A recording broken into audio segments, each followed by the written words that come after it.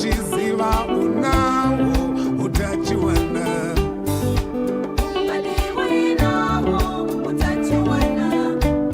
Ende uchiziva unawo utachiwana.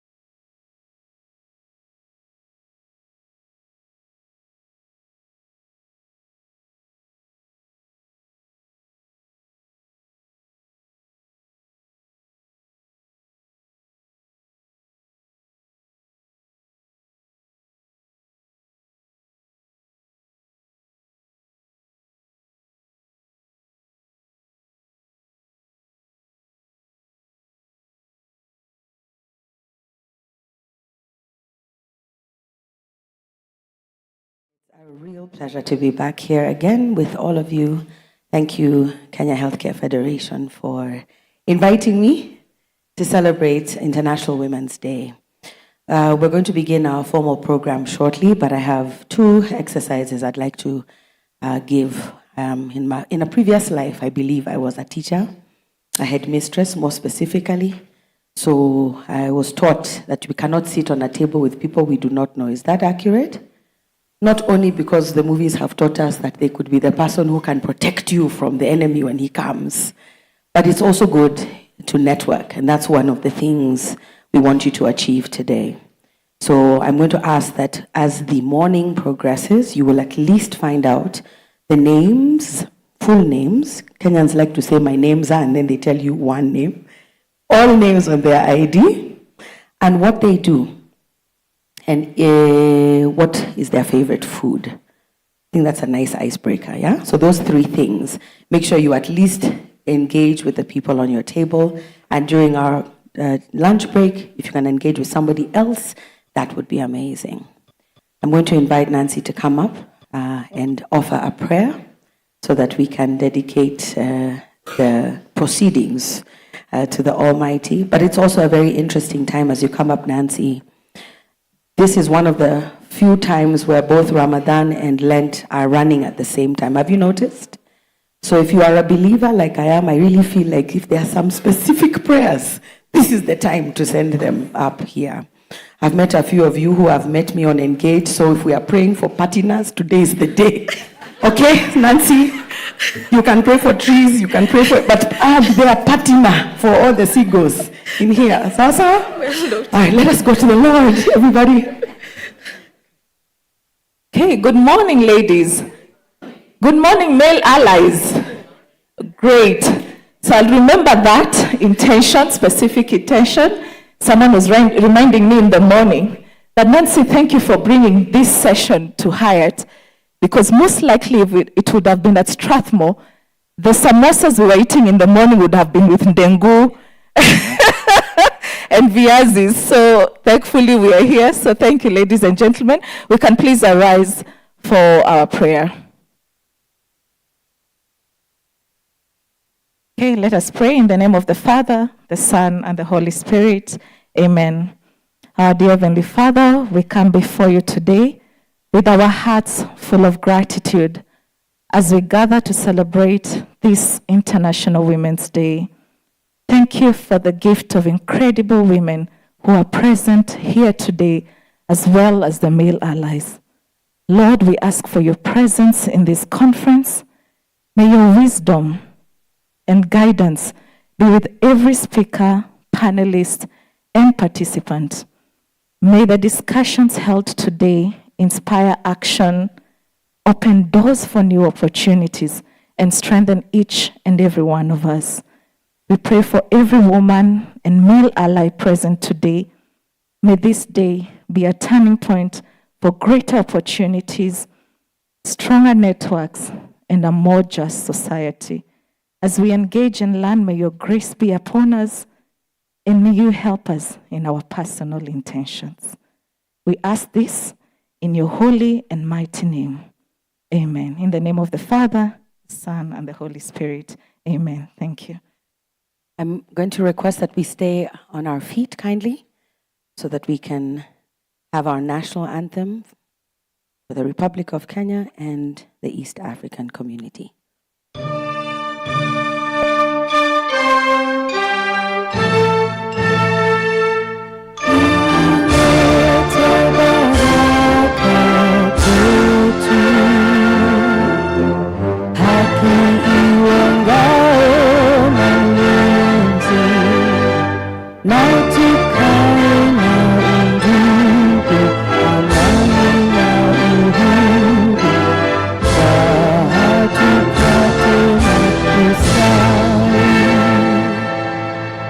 East African.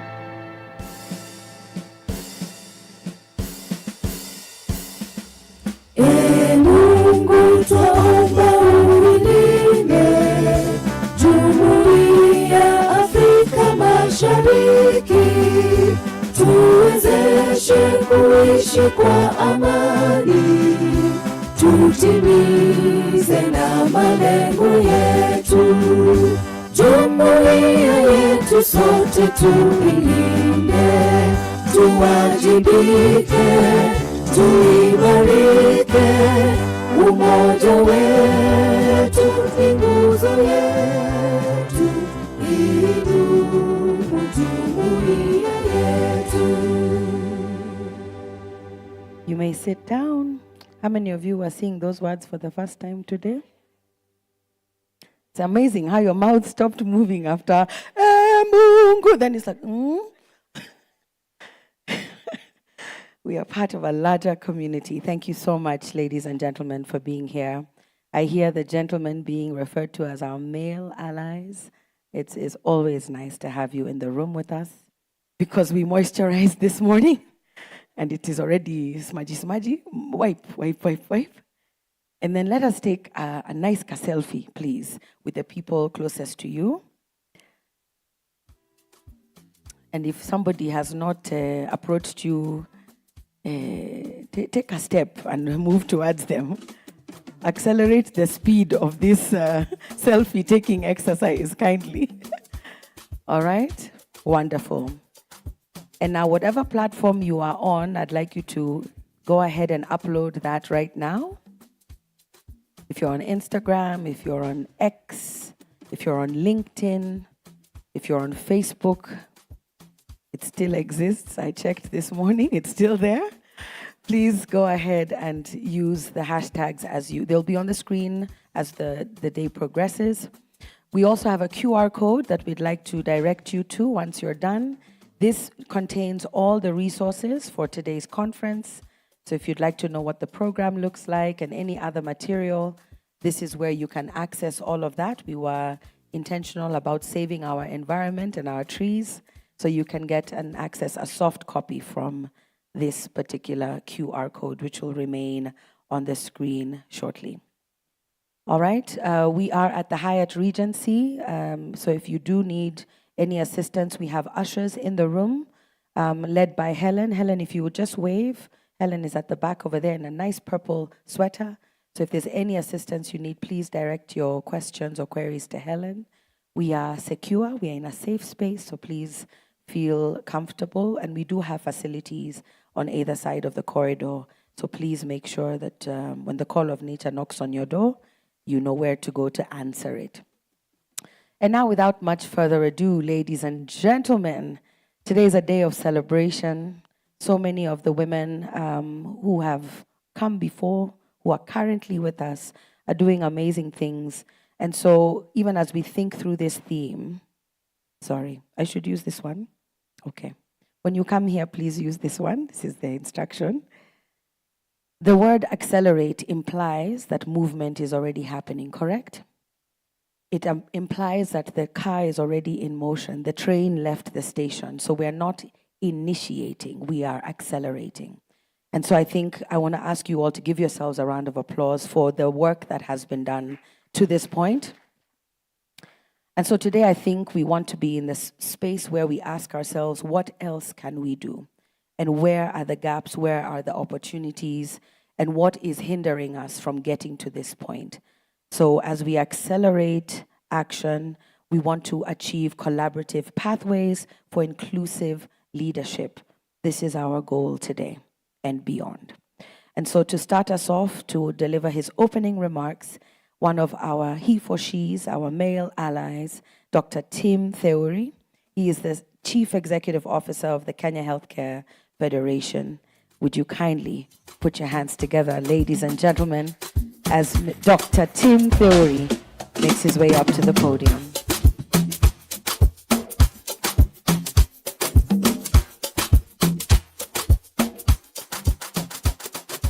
Thank you. Good morning. You look amazing. Good morning. Thank you. I think my work is very simple, and that is to welcome each and every one of you.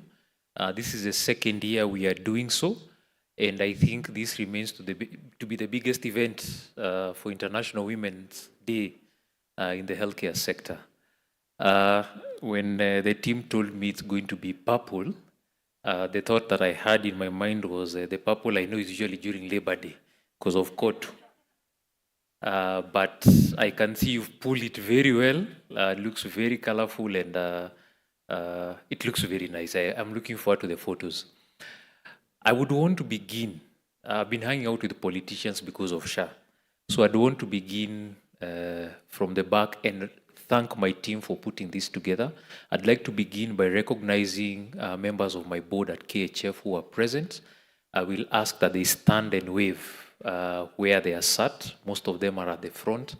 I can't see Stephanie, but she's one of us. So the board, that is Dr. Anne Musuva, please wave. And we do have Dr. Elizabeth Gitau. Dr. Gakombe is making his way here. And the lady in full purple walking to the front, that's Stephanie. Let's give her a clap. I would also want to thank my team. KHF Secretariat, please stand up. I think they've done a fantastic job. Yeah, that's the team that has brought this together. Asanteni sana. And I would want to also thank the Strathmore team. We began as colleagues, they've become brothers and sisters and friends. So I will just ask Angela to wave. She's going to come and say hi a little later, but I don't want to pass my sincere appreciation to them. A few things I'd like to say when I saw the theme about the day, and one of them is I like drawing parallels out of life. And one I'd like to draw for this particular situation is about childhood, parenthood, gardening, and carpenters. So if you're wondering how they come together, just listen for the next 5 minutes. I promise you I'll bring it together. And childhood remains to be humanity's center for innovation and research, if you are to ask me. And the reason I say that is because children learn without having to be told to learn. They will look at what we say, they will look at what we do, and they are going to just copy. And if left alone, they will go through life with whatever skills that they picked. If you don't bring up your child, they are still going to grow. So the difference is whether you bring them up or not. So how does that tie to leadership? And the second parallel comes in. When you are to look at our closest cousins, who are the chimpanzees, human beings tend to be the only species that has the longest childhood. Our children are under us until maybe the age of 15 on average, if you are to look at the length of our civilization. And during the Industrial Revolution, the second molar was called the factory molar because that's what they used to look at and say, this person can now begin working. And that was around the age of 13 all the way to 15. Meaning, the chances of a child's success are dependent on how protected their childhood is. And protected from the vagaries of life, protected so that they can learn and explore. The difference between childhood and adulthood is that in childhood you explore, and in adulthood you get to exploit what you explored. And for those of us in leadership, do we have that garden that is protected in the early years of our career that allows us to explore? Do we have that mechanism that grows our leaders to be strong enough to exploit their leadership skills? And the difference between a gardener and a parent is that a gardener's sole interest is to ensure that the species that they're taking care of, the plants that they're taking care of, actually get to grow. And he does that or she does that without knowing what the weather will look like, without knowing whether climate change will come and destroy everything out. But they engage in that trade of hope, knowing that if I do the right things, this garden is going to flourish. Unlike a carpenter who will rely on an already grown tree that is dead and the customer's needs. So in our leadership journey, now that we are discussing leadership and more so women in healthcare leadership, are we deliberate enough to create those pockets of stillness in the early years of our women when they get into the workforce that protects them and makes them strong leaders? That is the question I'd like to leave us today. And as I sit down, let us ponder over that. I'm really looking forward to the program that is ahead of us. A lot of exciting and interesting things will be said and will be heard. And I hope at the end of the day, as we reflect, that we will have taken home something. As I wind up, I always say that the solution to all that we do is to ensure that our women have more money, isn't it?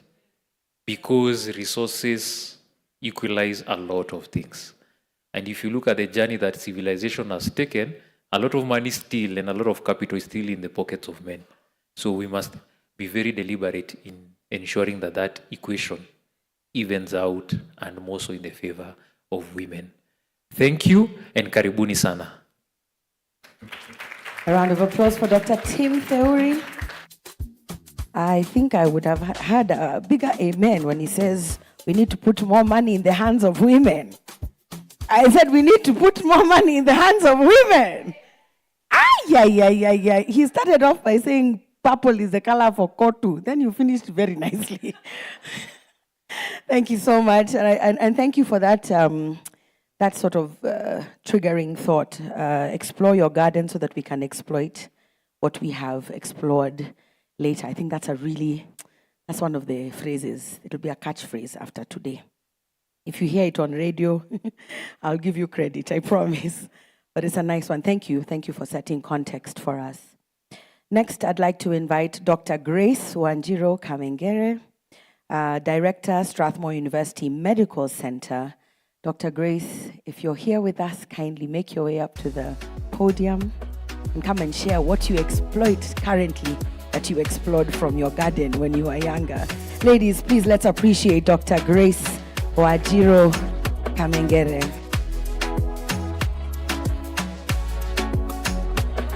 Thank you.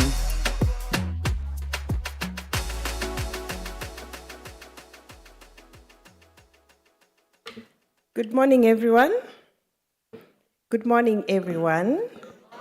God is good and all the time. We'll start with honoring all of us, because for us to be seated here, there's a lot of work that has happened at the background. So I want to honor the owners of the hosts, SBS, Kenya Federation, and every employer who has given us time off to be seated here, and also to honor ourselves for allowing us to be here, not somewhere else doing something different. So let us clap for ourselves and clap for our hosts.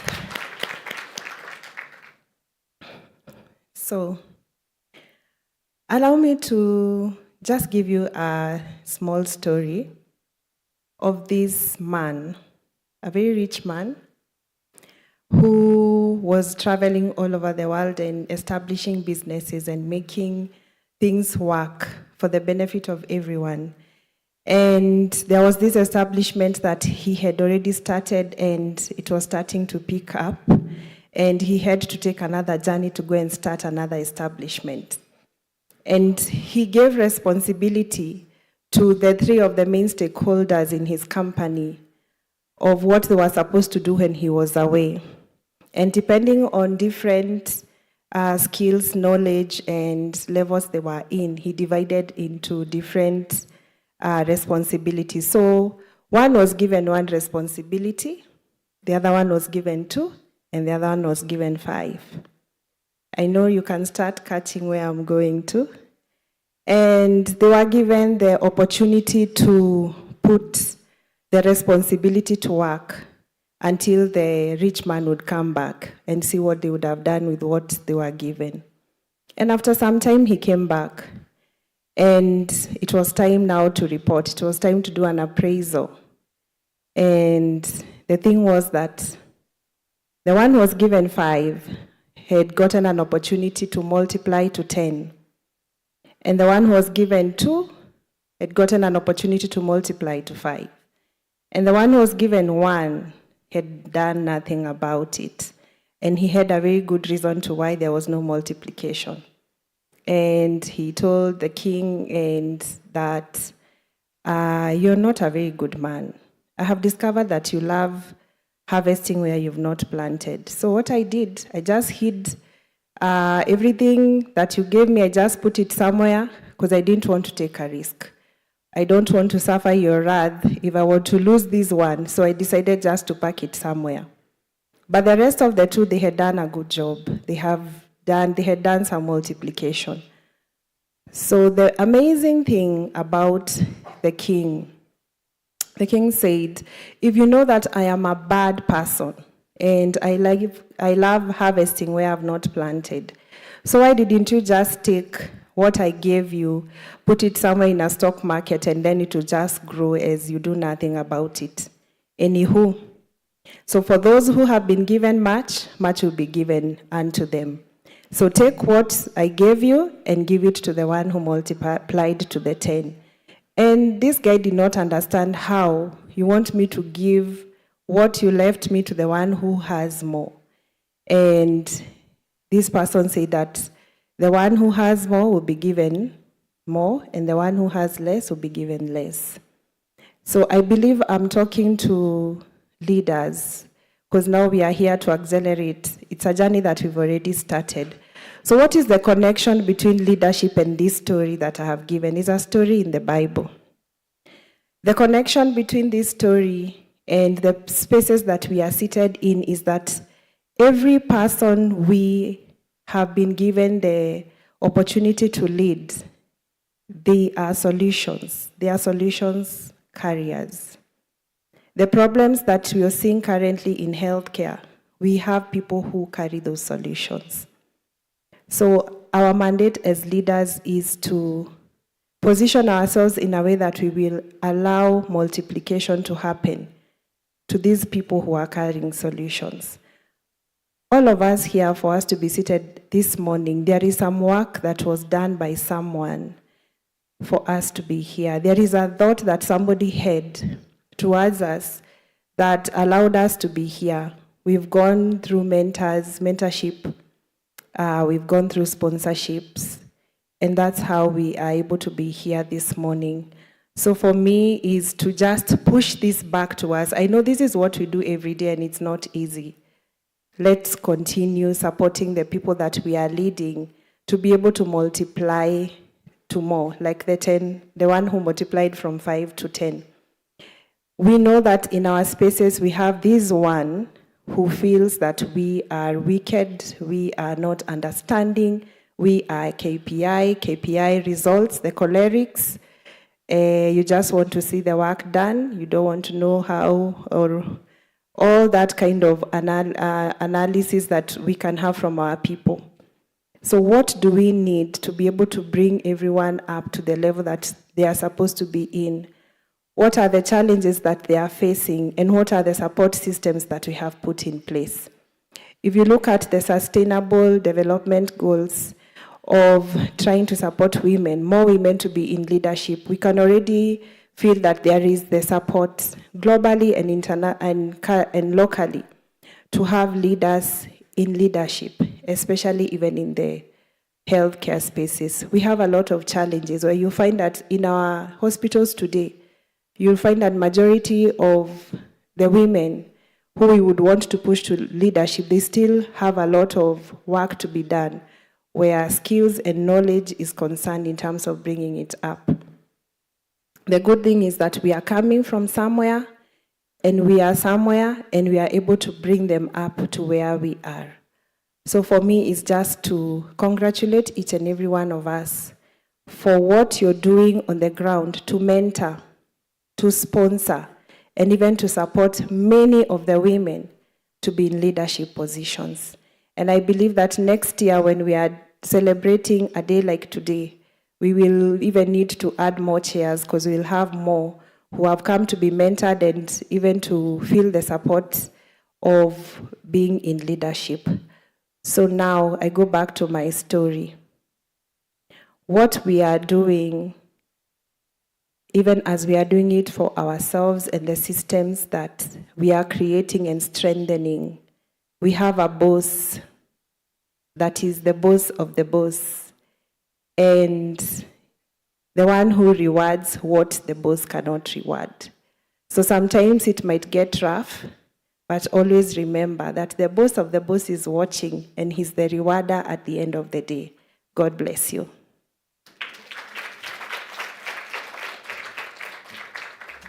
Another round of applause for Dr. Grace as she makes it to her chair.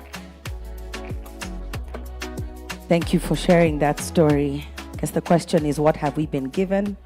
And what are we doing with what we've been given? One of the things I was gifted was dancing skills. Have you ever seen me dance, ladies? Gentlemen? Is that something you'd like to see? Okay, I'm going to ask my DJ friend to find me a song. I want a song that can inspire dancing. And if I do, you have to do. Yes? Can we agree? Can we take an oath and say, if I do, you have to do? I didn't say you have to dance well. I have been lenient today. You don't need to dance well. Okay, let's hear. All right. Okay. Yeah. See, the shoulders are doing something. Okay. This is Kodok. Hey. In the morning. Then the disco.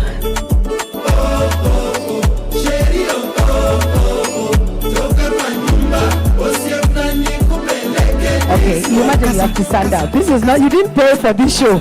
Everyone stand up, stand up, stand up. This is the morning disco for International Women's Day.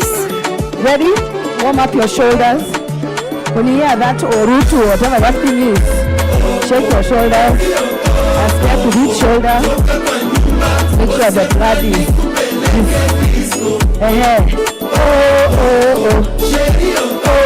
This sister knows the song.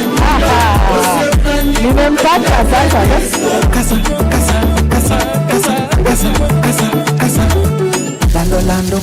What are they saying? What is a lando kwaro? I know Jaber. Jaber is me. Okay, ladies, let's do a shoulder. And then we do a right and a left. Shoulder. This one is new. Actually, this one is good. It's good exercise. Okay. Then we go down slowly for those of you who can. Gentlemen, even you, Thank you. As close to the ground. We are grounded people, Na tumeambiwa vitu kwa ground ni tofauti. Come up slowly.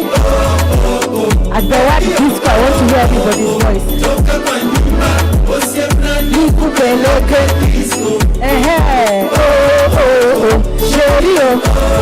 Remember, disco is a choral response. Nikupeleke.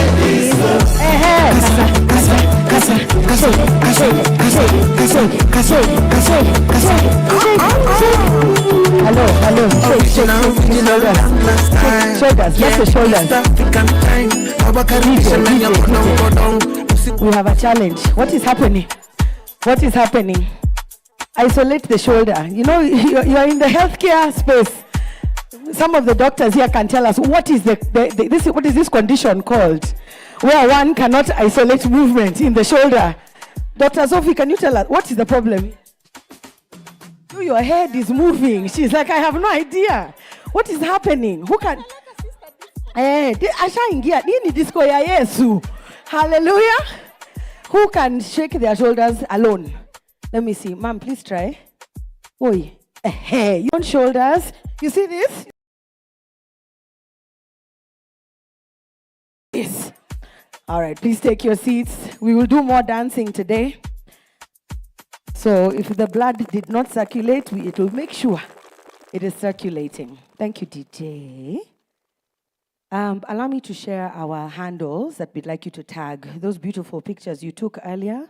And let me also say welcome to those who have joined us, because the tables past there are now filling up nicely. Karibuni sana. You are not late. You are right on time for shoulder shaking.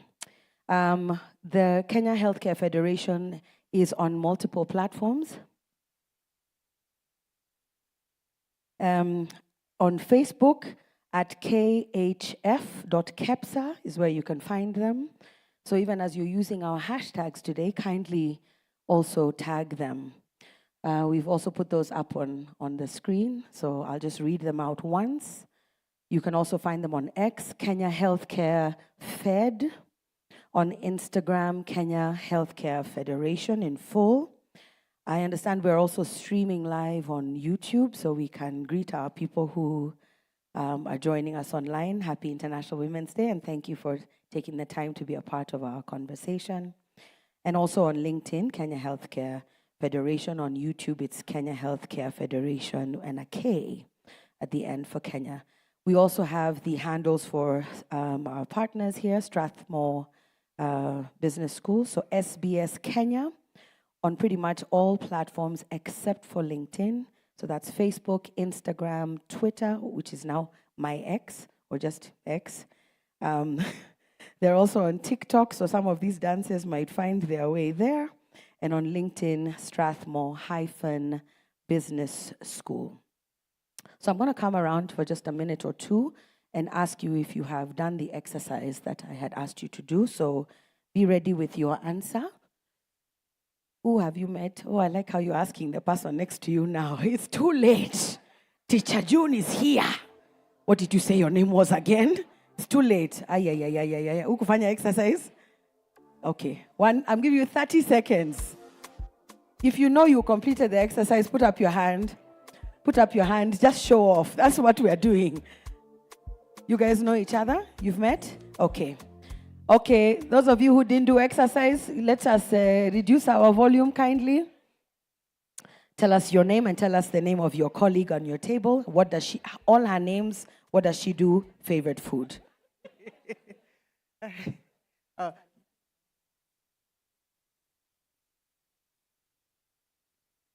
My name is... Ladies, I'm going to ask for your attention. The one who did her homework on time is answering, okay? my name is Goretti Owende, and my neighbor's name is Clemency Helen Okena. She works at Fred's Follows Foundation. Yes. Her favorite food is plantain. Yeah. Can we give her a round of applause? Let's see who else is whispering fervently. Are you ready? Okay, tell us your name and your friend's name, full names, what they do, and what their favorite food is. So her name is Mary Nyambur. Oh, let me start with my name. My name is Juliana Hagembe, public health specialist. My favorite food is sushi. I was not supposed to do that. Okay. This is Mary Nyambura. She's a nurse practitioner, owns her own clinic in Limuru, and her favorite food is ugali. And on my right is Faith Mutisia. She's also a nurse, and her favorite food is bacon. Like bacon. And it's kind of purple also. Well done, Juliana. I'll take an answer from this table. Are you ready? Okay. Thank you. My name is Mercy Justina. I work for Reproductive Health Network Kenya. I am in finance. I'm a certified public accountant. And she is Jane. She works for Africa Resource Center. She's also in finance. And she loves ugali and any type of greens. Okay, so I'm going to push back a little bit. What did we say when you asked the person there? So Jane Smith, who is Jane? What are your full names? Jane by... That's it, 2 names. How? We are, where, how? The ones I use the most. Okay, Jane Wikali Mbai. Wikali. One more answer. Who's ready? This table? Shoulder shaker, are you ready with your answer?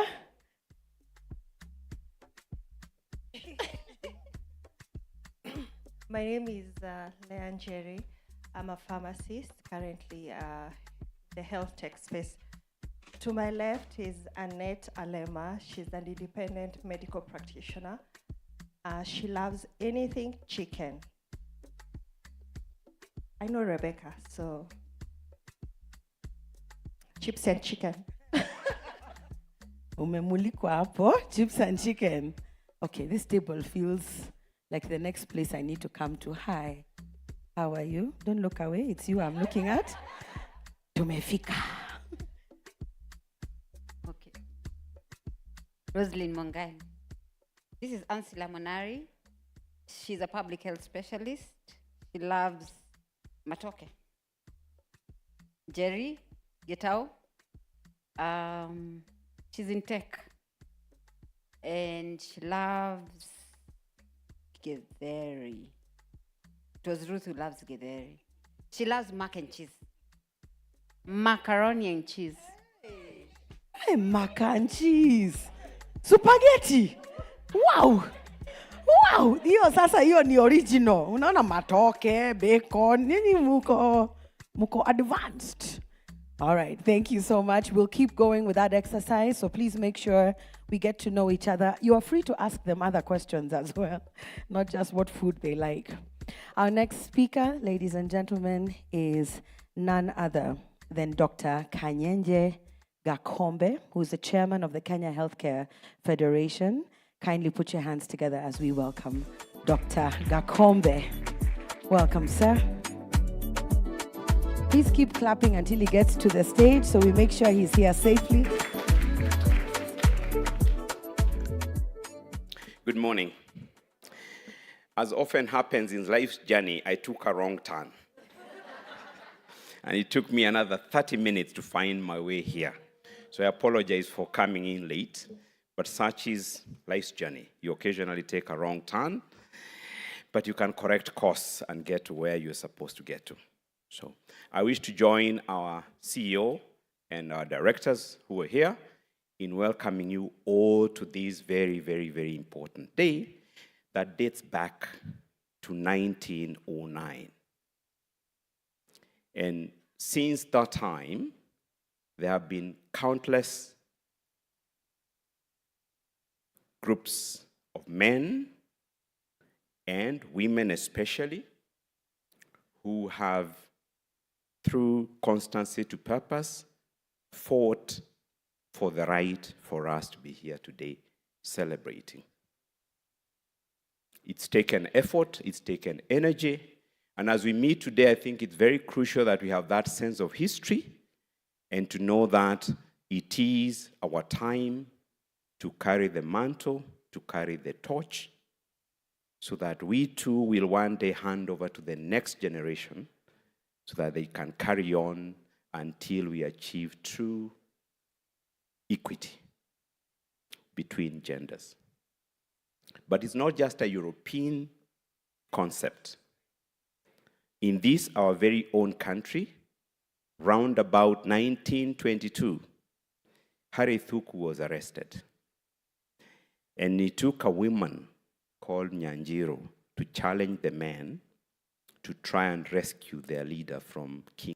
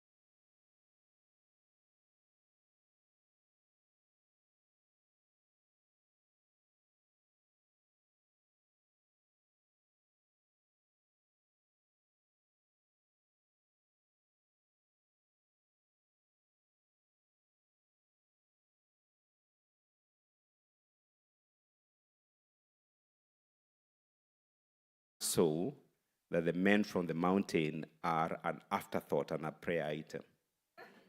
From Guy himself, those who know, like me, who are from the mountain, should always remember we are the gender that came second.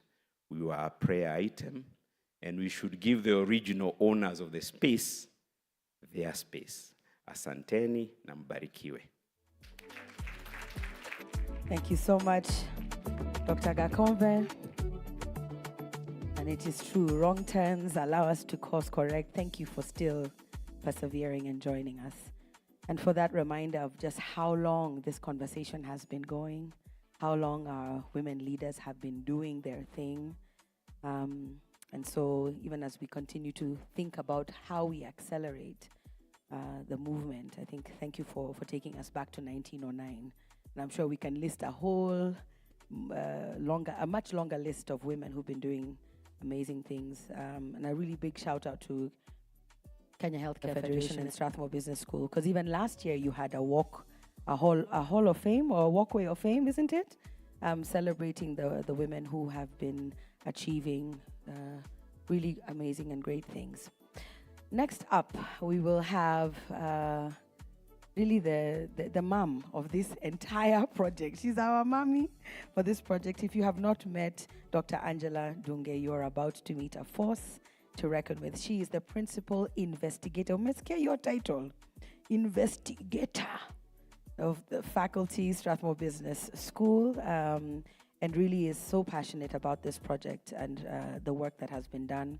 And so to introduce us to the Women in Health leadership and to give us her presentation, please put your hands together for Dr. Angela Dunge.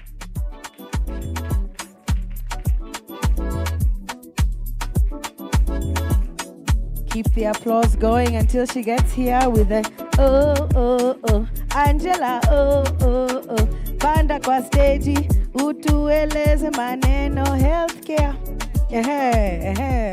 Come on. Your shoulders are doing better than mine. Welcome, Angela. All right. Thank you, June. And again, good morning, everyone. Thank you for coming, and thank you for making time to be here. It's been a journey, and some of you have been in this journey since we began. And just to give you a little bit of a highlight of that journey, I think we started working with KHF. This is our third year? Yes, and really the journey was to get a better understanding of how the advancement of women within the healthcare space is for starters. So it was a scoping assignment, first to understand what is the journey of a female leader from the point where they enter the workforce, and trying to see if there are any enablers, barriers that either propel them to grow in their journey of leadership or come in the way as they try to ascend the career ladder. So if you remember last year, we had a much bigger maybe audience, and that was the time we were launching the report based on the findings that we had done at that particular time. And since then, we have spent a lot of time in the counties disseminating and also getting deeper insights, because as we were continuing to interact with the different women and the different experiences that they have had, it is obviously very clear each of us has a different lived experience when it comes to leadership, our careers, and the different experiences we have had. So we have really had a great opportunity to move around Kenya. We started in Nyanza, came to the Rift Valley, we have been to Eastern, to the coast, and during this entire period, some of the things maybe we highlighted last year, we were also able to give a bit more context and a bit more nuances from what we were able to hear in those different dissemination efforts. So as much as I'm here to share some of those findings, of course, there has been progress, and I believe we keep progressing. As much as the data we have collected is from maybe a year or two ago, I'm sure, given the forums that we have had to actually raise awareness, to celebrate women, to challenge the status quo, we can see progress. Progress first from the fact that every time we call you, you come in just as enthusiastic as if you've never had this topic before. So that tells us you're still keen to interact. And one of the key elements that has come out in all these dissemination forums is we as women in healthcare need forums for networking. That's what the women have been saying. We were in Mombasa last month and they kept saying, we need these forums to come to Mombasa. We need these forums to come to Machakos. So, of course, we have been privileged to have some of these forums right here in Nairobi and accessible for us who are in Nairobi. But we hope in future, even we will look to making this forum accessible to people even who are not able to come to Nairobi. So as part of my presentation, and I know us academics can get a little bit boring, and some of you I can see you're like, she's about to start teaching us research methods.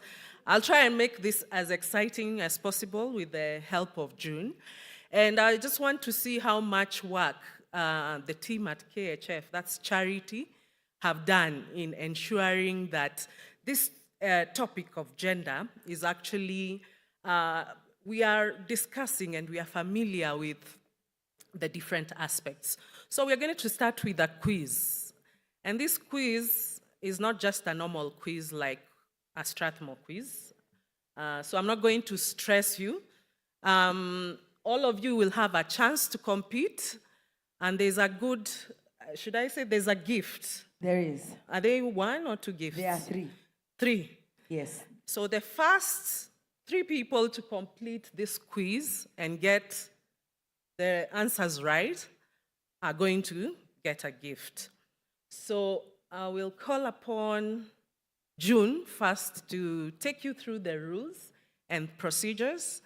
And this will form the beginning of me checking if we are actually making an impact when we come to these forums, or we have just come to dance and have a good time. So this is me being a good teacher. I must give you a test first, right? So the details are there, and over to you, June, for instructions. Thank you, Dr. Angela. All right, I can already see we have some index ones. You know what to do. Scan the QR code. If you're not familiar with Kahoot, this is a platform that allows us to play as well as test our knowledge. So as you scan the QR code, use the game pin up there, which is 4480126, and put your name at the last born. See, this is always the best part for me, like how do people refer to themselves? So we can find a suite for the cutest name, maybe that. Karusi, wow. Sunshine, I like that. Okay, I'm gonna wait for the rest of us. There's only 37, 39, 40. We're more than that in the room, so I'm gonna request that everybody take the next minute. If your phone is the problem, just put up your hand. Put up your hand. Kama muko na kabambe, it's all right. 51, 52, keep going. This number down here is what I'm waiting to hit at least 100. This one here. So if you haven't registered yet, you are the reason. We have not started playing this fun game.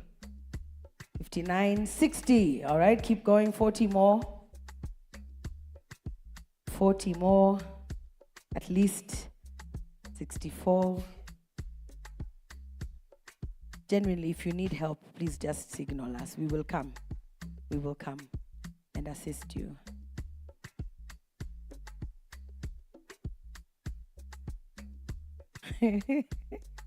Tumekwama at 64. Yeah? What if the prize is such a good thing and now you'll have missed the opportunity? 70. I think we can get to 70. Thank you. 72. Keep going. Keep going. All right. I'll give us just another 1 minute to get you to scan. can hit 80, I will be happy at this point.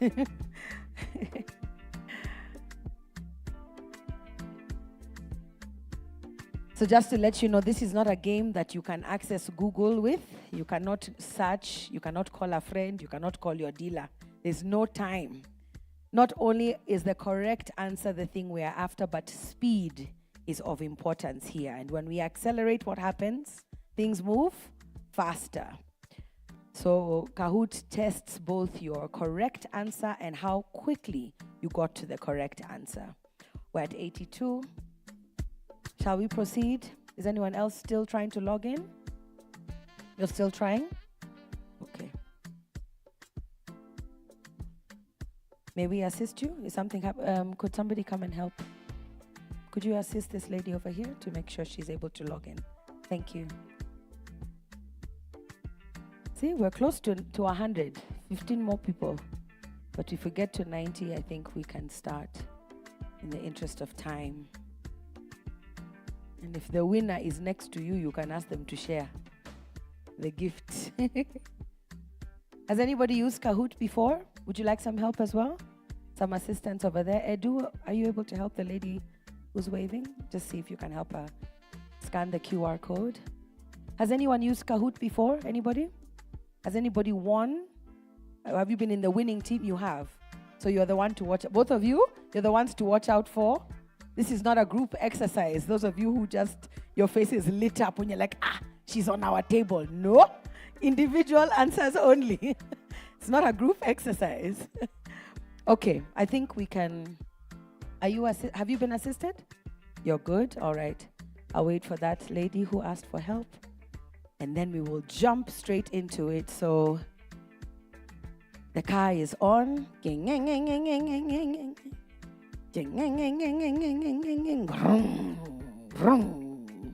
We are accelerating action towards answering these questions.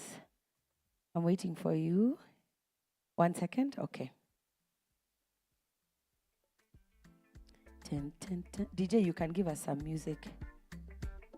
I can hear heartbeats.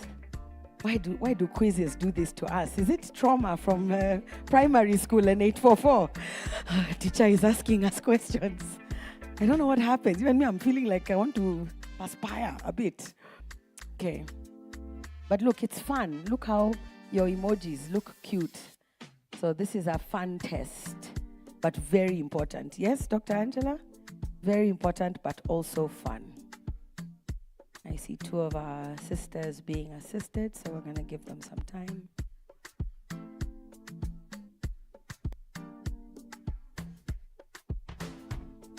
If the phone is the problem, you can borrow mine. No, like genuinely, because me, I have been banned from playing this game because I know everything. This is such a heavy burden on my life. I know everything, guys. I'm really learning humility. This is my year to learn humility. I'm not doing very well. So you'll just keep praying for me. Let's try and scan that QR code up there one more time. So Goldie, Steph, Mutelesa, Zen, Bree, Emmy. How many people have used their real names here? I wonder. Okay, only 1, 2, 3, 5. The rest of you, 44800126, you put the pin as your name. That's okay. I hope you can still be identifiable. Child of God, I like it. Wawa, Canon Black. Is that the name of your phone? Zing Zing, that's cool. Zen is something we all pray for. Marubi, JK, Blessed. Mama Keki, I like that one. We're good? Wonderful. 86 registered participants. Let's begin. First question, remember speed and the correct answer. Gender equality and societal expectations is the category. You will win a prize. This is what they're telling you from the Strathmore Business School healthcare programs, all right? So let's go into our first quiz. This is a first question in our quiz, gender awareness quiz. What does gender equality mean? Wait for the options. Is it men and women having the same interests and hobbies, men always being the primary breadwinners in a family, ensuring men and women have equal rights and opportunities in life, or women solely being responsible for household chores? 47, 48, 50 answers. You have 1 second left, and time is done. The correct answer was ensuring men and women have equal rights and opportunities. About 7 of you there, but most of you got it right. Okay, we'll keep going. You get the hang of it now? All right, let's go. Second question, but let's look at our scoreboard. WJ, you're at 845 points. If life could work like this and credit scores would be so much better off. Second question. What is the term for societal expectations about how men and women should behave? Gender identity, gender bias, gender roles, or gender equality? Which is the correct expression? 7 seconds to go. 5, 4, 3, 2, 1. Correct answer, gender roles. Please write these answers down. The quiz could be done again, and it would be so sad if you lose again. WJ, you are showing off. If it's one of the ladies over there, I see you. I like it. Keep showing off. Hag, Soph, Missy, and Arar. You can take over, I'm sure. It's just a few points. Question number, 4. Which of the following is a key factor contributing to gender inequality globally? Lack of education for girls, strong legal protection for women's rights, equal access to healthcare for all, socially accepted gender stereotypes. 7 seconds to go. Which key factor contributes to gender inequality? Be careful with the question. Correct answer, socially accepted gender stereotypes. There's a tie there with lack of education for girls. WJ, hey girl. Yes! Hey, Miss Sarah. Sarah has entered the chat room. Karibu sana, Sarah. Keep going, remember, quick answers. What is gender mainstreaming? What does that even mean? Advancing equality by integrating it into all policies, programs, process of identifying and addressing gender issues within a community, a movement to encourage more women to enter male-dominated fields, and a policy requiring all workplaces to have an equal number of men and women. Which is it? Aha. The correct answer is A, or the first one. But we have a even spread ish for the other 3. I guess all of them are important, but that's what gender mainstreaming is. 12 of you just hit the streak of 4 answers. Wow! You've been given a fire emoji. WJ, maybe you can go to the restroom for a few minutes. What is the term for an equal distribution of power and resources between men and women? Gender equality, gender discrimination, gender bias, or gender gap? What is the term for unequal distribution of power and resources between men and women? 3 seconds to go. The correct answer, ladies and gentlemen, gender gap. Ooh, this is an interesting one. 7 players just dropped. You see? Is there Allah wakibebe? Welcome. Umebeba watu, umejibeba hapo kwa scoreboard. So, good morning. You are now on the top of our scoreboard. Let's go to our next question. Hey, which UN SDG, Sustainable Development Goals, focuses on gender inequality? 13, 10, 4, or 5? Those multiple, all of the above. No? Which one? Is one in particular? 4, 5, 13, or 10? Oh, Lord, help us. 42. Okay. Most of you know that it is Sustainable Development Goal number 5. Soph retains her leader position on the scoreboard. RR is back. Missy is back. WJ, you're there, but let's go. Let's go to our next question. What is the glass ceiling? If anybody looks up, nitawachuna kidogo. What is the glass ceiling, a metaphorical ceiling, the ceiling up here that is made of glass material, a term that used to describe the reflection of light on a glass surface, an invisible barrier blocking women and minorities from advancing.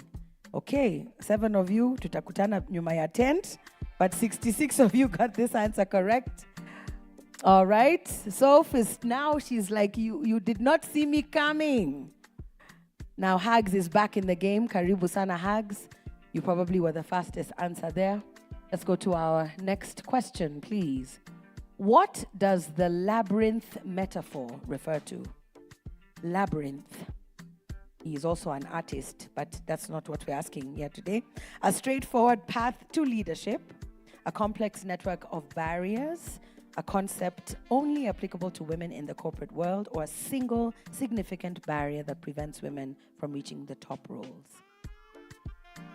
All right, most of you know this. A complex network of barriers is a correct answer. Sophie is still in the lead. Mo, hello Mo.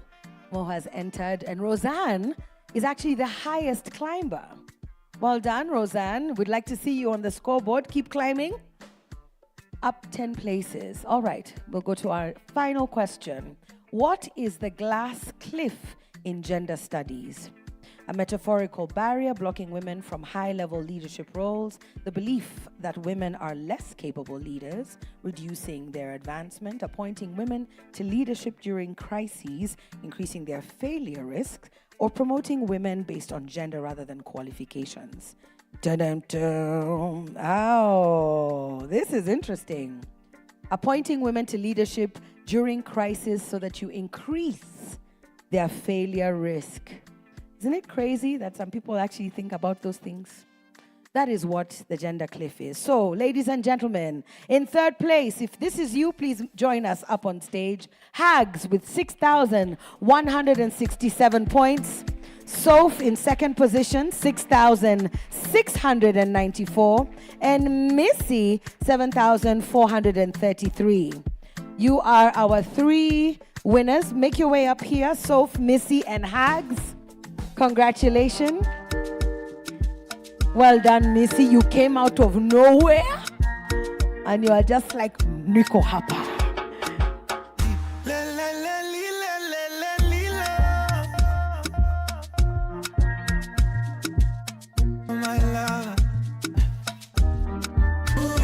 All right.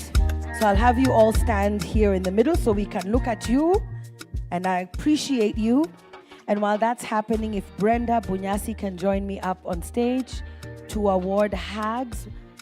Hags, you have come in third place.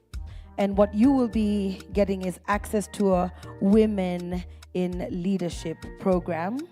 So Hags, Brenda Bunyasi is going to present this to you. Go ahead. Hags, this is Hags.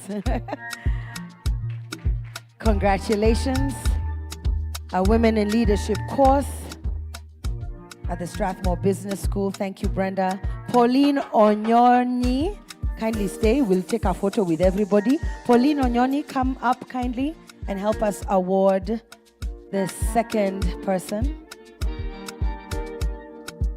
Just wait here. I'll take some photos. Hi, Pauline. Our second winner is Soph, and she also has won a Women in Leadership program. That is Soph, eagerly waiting.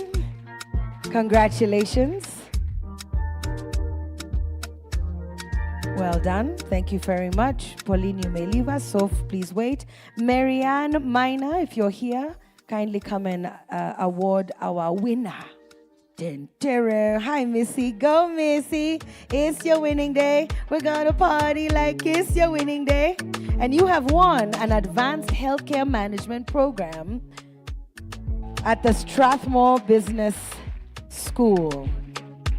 Please go ahead and award Missy. And some of you didn't want to scan the QR code. Imagine. Please look at the paparazzi. Thank you so much. And I'm going to ask all our winners to now stand there and take one photo. Thank you so much, Marianne Minor. And thank you, Strathmore Business School, for making these courses and gifts available. Thank you very much, Dr. Angela Ndunge. Let me hand the floor back over to you to continue with your presentation. Well done, ladies. And well done to all of you for participating. Thank you.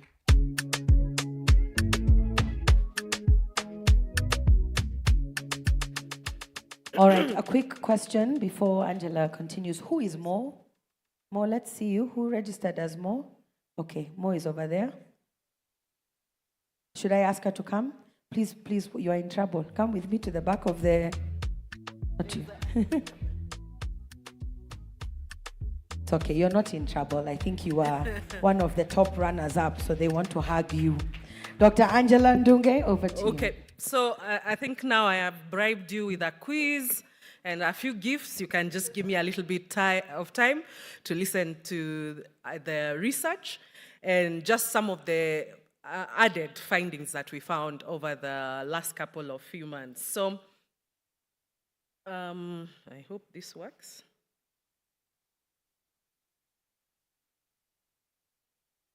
Okay, I think I'm going the wrong way. Okay, so if you remember the question we were asking ourselves, and we continue to ask, is, are the ranks on the organizational career ladder broken, or is there no ladder at all?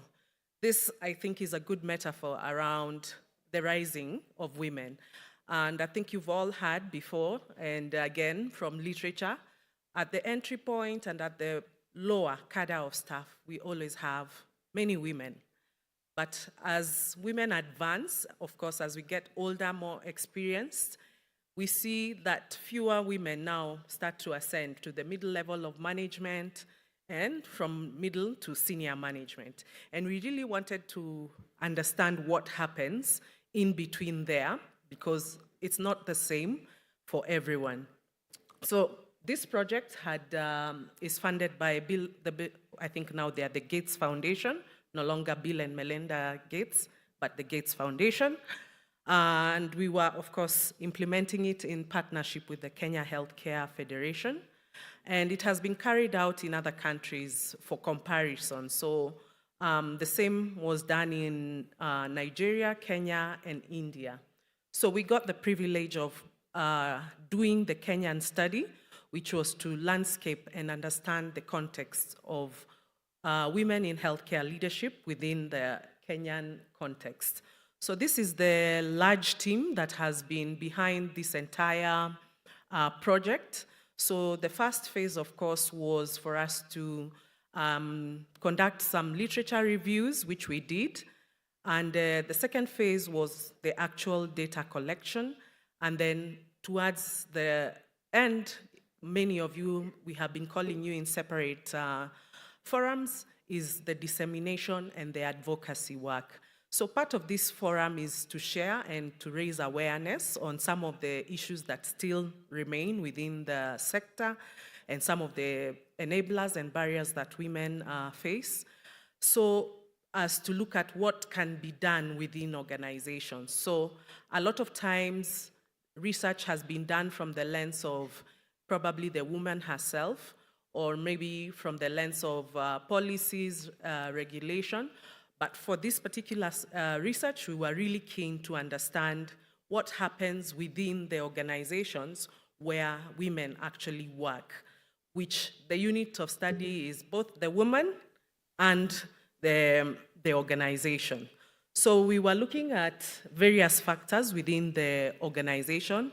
One is to do with the structure, and also one of the other elements we thought is important to examine was organizational culture, because sometimes we do have situations where we do have good policies, we do have good structures, but there are the salient aspects of culture which sometimes you cannot really touch, and those are sometimes the ones that really can enable or have put barriers for women's advancement.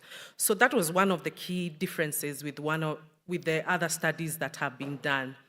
We also noted that leadership and leadership commitment is key. So we also wanted to explore the role of leadership Again, we also are aware that support networks and male allies come into play. And you will see, even as we are talking about the findings, one of the critical elements of women coming into leadership and actually sustaining their leadership journey is through the support that they get, whether it's from peers, whether it's from their families, whether it's from the male allies. And I was happy that we were able to host an International Men's Day to advance the same cause and have a discussion to see how we can bring the male allies into this conversation. And also we wanted to see how effective are the existing interventions that have been put, because this has been, gender mainstreaming is not a new topic. People have been discussing it, but we want to see what progress is being made. Are the interventions really useful, or it's we have a good time and then we go back to the same old practices? So I'll not talk too much about this, but I'll just, for the sake of understanding how we went about it, we did a survey, which was with about, let me go back here.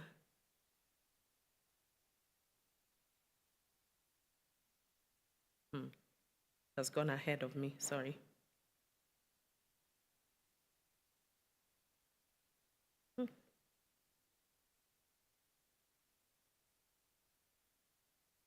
Sorry.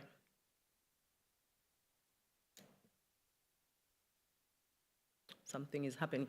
So I do remember that the sample size was about 403 organizations with about 3,000 respondents on the surveys.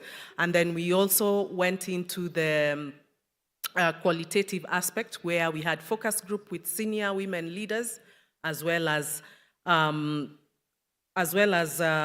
HR managers, because we also wanted to get the different perspectives of what happens within this organization. So this was the sample size. We had 403 organizations, as I said, represented in this study with about 3,000 different employees interviewed, and we did the personal one-on-ones with 38 key informants and 3 focus groups. Now, as I said, we have been to about we have also had 5 regional workshops, which have also contributed to some of the findings that we had. So this was really the distribution of the people who we interviewed or participated in the studies. And we, of course, had representation from public sector, private sector, as well as those in NGOs. Participating in this particular study. The theory of change really was looking at the factors, or should we say the levers that I think are critical in informing any change efforts that would happen in the organization. And therefore, these are the ones that informed the 3 pillars that I've talked about, which was the culture, looking at the strategy, and as well as looking at policies informed by this theory of change. That is displayed there. So quickly to the findings, of course, I think which is reflective to the sector, more women than men participated in the study. Many of the employees were aged between 20 to 39 years, so this was the majority of those who responded.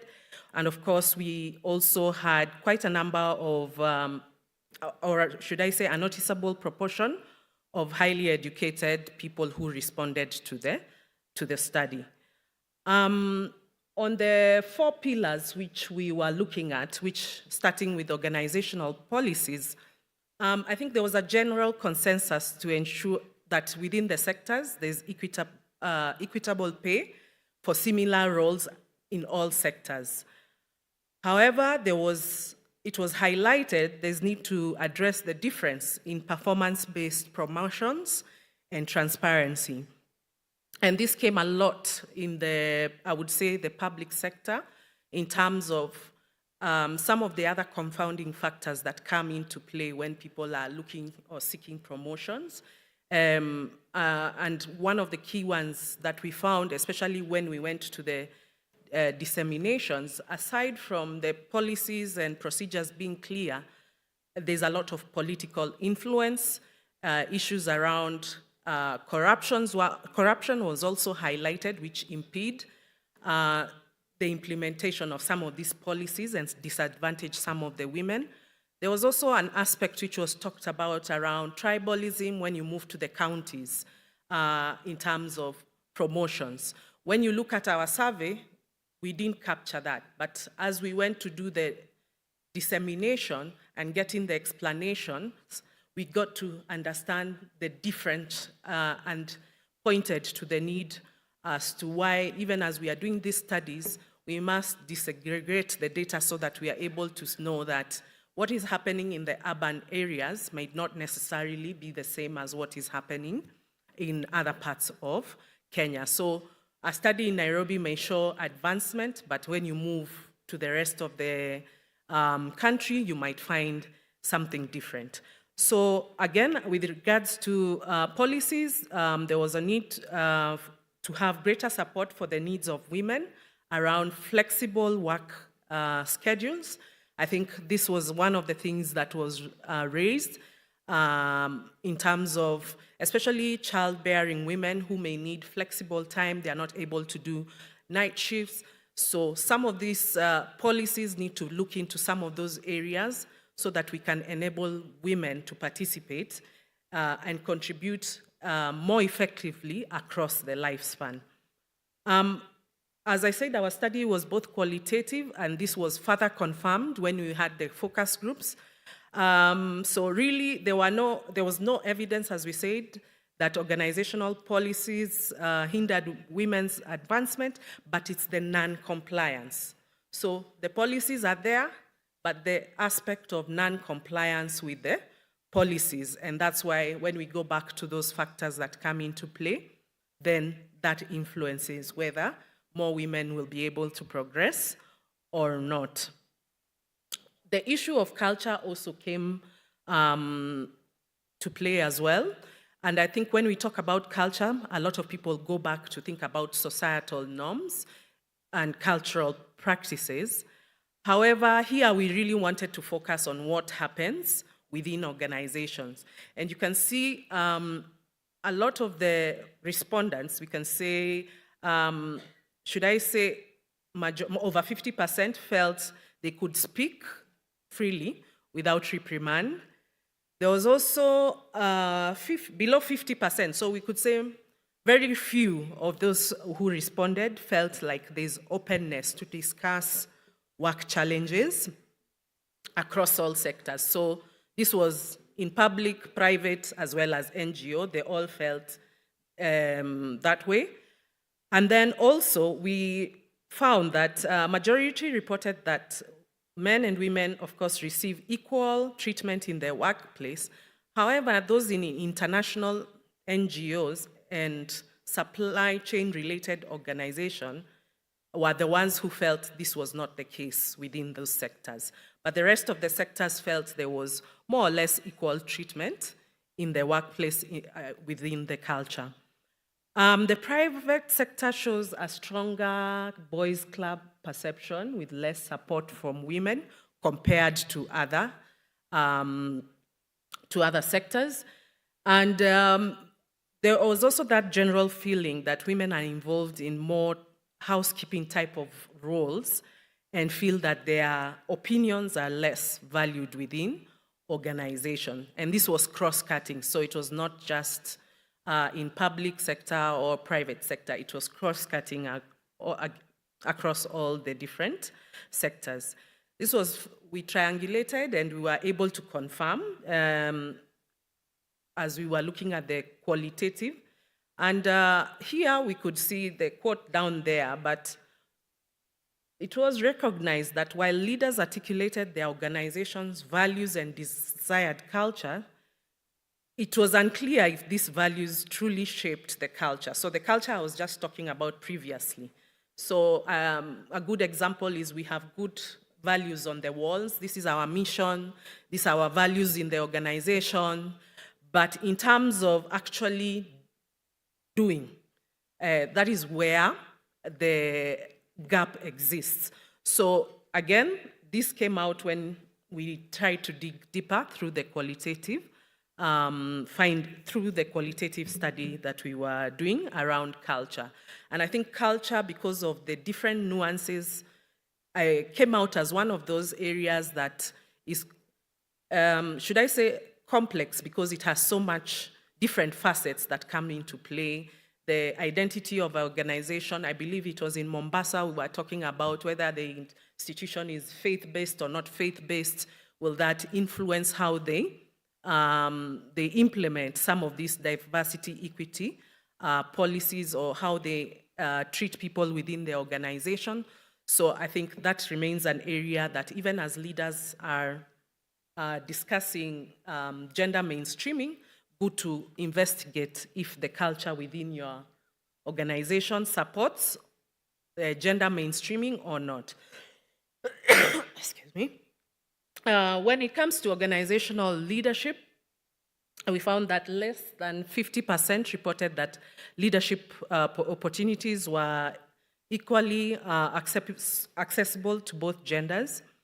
Also, we could say less than 50% indicated that their leaders take responsibility for promoting gender equality within their organizations. So as much as we are talking about gender, very few of us are actually advocating loudly or through action within our organization.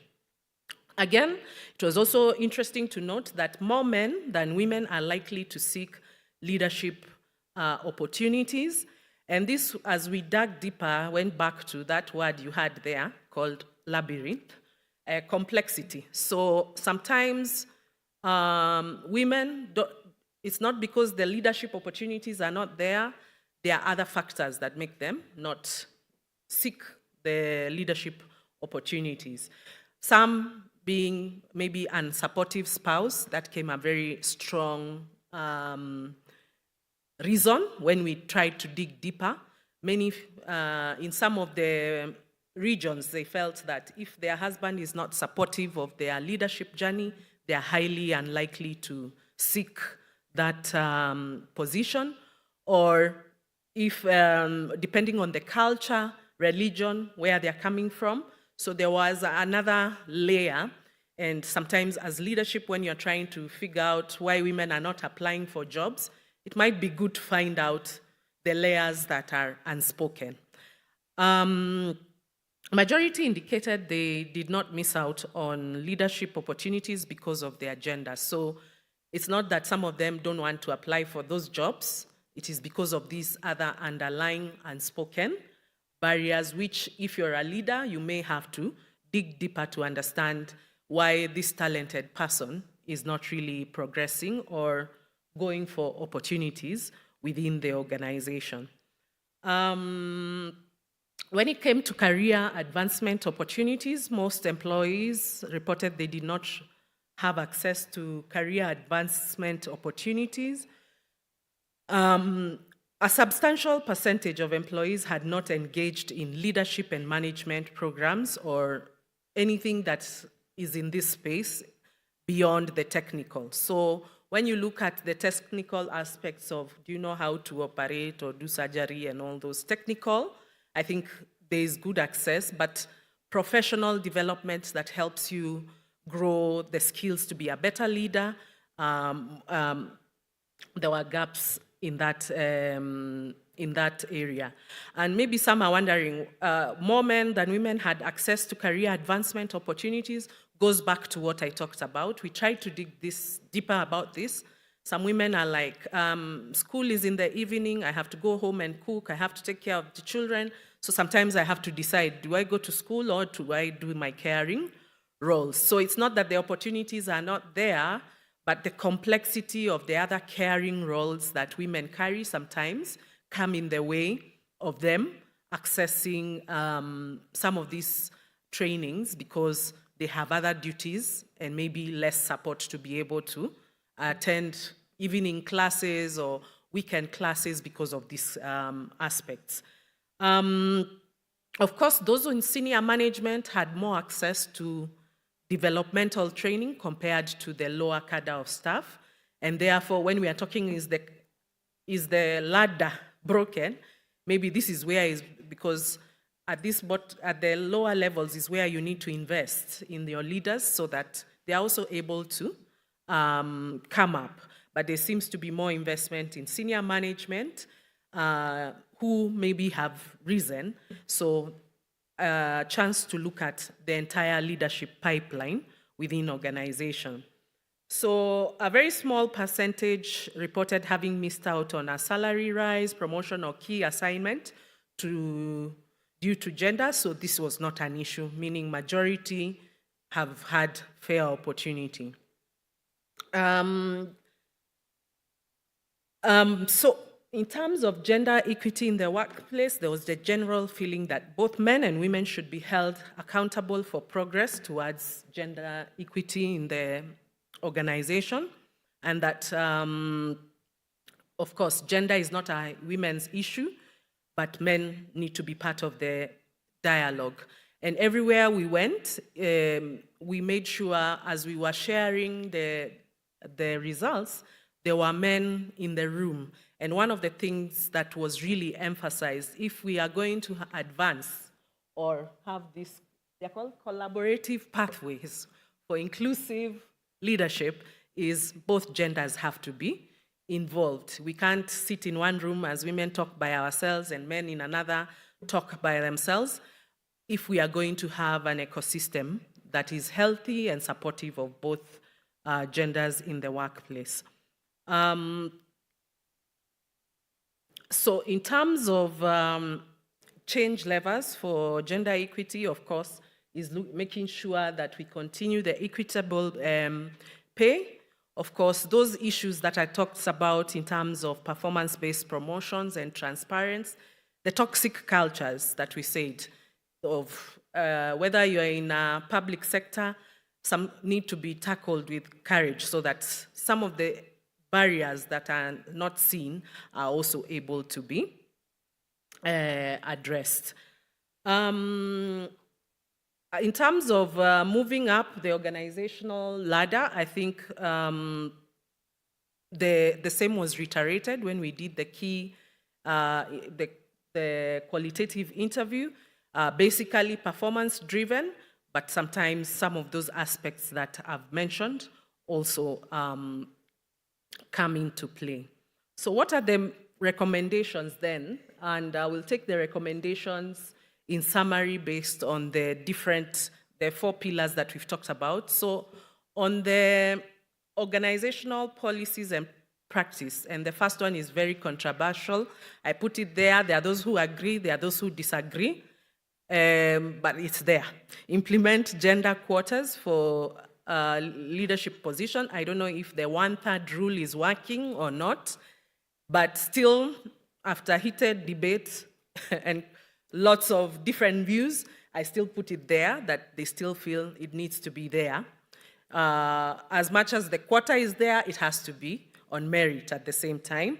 There was also the aspect of flexible work policy. I think this will help, especially the women in the childbearing ages, to be able to still balance the work-life competing demands. And then there was this aspect which came out, which we didn't share previously, about also infrastructural improvements, especially some women are not able to take up promotions if they're out of Nairobi. So if you're going to Turkana and you can barely find a school for your children or a different part of the country, these are some of the considerations that women will make if they have to take a promotion that is out of an urban area. So I think this is another area in terms of infrastructure that would also enable, and this came out a lot in the public sector conversation. Of course, policy awareness raising and advocacy. So it was clear there are policies, but people are not aware of them. a good example is the one on sexual harassment. We were asking questions around it, and some people would say, yes, we know we have it, but would you know what to do when it happens? As a leader, how would you handle a case?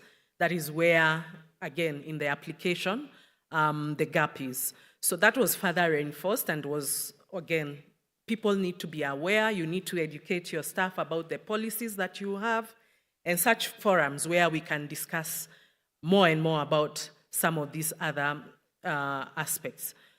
In terms of leadership, and this I would say came up across all the regions, everybody was clear, we need structured mentorship and coaching programs. So beyond what we have put up for the technical, how do we have structured mentorship and coaching within your organizations so that, as our first speaker said, ile talent, multiply. You're being given a role, how are you multiplying and helping other leaders within your organization? So it's not based on whether Angela wants to coach or not, but it's something that is structured and all the women within the organization or staff have equal opportunity to access those. I think capacity building programs so that people are also equipped with better skills to be able to lead, navigate organizational politics, navigate unconscious bias, gender mainstreaming. There was a whole list of different areas that people felt if they were, their capacity was built, they would be able to navigate this space well. Again, establish women's leadership networks. I think there are several. We have women in boards, but I think there was a specific call for women in healthcare, and I hope through the Kenya Healthcare Federation we can find a platform for the women to continuously network and learn from each other. From the culture aspects, again, as you are looking there, this aspect of challenging stereotypes. So a lot of times we are these toxic environments where stereotypes are perpetuated, but we are not challenging those. So sometimes they become a deterrent to women. If I'm going to rise up to this leadership position, we had a very good experience of a lady from Mandera saying how much she has been bashed on social media and things like that as she's trying to bring change, and nobody defended her. So other women will be looking and thinking, if I'm the one who's going to be bashed on social media and nobody is coming to my defense, nobody will be willing to take up some of these positions. So there was that need to foster gender-inclusive cultures, challenge those negative societal norms, and support women to succeed and avoid it's the glass cliff, that one.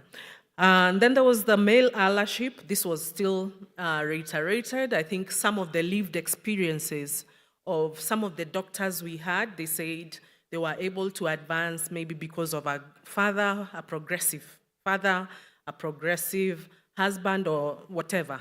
But key to that was working and having the male allyship. As I've reiterated there, in the organizational cultures, I think that came out very strongly. Address toxic cultures in organizations because they deter women from taking up leadership roles. So for as much as you have good processes, transparent, if the environment is toxic, it's also a major deterrent. The last one was continuous research to ensure that whatever learnings that are being picked up are able to be documented and also learning experiences for posterity. So thank you, and I will stop there and hand back to the MC because I gave the exam before the actual class and you all passed. I'm not sure if you wanted me to take any question, but I think there's a panel coming up. There is a panel that coming will up, yes. answer any questions that may come up. so I can go? You may go. Could All we right, please thank you. appreciate Dr. Angela Ndunge? Thank you so much. It's nice to hear the feedback, even from the work that has been done over the last 1 year, taking the findings and actually filling in the gaps. I think some of those bits of information we have heard before. You see a role advertised, you don't apply for it, yet you have the qualification. But our brothers will be like, even if I don't know anything, I'm the guy for the job. And I wonder what that thing is. I wonder what that thing is that we all need to ignite and accelerate today. As Dr. Angela mentioned, we're going to move into a panel discussion now. And as I invite our panelists and our moderator up, I'm going to ask you all just to stand up for 1 second, please. And stretch as high as you can. Tell yourself, I'm going to break the imaginary glass ceiling that is in front of me. So punch in the air, punch above your height, punch above your weight, punch, punch, punch. And let me invite our moderator up. Her name is none other than Charity Kamau, Head of Programs at the Kenya Healthcare Federation. Yes, please appreciate her as she comes. You may take your seats. This panel discussion will discuss accelerating change, lessons from case studies in Kenyan healthcare institutions. And quite a bit of this has been revealed in the report. She's telling me while you are all pretending to dance, she was excelling in her dance moves later at the back of the room. So DJ, let's see if she's telling the truth. Yeah? All right. Anaitwa Charity huyu dada wetu. Karibu sana Charity Kamau. Your panelists are Dr. Joan Osoro Mboi, who's the Chief Operations Officer at MP Shah Hospital. Kindly join us on stage. Benson Mutuku, who is a postdoc fellow at Strathmore Business School. In other words, amesoma sana. A round of applause for Dr. Benson Mutuku. I've even called you doctor. Dr. Harry Bett, who's also a postdoc fellow at Strathmore Business School, SBS. Please join us. Dr. Bett, oh, you're here. Aha! You are the one whose shoulders were refusing. I now remember. You are keeping your for the panel.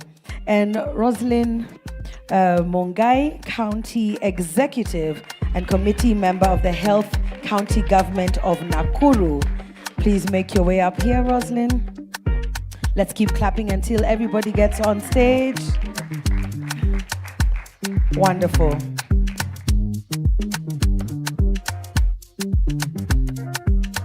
And over to you, Charity. Thank you, DJ. Thank you very much, June. Good morning.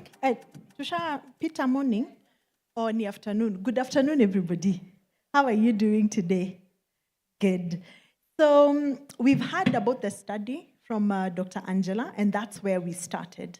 So we did that last year. We invited you. We launched the report. After that, we went to the counties, like was mentioned, to tell them, this is what you told us. Do you identify this information? Ama vile iliingia kwa research ili change, and how do we progress from here? In addition to that, we took a few organizations, about 5 or 6, and we wanted to really dig deep into some of these issues. And these are what Dr. Harry and Dr. Mutuku will be presenting. And then we still have some ongoing, very interesting real-life cases that are happening on the go without anybody funding any study for any reason. And we thought those would be interesting moments to share.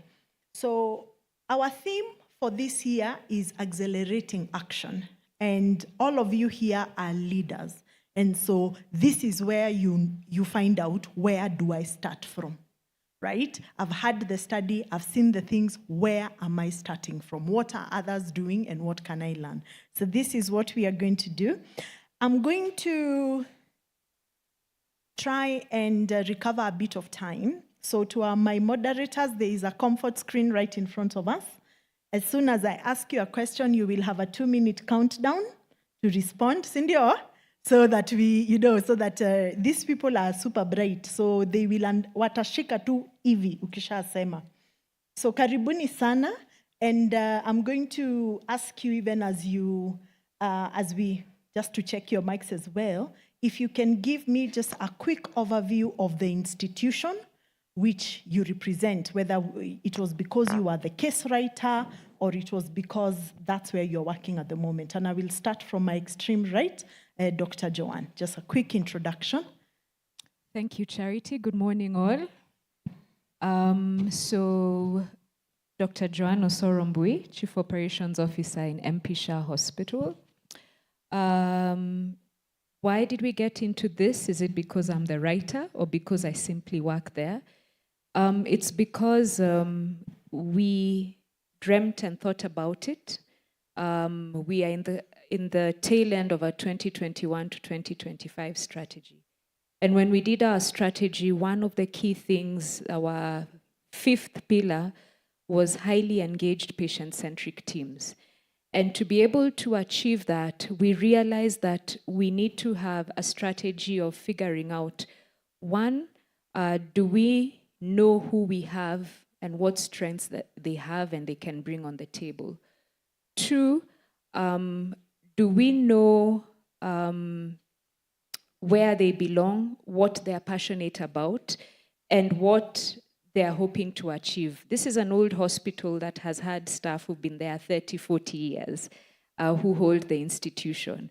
But have they evolved over time, and what new thing do they have to give? Are we appreciating what they're giving? 3, are we able to measure whether we have an impact as leaders, because our main work is to support the teams that we have?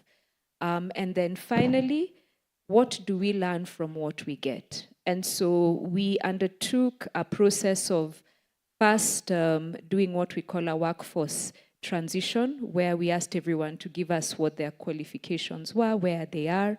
We were pleasantly surprised that there were some people who were overqualified for their positions, others who were in positions where they had not upgraded.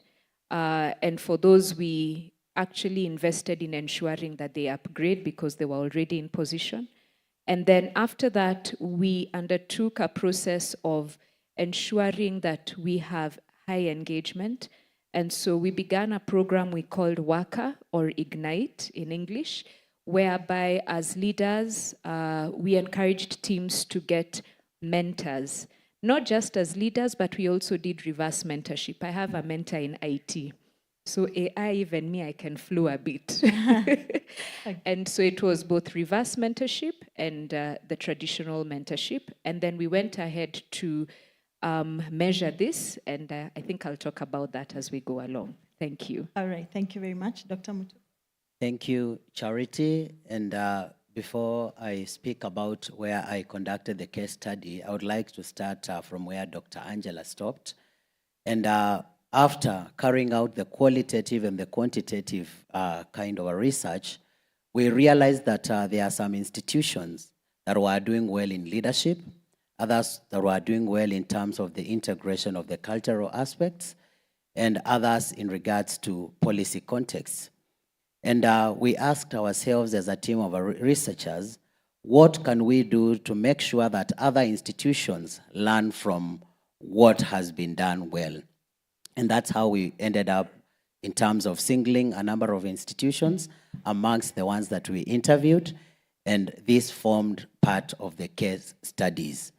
And so I led in terms of doing the work in Nyeri, Outspan.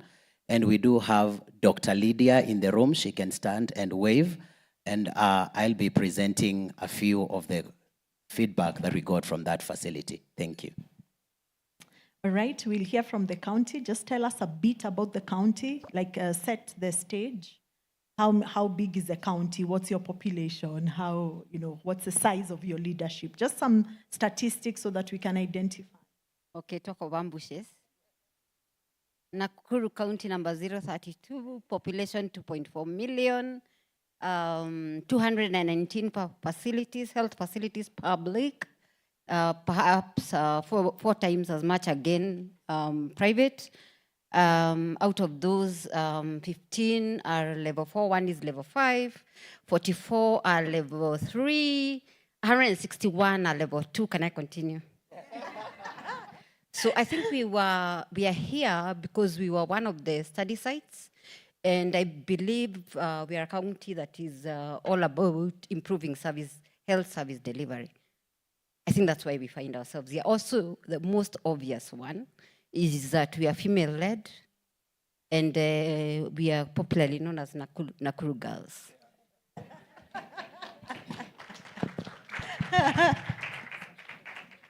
Yeah, good afternoon, all.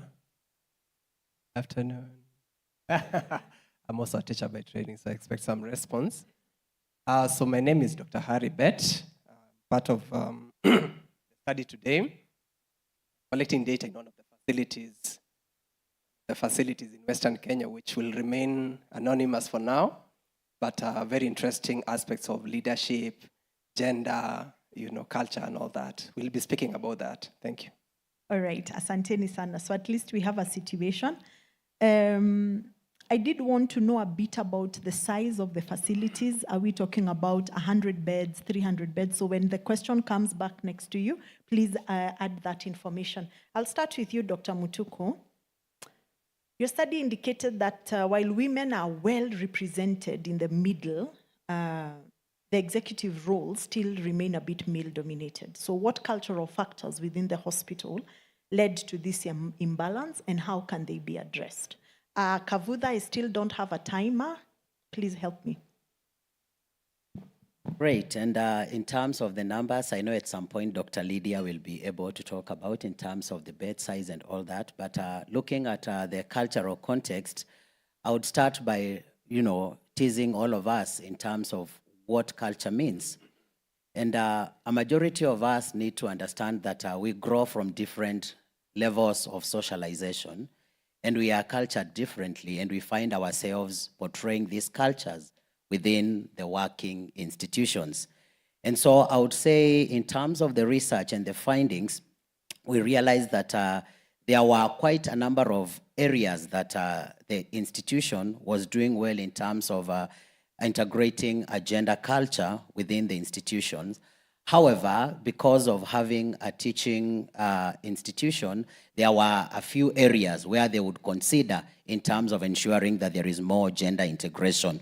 And so I would say the culture component within the institution didn't really come out so outright, but then there was need for us to look on how we should integrate programs within the institution, and how they should be able to do this, and what we could borrow from it is to ensure that we do have progress of gender integration into the organizational culture. And this is by ensuring that there is mentorship, and part of this has been presented in the presentation, as well as also the kind of peer leadership that would really help a lot, because we could see there is male dominance in the board of management in the institution. But again, when it came to the mid-level kind of leadership, there were quite a number of women who are taking that. So, and the board could really present out that there have been mentorship. However, a few women in the institution felt that if we had women who could mentor us as peers from that kind of level, would quite be okay. There is also a training facility in the institution which could foster gender trainings within their way of tailoring of the programs, and that would help a lot in terms of mainstreaming the same. They do have a strong spiritual component, which would also help, because where we have faith-based institutions, we could inject also the components of gender integration. So I would be able to say that when it came to the whole component of culture, they were quite strong in terms of the transformational culture, because other institutions that I managed to review would lie more in terms of hierarchy, clan culture, adhocracy, but I could really detect that the institution had really come up very strong in terms of ensuring that there is a transformative culture that would also contribute to the kind of growth that they have currently. All right, thank you very much. I see people taking notes very carefully, so I think that's good. Dr. Bett, in your study, you referenced the glass cliff effect. Tell us about what made you reference that, and how does it manifest, and what do you think could be done? So thank you for that. So as we had seen earlier in the quiz, which ironically I failed, but the glass cliff effect, we're talking about women being set up or being put in positions that are precarious, or being set up to fail, so to speak. So in organizations, and this one that I studied, well, it wasn't directly that women were being set up, but the position they found themselves was quite challenging in a way that it would be easy to find yourself, if you're not very strong, then it's easy to come down.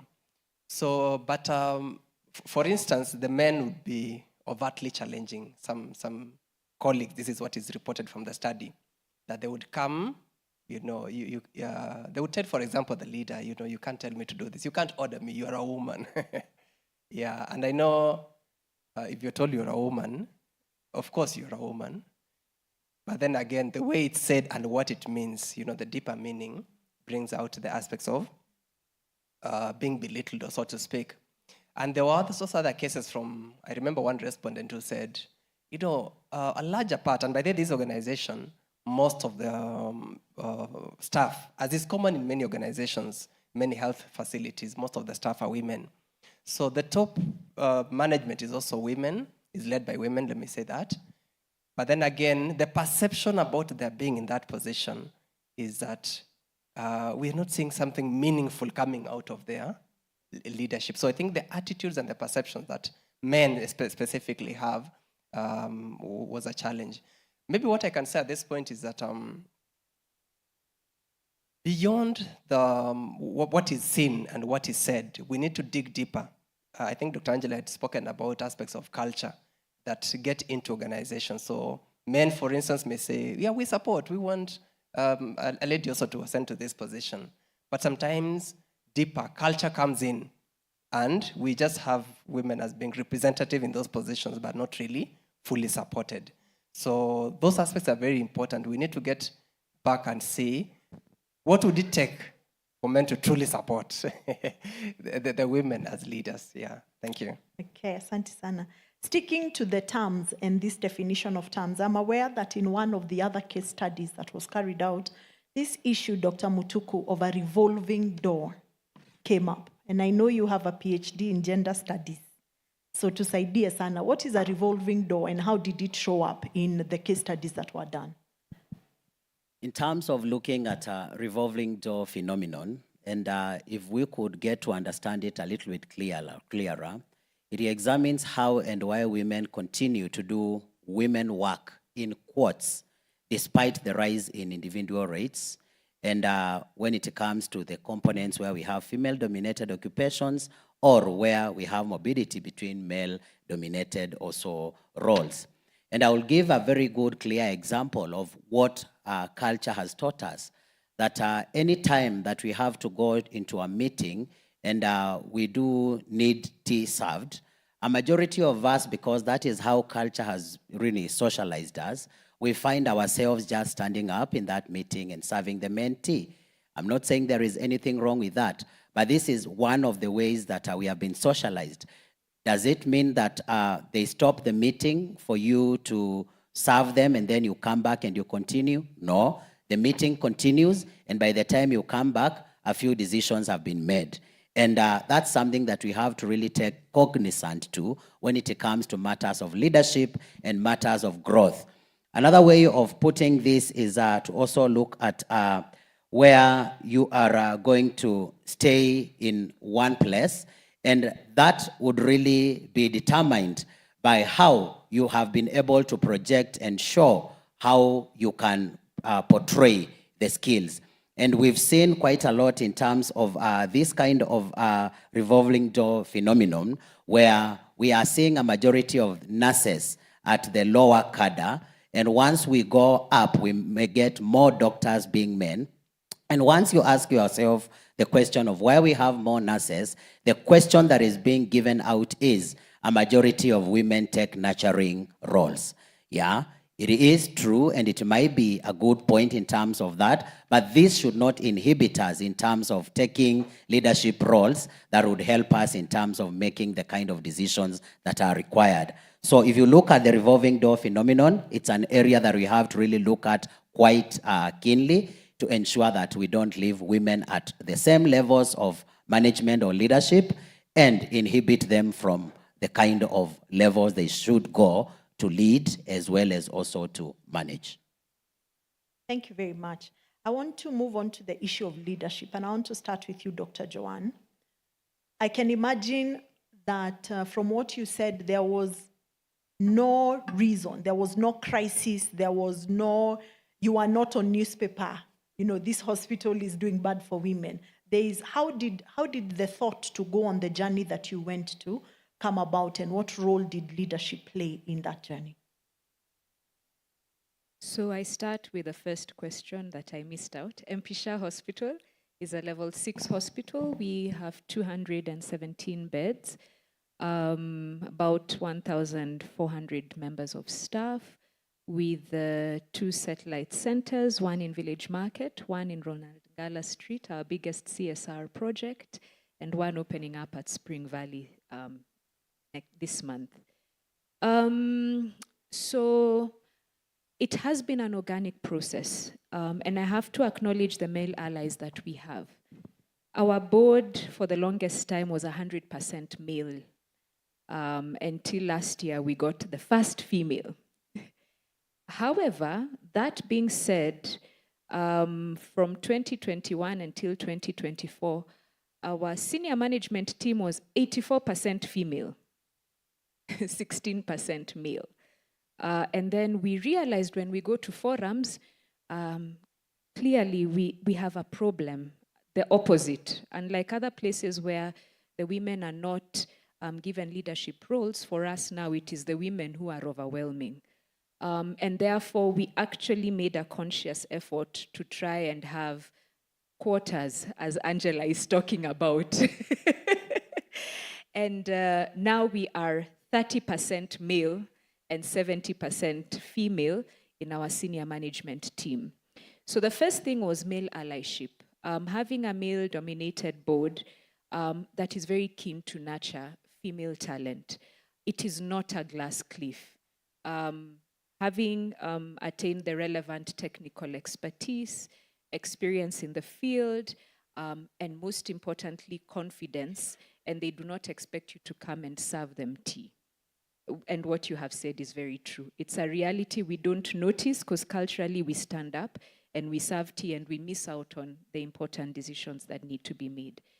The second thing was for us, and I guess it's part of being nurturers, was asking ourselves, how do we get the rest of our teams to be part of the dream that we have as an institution? And therefore inclusion being very key, and belongingness. The hospital is owned by the Social Service League, and therefore the family aspect of the service that we give is big. And so being very keen to ensure that our people feel like they belong, because that's what they will then share with the patients who come into the institution. Then last but not least, we challenged ourselves, can this be measured? Anything that's not measured, then has not been done, and you cannot be able to tell what the progress is. And therefore coming up with ways that have been tried and tested to be able to measure, and picking up what we call the Culture of Safety Survey, which we adopted from the Agency for Healthcare Research and Quality. So this is how we were able then to organically grow the process, which is an exciting one to work. Thank you. Fantastic. Thank you very much. I want to come to you, Rosalind, because I think if there is an institution that has accelerated gender equity, I think it would be Nairobi County. Please tell me the role, I mean, Nakuru. Look at me, look at me. Look at me. Yes, I want the same for Nairobi. Rebecca, where are you? So please tell us about the role of leadership in this and where you started from and where you are now and what changes you are seeing as a result of that. First of all, let me agree with the study findings. And I really like the buzzwords, the cliff, the revolving door. What was the other one? The glass ceiling, that one I know. The labyrinth. If we make this experiential, for Nakuru County, and like I said at the beginning, we have a female governor. And contrary to public opinion, a working female governor. We actually have in the Department of Health, allow me to focus on the Department of Health, in terms of manifested female leadership. So I'm one such. When you talked about the cliff, I think, the one where you set someone up. So I'm not a medic. I've never worked in the health sector before my current appointment. My initial appointment was in public service. And then in November 2023, appointed to head the Department of Health. So that might appear to be a setup, right? But I think we must flip the coin a little bit and say, how do you take up a challenge as a female? And that's what I tell the females in the Department of Health. You've been given a responsibility.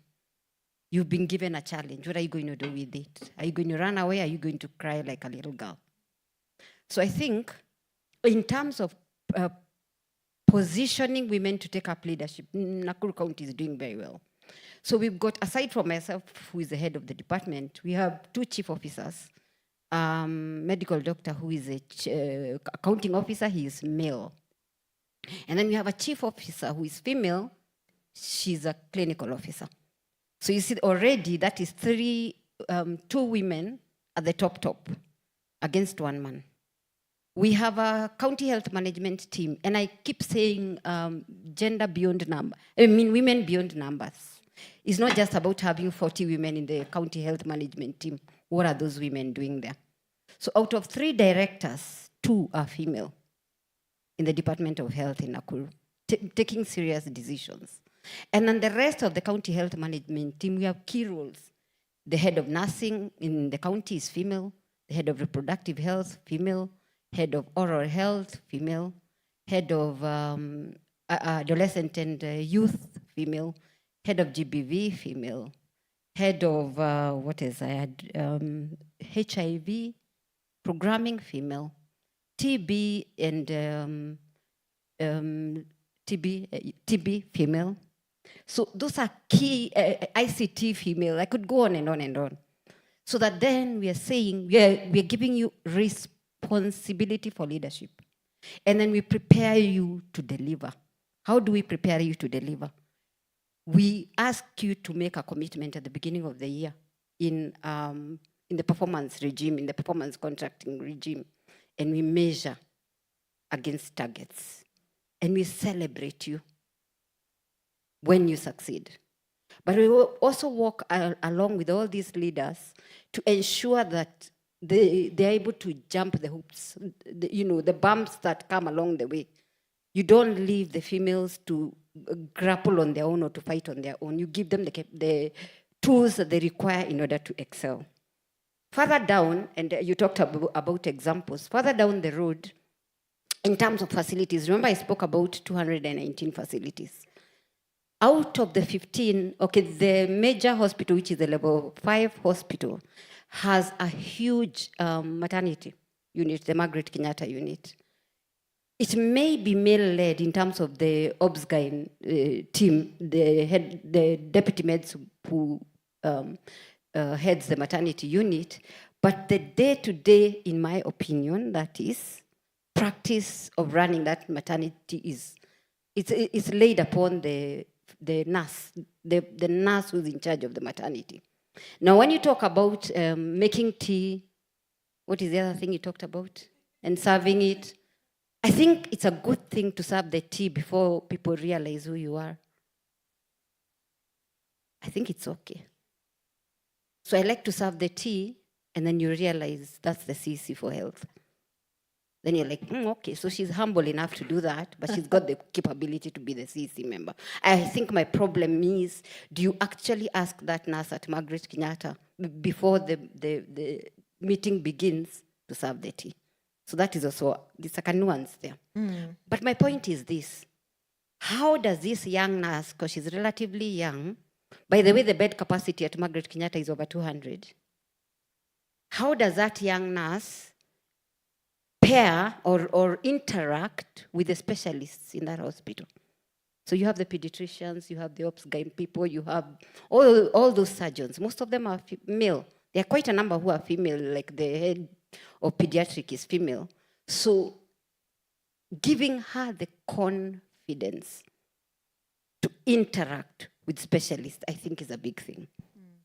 When you talk about our MOHs, the sub-county teams, we have 11 sub-counties. Out of those 11 sub-counties, 8 are female-led. So only how many are male-led? 3. And I could keep going on and on. We have a small example that I want to give you. You remember I spoke about 161 dispensaries. So that is level 2, 161 dispensaries. Out of those 161 dispensaries, my friends, 74 are run by one nurse. One, I'm not afraid to say this, because we have serious staffing challenges in the counties. That nurse is supposed to be the CEO, the medic, the administrator, the head of security, the head of public participation, everything. And woe unto her if she should shut down for 1 hour to catch a break. Because then we have social media, right? As you're running out of time. Sorry. Mheshimiwa. So let me stop there. All right, fantastic. We'll come back because I want to hear the actual outcomes in terms of what are you seeing as the result of this. Dr. Bett, in your study, you identified gendered income imbalances and a bit of preferential treatment. Can you tell us a bit more about that? How was it affecting, and how can it be? What can male allies do? Thank you for the question, Charity. Maybe I can begin with the one of preferential treatment for women. The men perceived that women were being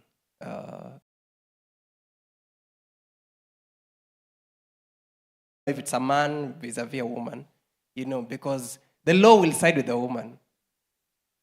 Okay, the society will most likely say you're the one harassing the woman, even if that was the other way around. So I think a suggestion would be, even as we come up with programs, even as we discuss this about collaboration, male allyship, how do we bring the men on board in a way that they can truly be supportive without also feeling like, I think there is much attention being given to the woman. Of course, I know it's in written, in policies, that might be true, but in practice, that is not the case. Yeah, but we still need to think about how do we bring them on board. The issue about gendered income imbalance, there were cases where definitely men were making more money apart from their salaries.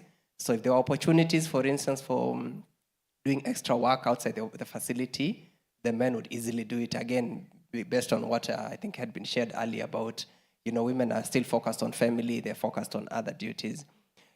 And then interestingly also the aspect of,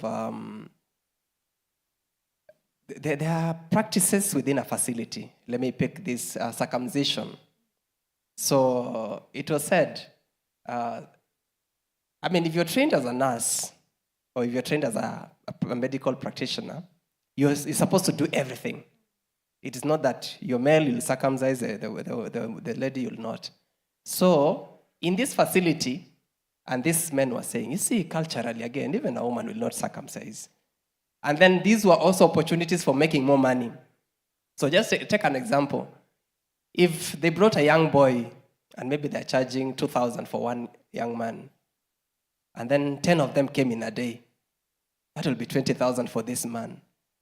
And the women will be told, no, culturally, you cannot circumcise. So you're qualified, but you cannot do anything. Because again, culture has been brought in. So Beyond the organizational culture, we also need to look at, I think Dr. Angela had mentioned, the overarching culture and how it seeps into the organization and affects and bring down women. Yeah, I'm not advising that women go to circumcision, but I'm just saying that let's look at the practices. Let's look at, that's just an example, but let's look at in practice what's happening and what can we do. So males can support, and of course training, and coaching and sessions like this where we have enlightening, where we have sessions and males, thanks for inviting us, also participating to speak and support the women. Thank you. Asante Sada. I think Dr. Bet raised a very interesting question, and I just want to come back to the audience now. How do you respond to this question? There's too much focus on the girl child now. We need to stop. You've done enough now. Nothing more has been done. What are your thoughts on this? Huh? You can, I'm looking at your faces and seeing what the thoughts are going, because it comes up, right? Maybe there's one of you who said, I'm going for an International Women's Day.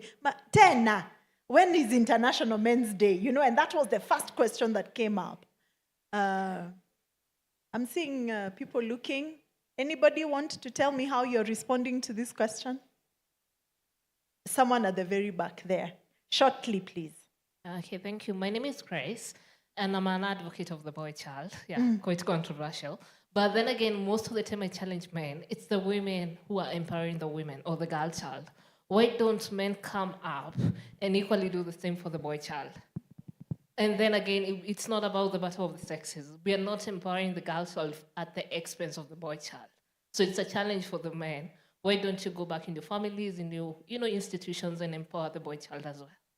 Yeah. Fantastic. Thank you very much. I think that's a good answer. I'll take that one for now for the sake of time. You have a burning one. Thank you for the opportunity. Yeah. Nancy Lynn Kavuka, I work for Reproductive Health Network Kenya. And a question is always drawn to men. Where are they? As a woman, you raise 3 boys. Imagine a woman raising a boy child and they do not know how to be a man is like. Yeah. So when women are discussing about empowering this girl child, men are watching. So you're raising a girl child and the boy is not ready for an empowered girl. So until when we get to such forums and we are discussing, where are they? Fair enough. All right. Okay, thank you very much. But I think that's an interesting question to answer. Dr. Mutuku, the hospital you looked at employed a 1/3 gender rule in decision-making, in terms of decision-making bodies. Has this policy had a tangible effect?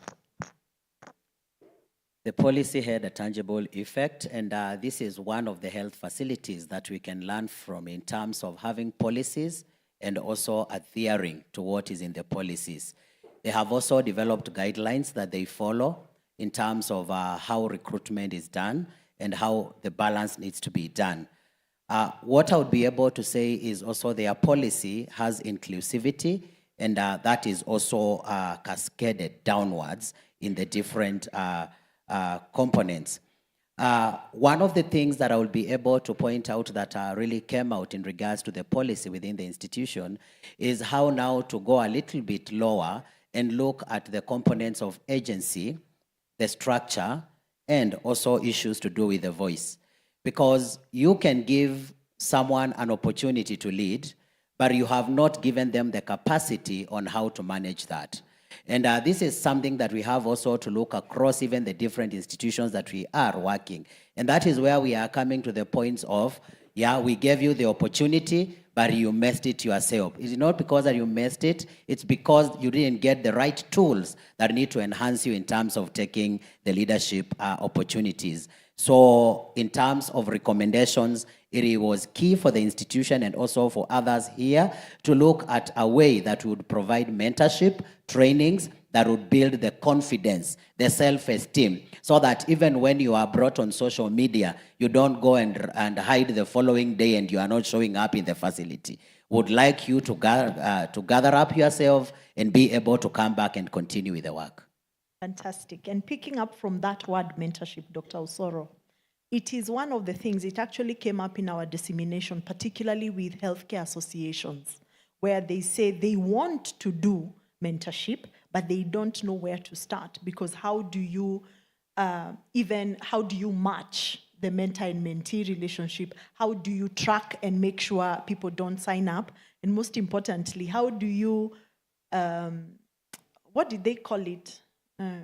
Some people join because wanataka kukua fisi kwa hiyo mentor-mentee relationship. So how, maybe you can give us, because it's an area of interest and it has been shown time and again. So you have the worker program. Please give us a bit of insight about how that is working. So for us, and that's a good question, how do we match? How do we make sure it's working?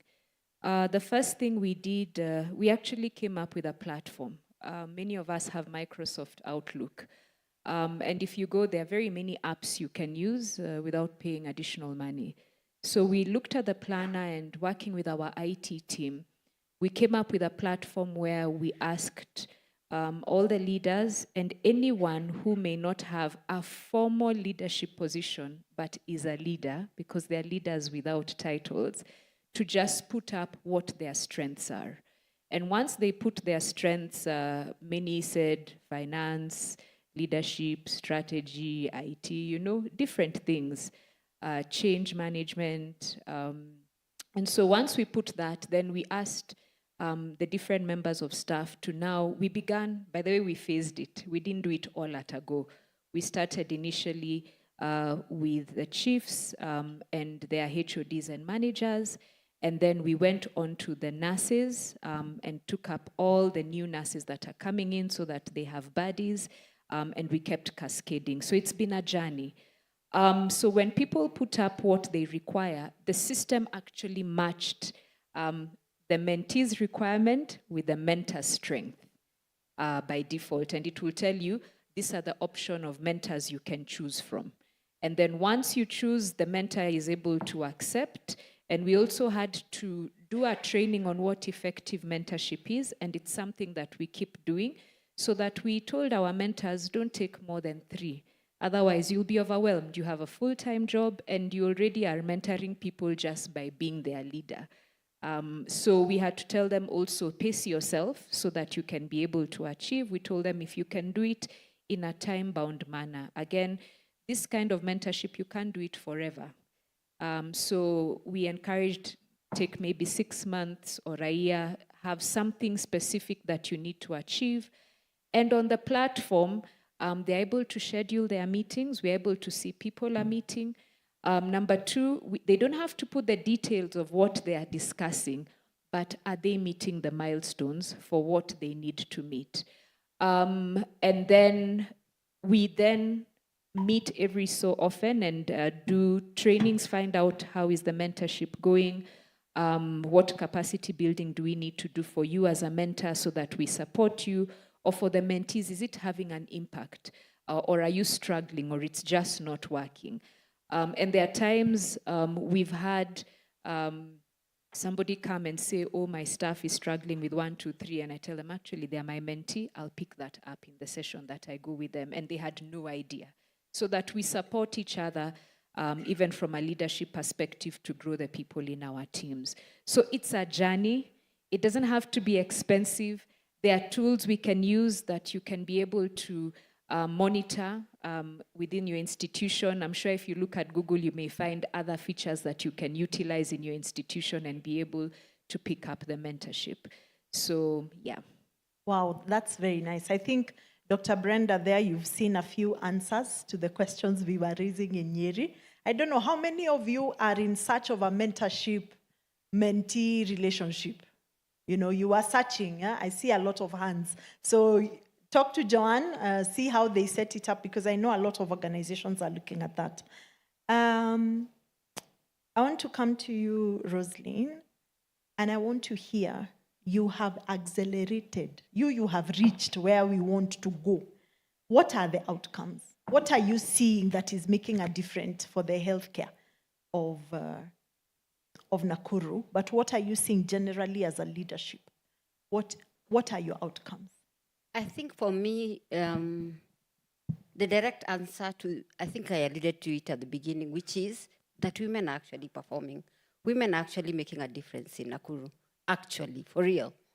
But you know, there's something Daktari has spoken about here about mentoring. For me, in terms of what story do I want to come and tell you next year? Not the one I'm telling you now because I overspoke earlier.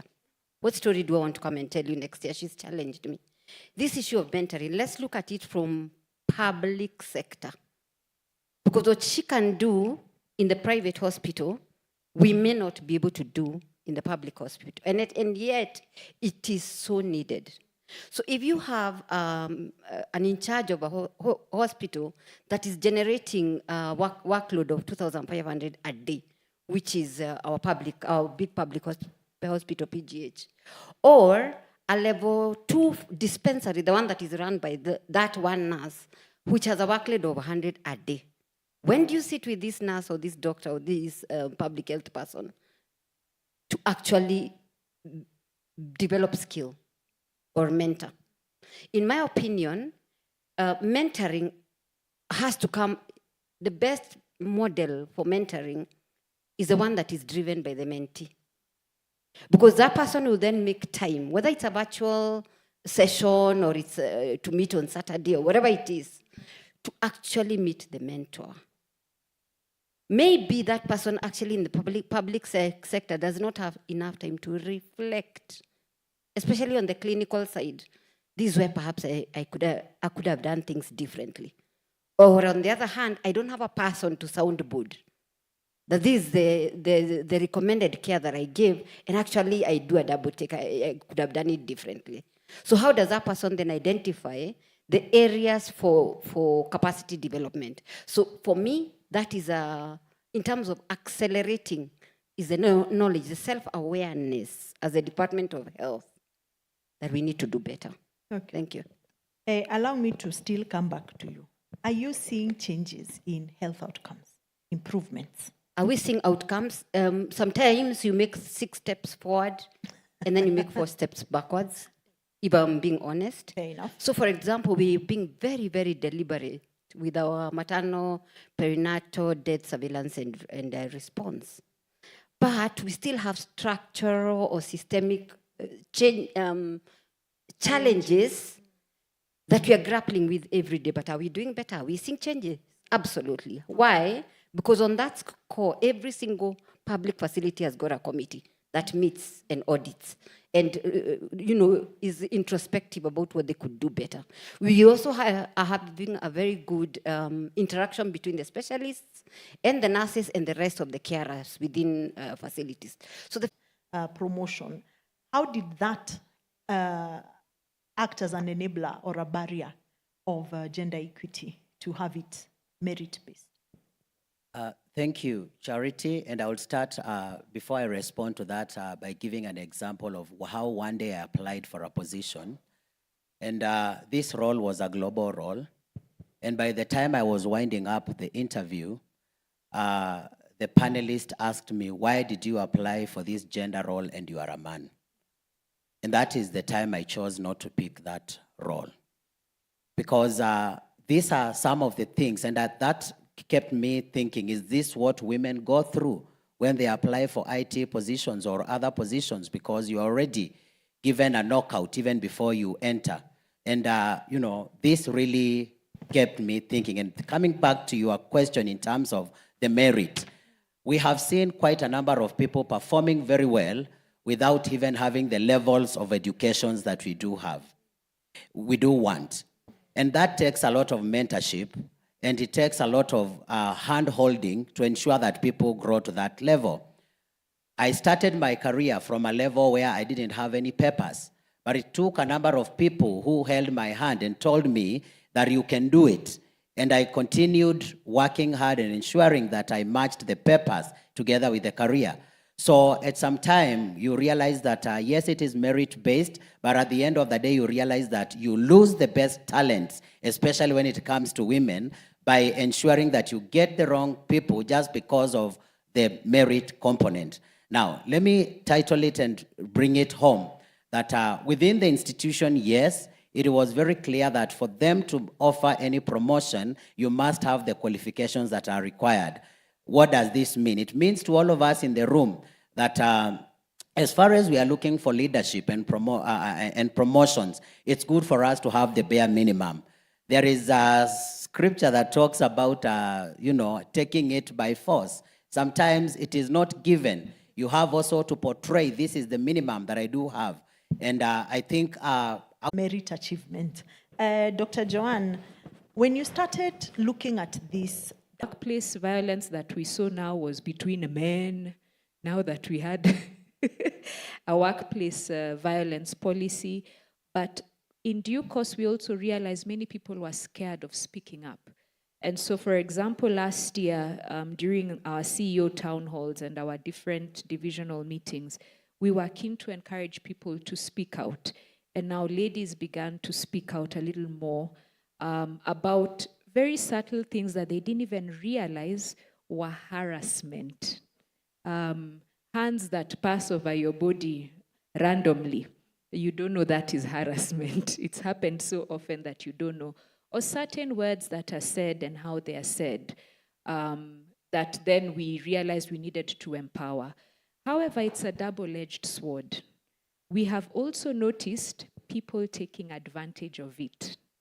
And now we are sitting, for example, if Mutuku is the boss, and it is I who needs to be spoken to, and we realize that I am vindictive, I have to call Angela, the other boss, to sit in. Because we have seen people now using it to blame their bosses, especially the male bosses. And remember, for us, we are 30% male. So we have a different ball game altogether. So we also have to tread carefully so that it's not taken advantage of, and people do not misuse a system that was supposed to benefit them in the end. Yeah. Allow me to just comment to what Mutuku, Mheshimiwa spoke about. The mentorship program has to be driven by the mentee. So we ask the mentee to set the meeting times in collaboration with the mentor and to comment whether their milestones are being met. If it's not driven by the mentee, it's a waste of time. So that's very key. Yeah, I think that is a conversation we will have also another time. And Dr. Bett, I think as a final question before we come to roundups, you worked in your case study was based in an organization that had a lot of female leadership, but there was really gaps in policy implementation. Can you tell us a bit about this and what do you think could be done? Because I think overall, our biggest outcomes was that we have the policies, they're just not implemented. Yeah, thank you. Thank you, Charity, for that. Maybe if I can just also the bit about mentorship, because this is what I saw, the practical, mentorship where it's happening at the department. You see what this person is doing, they're not doing it right, and you're guiding them. So the informal mentorship was also happening. But about policy, and I think it happens in almost, in many organizations, let me not almost all, in many organizations, is that sometimes we have the policies in paper. But then again, the practicality of it on the ground is what is a challenge. So I have seen in some organizations where they take a point to review, policies. This week we're reviewing this particular policy. What does it state and what can we do about it? How do you understand it? Because sometimes also the understanding of the policy is a problem. So, or even the interpretation of it. So getting to review policies together and, get to see it in practice. What does that mean? And bringing all on board. And I think I had just this because, again, this is maybe my last comment, that we need to go back. Because, again, we've seen culture coming in, and I think I mentioned about the external, our cultures back at home. How can we bring even the aspect of, gender, even within our homes, for instance? How do we raise our boys and girls, do we raise them differently? Do we raise the girls to, to be quiet even when abuse, for example, is happening? How do we raise the boys? So I think we bring it back to the home. I was even thinking about we need to even begin asking, in a bid to empower the women, we need to ask fathers about how they're relating and treating their daughters. because I think sometimes also daughters occupy a very special place in fathers' hearts. So maybe that might be a clue towards empowering women in the organizations, you know, from the male side. So let's go back to the basics and see if how that can help. Thank you. All right, asanteni sana. There is a lot that we can dissect from the various case studies, and I think they will be published at some point. I want to hear just something from Dr. Gakombe, if someone could give him a microphone. He's right at the front. Before I come back to the panelists, and I want you to give me some concluding remarks, but also if there's something that was really juicy in the case that you did that I did not say that you think will be a game changer for the people. Dr. Gakombe, how is your leadership team? How are you gendered? And what was that journey? And what are you seeing as the outcomes? We very much reflect Mpisha in very, very many respects, except that the CEO is female in Mpisha and I am male. But the same number, 70% female. At the SMT level, the senior leadership team, the females are the dominant group. But I've been told we operate like a family as an organization. So it's not just about the workplace, it's about self-development, from housing to welfare to people standing with each other when they have certain needs. I'm sure there are others who are like us, but that's generally what defines us. But looking at the workplace, I think there are certain things we need to take advantage of. When cars were first built, it was very difficult for women to drive them. They were dirty, they were smoky, they were oily, and they needed a lot of maintenance. And the manufacturers worked very hard to make vehicles extremely reliable, much easier to drive by automating and providing power assistance in a lot of things so that muscle power ceased to be an advantage. And today, many of you drove here, I am sure, and you have no problem driving whatsoever. And in this age, we have ICT. It's easier for women to work from home because they have, you know, in a lot of roles, in tech, in supporting roles, it's possible for employees to work from home, which then works well for mothers. So it's important that we explore the improvements in the workspace that allow flexibility, that allow people to work from home, that allow women to be mothers and effective employees. And of course, nowadays we have paternity leave. But I'll finish by saying this. One of the most important things KHF is doing at the moment is to try to protect all these jobs that the women have in the sector. As everybody in this space is aware, we are going through a difficult time with the implementation of SHIF and SHA, and team's job and mine is to work to ensure that the sector does stay afloat. And one of our core arguments is that 70% of the workforce is female. So we need to protect jobs and protect families. Thank you. Asante sana. One of the good things about being a moderator is that you can, you know, add a panelist from the floor, you know. It's a kind of power I crave. Anyway, final comments from each of the panelists. Anything you wanted to say, or game changers, accelerators into action in 1 minute each. Okay. Inclusive leadership. People need to feel like they belong. It's a basic human need. They want to feel secure. They want to feel like they matter, that they're significant. As leaders, if we are not able to make our teams feel that way, it doesn't matter what we do. And so to accelerate that change, it's important that when we bring the people onto our teams, or those that we find, we need to realize that they are accepted. They are not here so that we can put them down or show them what they can't do, but we are to enable them to climb on our shoulders and keep going up. So let's make our teams feel accepted, and I think we will be pleasantly surprised by what they'll be able to achieve and enable us to meet our goals. Thank you. I'll share my 1 minute with Dr. Lydia from Outspan. And what I would like to say is we need to be intentional in terms of ensuring that women move from middle level to top leadership. It's not a negotiation. It's something that we have to be intentional about. We need to train about gender transformative leadership styles.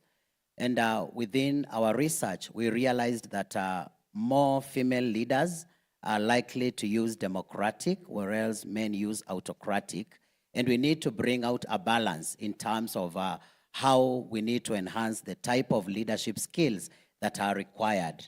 We need to foster executive leadership trainings because it doesn't, learning doesn't end.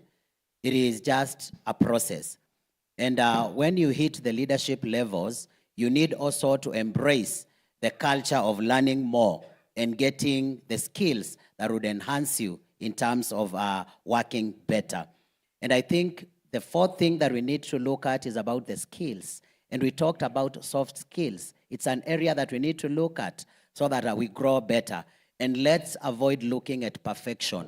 None is perfect. Once you get a leadership role, take it, make mistakes, and grow within those mistakes. And one day, you'll be at that level where you can say, others can learn from me, and I was not perfect, but I grew from my mistakes. Dr. Lydia. I'll come back to you, Dr. Lydia. Let's finish with the panelists. But if someone can give her a mic, she's in the middle of the room. Okay, I'm certainly not Dr. Lydia. I wrote down a few things. One, parting shot, agency. When you give a female responsibility, give them the agency, enable them to work, don't interfere. That's a kind of experience that I've had working in Nakuru. I have 100% agency and I try the best that I can to give it back. Two, credentials are not negotiable. I completely agree with you. So as we promote, as we give women responsibility, we must get the credentials done with. So your licenses must be up to date. It is not negotiable. And you must develop yourself. Three, we should not diminish female leadership by reducing expectations. You give responsibility and you expect performance. It's as simple as that. So that way the playing field is even. Number four, you cannot, they said, the lawyers say, he that goes to equity must go with clean hands. So your hands must take out of the cookie jar completely, 100%. Whether it's about safeguarding or it's about accountability at whatever level as females. That's the first one. The last one, I think it's not boots on the ground, it's heels on the ground. Heels on the ground. Thank you. No comment on that.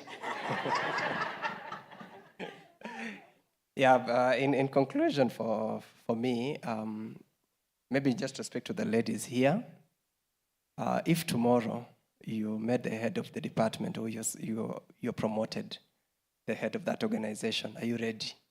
So prepare yourself, equip yourself with training, get the right mentors, get the right coaches. I'd even recommend books like Nice Girls Don't Get the Corner Office. And another one called How Women Rise. That's something you can go read that. For the men, be secure in yourself, because one of the things that happens is that when men are not secure in their masculinity, in themselves as men, they tend to be abusive. They tend to be, to suppress the women. Because why would you hinder someone from being the best that they can be? It's only when you have a problem yourself. So men also, grow yourself, be secure in your masculinity. And you can also read one of the books called The Total Man. And be a real man, a total man. Thank you. Asante sana. Let's give a big round of applause And just to see and hear from Daktari. Just say hello. The microphone is, just say hello. Okay. Hello. Okay. One thing that we can say, and we have been working on it as Southman, is finding that our diversity is our strength. We don't so much fight with men for equality. We fight that we build on the strength of each other. And now because there are policies laid, when we say it's a third rule, let's agree, how do we include everybody? Who should be included? If you are doing low, how do we raise you up? So it is a purposive decision, it's intentional, and we have all of us to play the game. As women, on the other hand, remember, we can't do without men. They are our husbands, they are our brothers, they are our sons, and all that. So even at home and everywhere, it's a win-win situation when all of us purpose to have everybody rise up. Thank you. Asante sana. June, over back to you. I don't think I can make any better conclusion to this session than that one. Thank Asanteni. you. Thank you so much. Panelists and moderator, allow me to ask you to stand. We have some music to help you. And then position yourself in the middle so we can take a nice photo and video evidence of you dancing. We have our camera team come and take a photo of our panelists.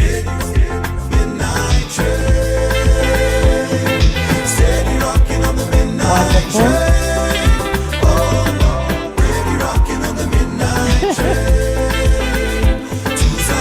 All right, and as you exit the stage, do so in an orderly, danceable fashion. Mr. Mutuku, I'm waiting for you to dance. Thank you very much. Dr. Betts, the shoulders refused earlier, but at least your legs can move. This is wonderful. That song was not a mistake. The train left the station. Did it not, ladies and gentlemen? You can see that there's quite, I like it when we get into practical examples of exactly what that means. And I really resonated with that standing up to make tea. That thing, hey, imenigusa. Imenigusa, son, I need to have a meeting with myself because it's so instinctive. And I kept asking, is it because that's how my mom raised me and my aunties when you have guests? But you're not a guest in this, you're not the host necessarily in this meeting. But it's so instinctive for us to get up and do that. And also the reaction when you're asked, I think is the thing that I noticed. Because I'm like, why? Why me? I'm the only lady on this board. But automatically there's an assumption. So thank you for that distinction as well. Whether you're being asked or whether you offer to do it. It's not a bad thing, but the trigger or the reason you do it, I think, is what we need to examine. So thank you so much, our panelists, for helping us dissect some of those findings and some of the reactions that you found while you were on the ground. This is important work. So ladies and gentlemen, we have one more speaker before we break for lunch. I want to hope that our energy levels are still on a high. Are they? We're not sure. You know, if you don't say yes, you'll stand up and you'll dance. So now we just have to be clear about the rules here. Is there anyone on your table who doesn't have purple? Just do a quick audit, quickly. Anyone without purple? We want to isolate those people who didn't do their research. Anybody? Point at them. Point at them.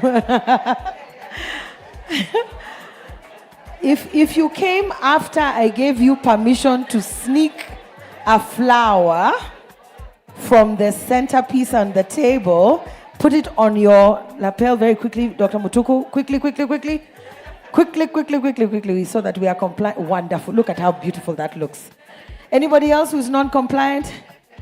We will not be able to include you in our photograph later. So that's why I want you to make sure you have your best smiles on. Okay, please remember to continue posting if you are taking photos. For those of you who joined us a little bit later, our hashtags remain hashtag IWD2025. We also have the hashtag where is it? Help me, please. The memory, nilichukua omega-3 only, not 6 and 9. So there we go, WIHL, and of course, hashtag accelerate action. Remember to use those hashtags rather as you post today, even just your comments on what it is that you have heard today. I've seen a lot of you writing notes. Thank you for doing that and capturing some of this feedback. We have an address right now by Jerry Jomo on the power of networks in advancing women in leadership. And this is one of the topics I am most looking forward to because I am a serial networker. I think any room or space I find myself in, I want to be able to meet people. Even some of you today have challenged me, asking me, do you remember where we met? And I'm not always able to say yes, but I do remember faces. So you will forgive me if I don't remember names. Jerry Jomo is the CEO and the principal officer at Jubilee Health Insurance Limited. And this is a very, very important topic. So I'm going to ask that we lend her our ears, our hearts, our souls, our minds.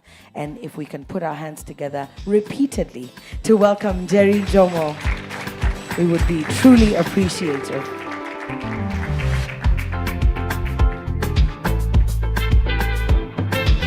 Karibu. Jerry, we usually do a shoulder shake before we touch the microphone. It's one of the rules we established at the beginning. So can we observe the shake? Now you can look at the audience and perform. Karibu sana. Jerry Jomo, everyone. Great. Good afternoon, ladies and gentlemen. June is here trying to bully me. I have the unfortunate task of being between you and lunch. So I hope we can get through this fairly quickly and painlessly. It's been such a joy listening to the conversations on this podium. And I am not a medic, but tend to have a job that causes me to interact extensively with people in the healthcare profession right through the spectrum. As you know, you call us peers. Dr. Kakombe and I just often speak about how I wish we could drop that title. But today is not that because we often don't have much money. So I will be speaking about a talk on the power of networking, and mostly because today is International Women's Day, I just would like to ask in the room whether you remember what was our call to action in 2023 for International Women's Day. Anyone? 1, 2, 3, 4. Anyone? 2023? Anyone? Oh my goodness. Anyone? It was each for equal. Do you remember it? Oh goodness. It was each for equal. What was it in 2024? At least that we don't need omega-3. What was it?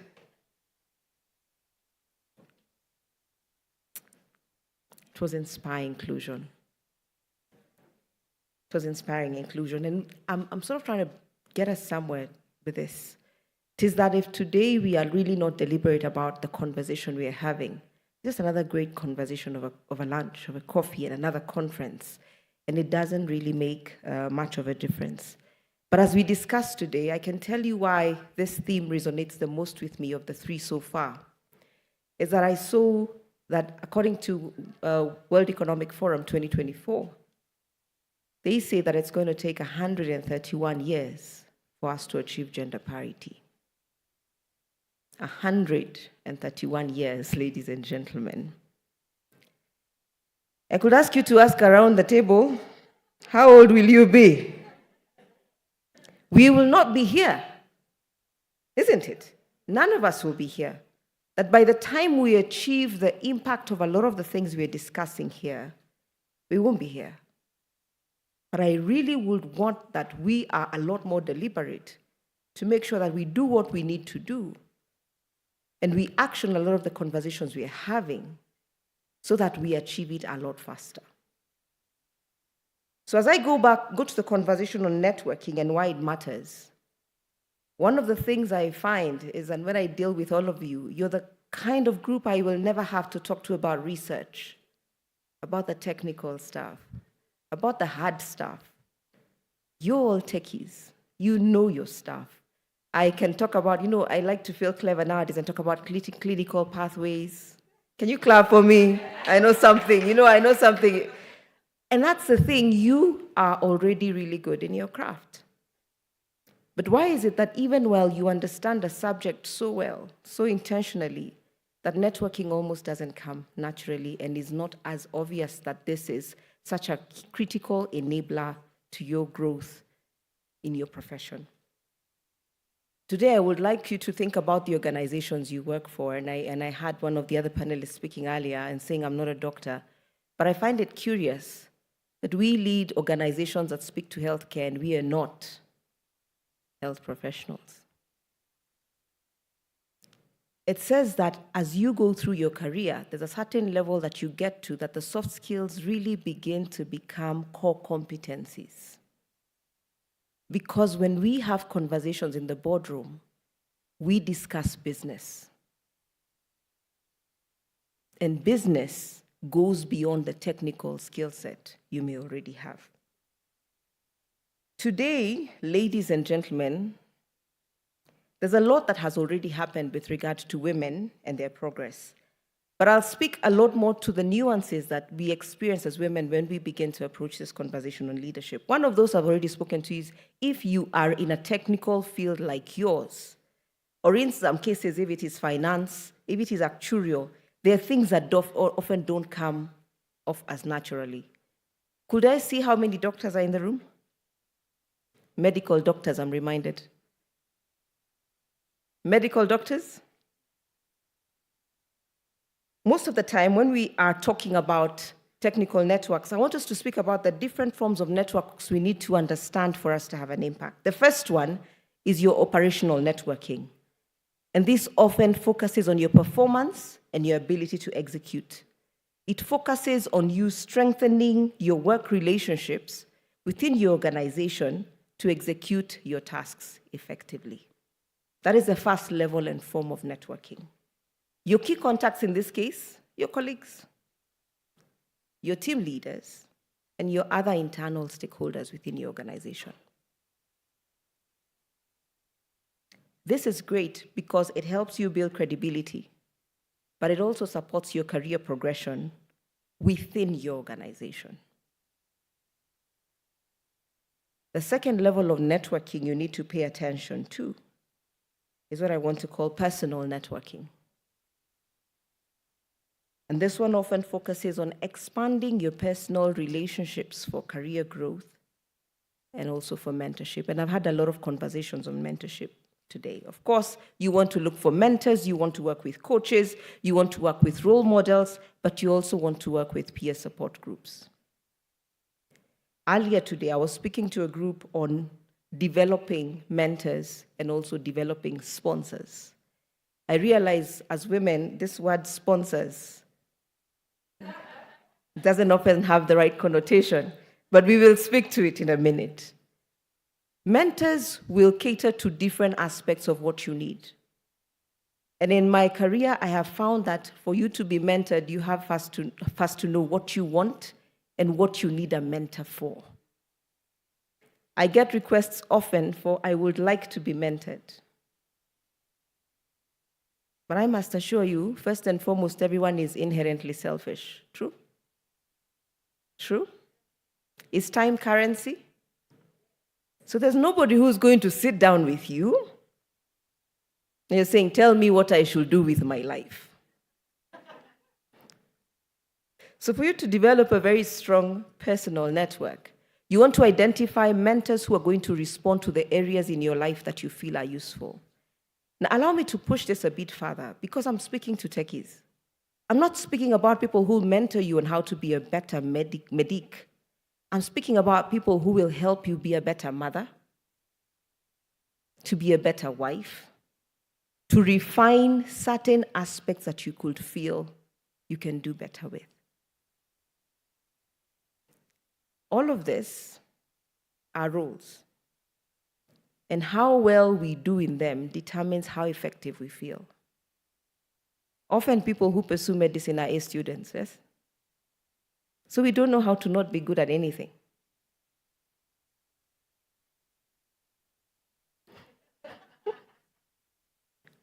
So it helps to identify the area you need help and work with someone who's great at it. The beauty of human intelligence is that your skill set is not mine. which means for every area I need to do better, I will find someone who's good at it, isn't it? And I will leverage on their expertise to do it. One of the things I use quite effectively is what I call learning lunches. I will make sure in my diary, I will schedule time in my calendar where if I want to know about something or if I want to learn about something, I will sit down with someone who knows about it and I will learn. The third type of network that is important for all of us is industry networking. Why this one is useful, of course, sort of obvious. You're engaging with other professionals. We're already doing it here. KHF enables us to do it rather often. I'm not a medic, and somehow I'm always in those conversations. So you do it quite effectively, and I'm sure for this, I'm speaking to the converted, so I can move on, right?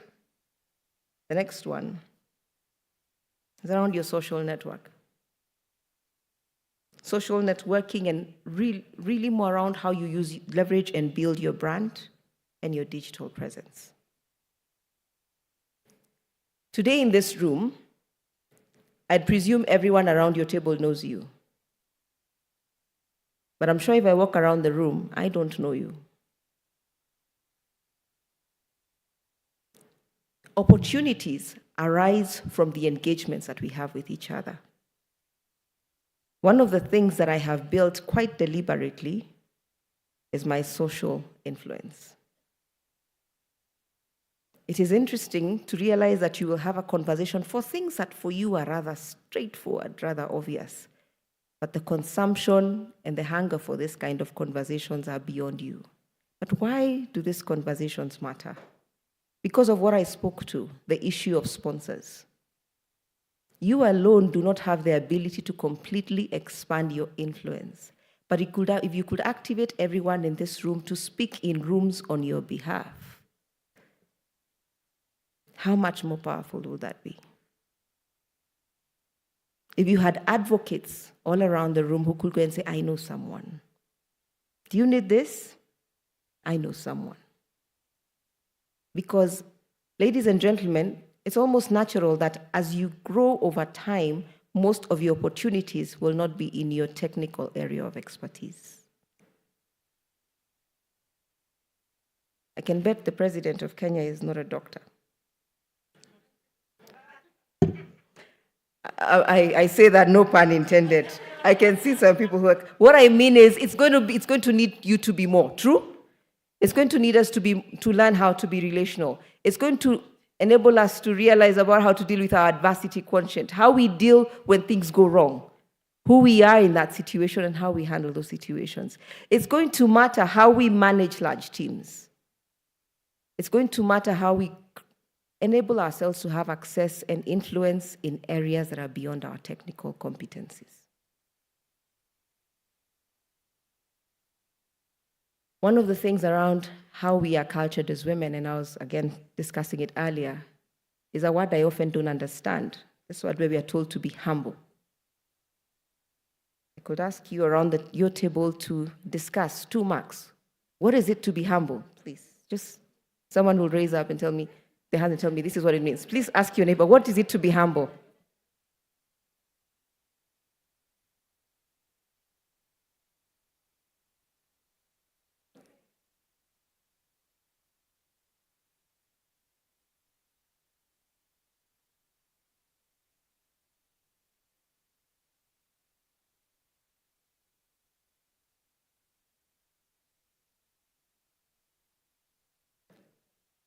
Thank you. Are there instances where we have been expected to minimize our impact to be termed as humble? There are. Are there instances where we are almost being told you need to carry yourself a certain way to be considered humble? That's interesting.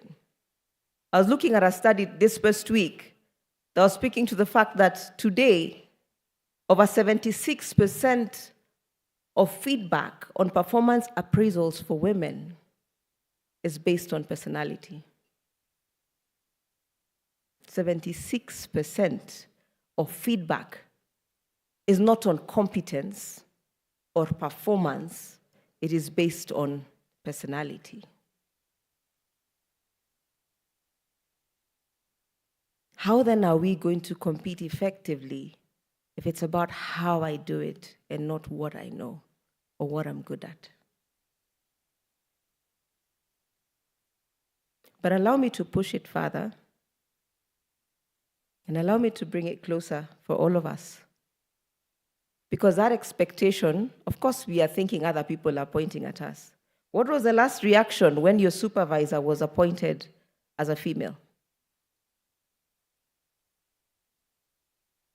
What did you say? Please don't say, these are rhetoric. Please think about what I'm asking you. Thought, wow, that's great. Because often the biases we see externally, we also perpetrate ourselves.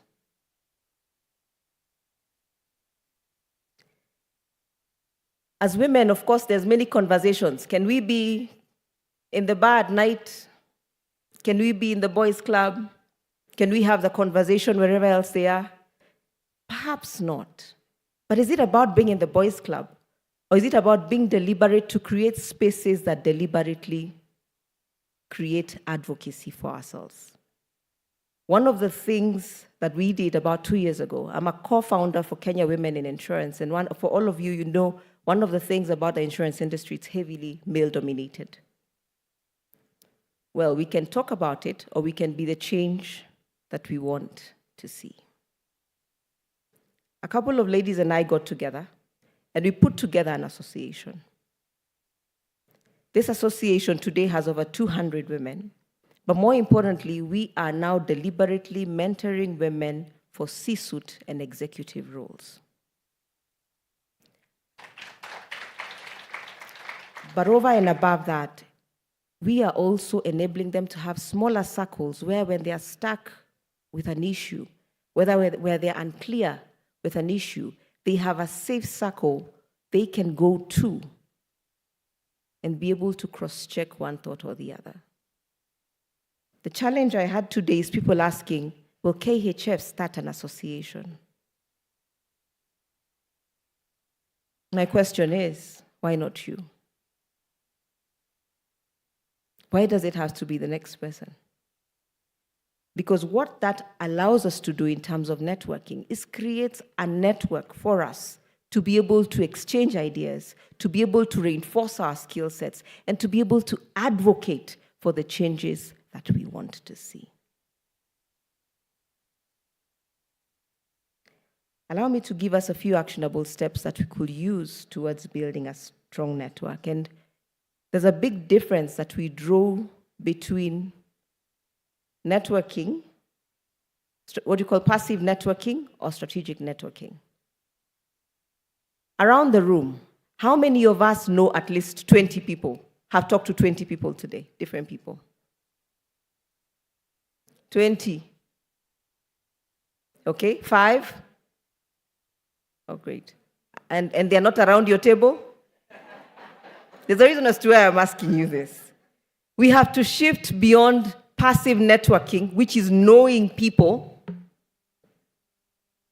to strategic networking, which is leveraging relationships for leadership acceleration. Do you know people, or do you leverage on your relationships?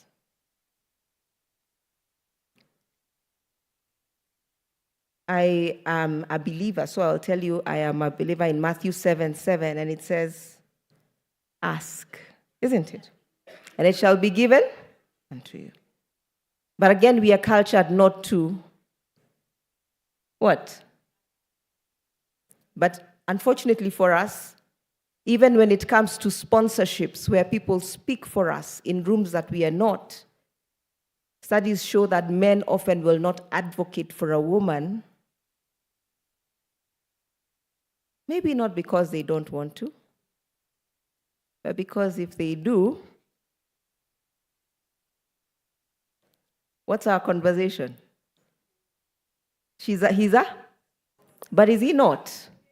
Is he not a sponsor? Please indulge me. Is he not a sponsor? Do you want a sponsor? Then what is the issue? But therefore, we have to cultivate, I have to let Tim know I'm okay with being.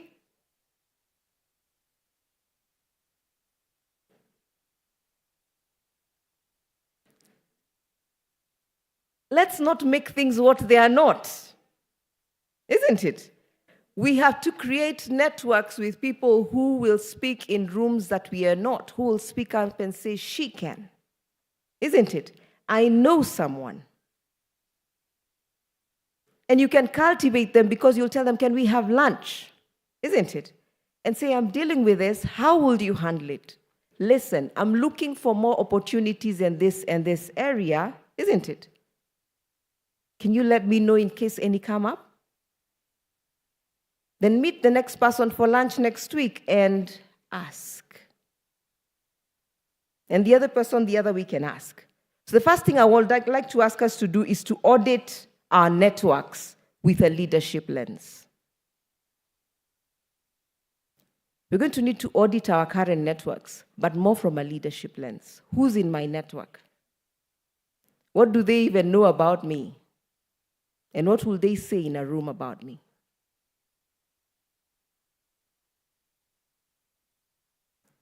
Jim Rohn says you're the average of the 5 people you spend your time with. Could you write down the 5 people you have been spending your time with? Please write them down. And before you finish today, could I encourage you to strike off one and replace with someone who will actually begin to help you advance your growth? Can you take the challenge? You need to strike off one. Even as I ask you to write the 5, I was going to ask you, can you identify the one who's currently holding you back? You're going to need to replace, after you audit, you're going to check, do I have current relationships that are introducing me to leadership opportunities? Do I have current networks that are connecting me to decision makers and to sponsors? And do I have current networks that are providing access to high impact roles? Because whether you like it or not, by the time you get to a certain level of leadership, you will not see the advert in the paper. You will not see that advert in the paper. Actually, I think the adverts are for formality. The second thing I want us to do is to be intentional about working on our ties, both at industry level and beyond our industry. I can't overemphasize the latter, beyond. I don't think you need to know each other enough. You do. So maybe KHF, next time you can do for us a conference that has everybody else, so that we expand who we know, who will open opportunities for us. We need to network outside our industry. I can't speak enough about the importance of engagements in public speaking opportunities like today and how they position you as a thought leader in your area, in your field. And be part of executive summits. But the other thing about being intentional, it's building relationships with people who are beyond your demographics and also beyond your leadership level. Today, I keep saying, I'd like to think I'm both young and old. I learn from people who have gone ahead of me, but I'm also learning from people who are coming up. You're going to need both so that then you have a richer opportunity. Today, over 50% of my team are Gen Z. I have tried. I am not Gen Z. Yeah? No, I've tried. I cannot be Gen Z even if I tried. And I'm not Gen X, but I can't be Gen Z. I want to understand them because I want to get the most out of them. And I think previously with one of our speakers, they said, your team have to feel seen, isn't it? Your team have to feel heard. But how are you going to hear them if you don't know them? How are you going to hear them if you don't understand them? The third thing I'm going to ask us to do is cultivate sponsorship over mentorship. And allow me to distinguish the two. Mentorship is a lot more passive. Sponsorship is around advocacy. You're clear on what you want, and you create sponsors who speak in rooms that you're not and ask for what you want.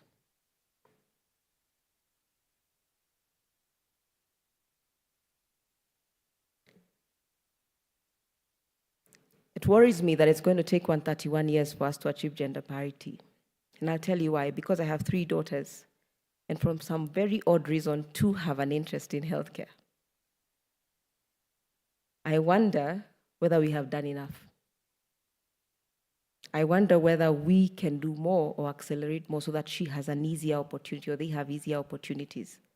I have many conversations with medics who tell me, don't choose this specialty. Do you really want to do do they really want to do medicine? But I think it's a great field. But for all of these barriers, in healthcare or out of healthcare, there's work to be done.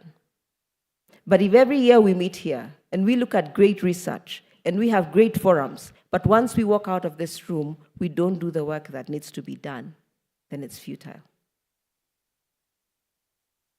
To leverage on these networks, we have to identify the different networking opportunities for ourselves, but we have then to use these opportunities at 2 levels. One, by being present, we actually allow other people to leverage on our presence. For example, if as a woman you're standing up, speaking up, and delivering at an excellent level, you don't know how many people you continue to inspire. But over and above that, that you use your voice responsibly to advocate and address the issues that continue to affect our organizations with regard to gender bias. As a leader, you have both rights, responsibilities, isn't it? And all the beautiful things that come with your office. One of the things you will have is the ability to pass progressive rules. Today, I can confidently say that at Jubilee, we now have a creche that has little children from up to 3 years. Because if you use your voice responsibly and you leverage on the networks that you have, you can create space for others. On each of our floors, we have nursing rooms. You can't go and express in the washroom or in the store, isn't it? Sit on a nice yellow seat, isn't it? Or a nice mustard seat and do what? And do it. Today, we continue to advocate for a better way to measure performance. Is that today when we review our performance assessment tools, I'm very keen to make sure that we do not have personality-based matrices. What we are measuring is performance. So therefore, each one of us has a role to get there and then create space for others. Today, as we continue this journey of accelerating action, it's always easier to look at what the next person can do. But my challenge to all of us is that before you leave here this evening, before you leave here today, that you choose one thing that will allow you to put some level of a mark on reducing the 131 years. Because ladies and gentlemen, in 131 years, we won't be here. And it's not just our daughters who'll have to experience what we've left behind. It's probably our granddaughters as well, yes? And if nothing else inspires you to leverage on everything that you have today, to the fact that you have a room, that you have access to this room, that you can speak in this forum, that you use that space to create additional space for others. Thank you very much.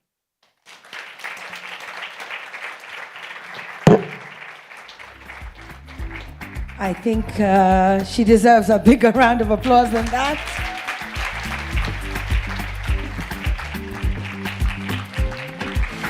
Thank you so much. You were concerned about being the speaker before lunch, and I don't think it was warranted. You have really challenged us. So much so that I took a pen and I wrote 2023. Let's see if you are listening. 2023, the theme, ladies and gentlemen, for IWD. Quickly. Oh my gosh. Quickly, what was it? Each for equal. 2024. 2025. Let's take it a step further. What was the pose for each of them? For 2023, what was the pose? No, that's for this year. 2025? Accelerate action is like the punch in the air. Remember the punch in the air? Oh, okay. 2024? Inspire inclusion? Anybody? Like the little heart, yes? And then each for equal, what was it? The equal sign, yeah? All right, so what a beautiful segue, June. We do have some photographs you can take outside. Please make sure you do so near our banners. Our photography team will be available. I hope you caught the video that was the summary of last year's celebration. We'd like to see you in the video for next year. This is what we're saying. So please make sure you top up your lip gloss. Do this before lunch so that we don't have spinach in your teeth, ladies. We are our sister's keeper, yes? Now, let me guide us on what will happen from this moment. We are going to break for lunch, but this same room will be where we will host our 2 breakout sessions in the afternoon.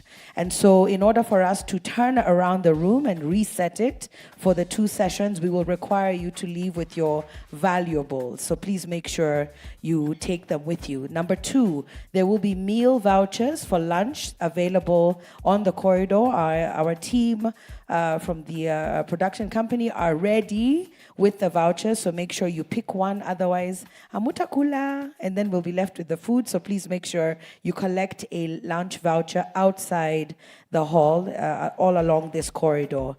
Second request is to remember our hashtags. We have disturbed the internet just a little bit, and I think we can do better. So I'm going to keep encouraging you to please, please, please use the hashtags with the photos you've taken.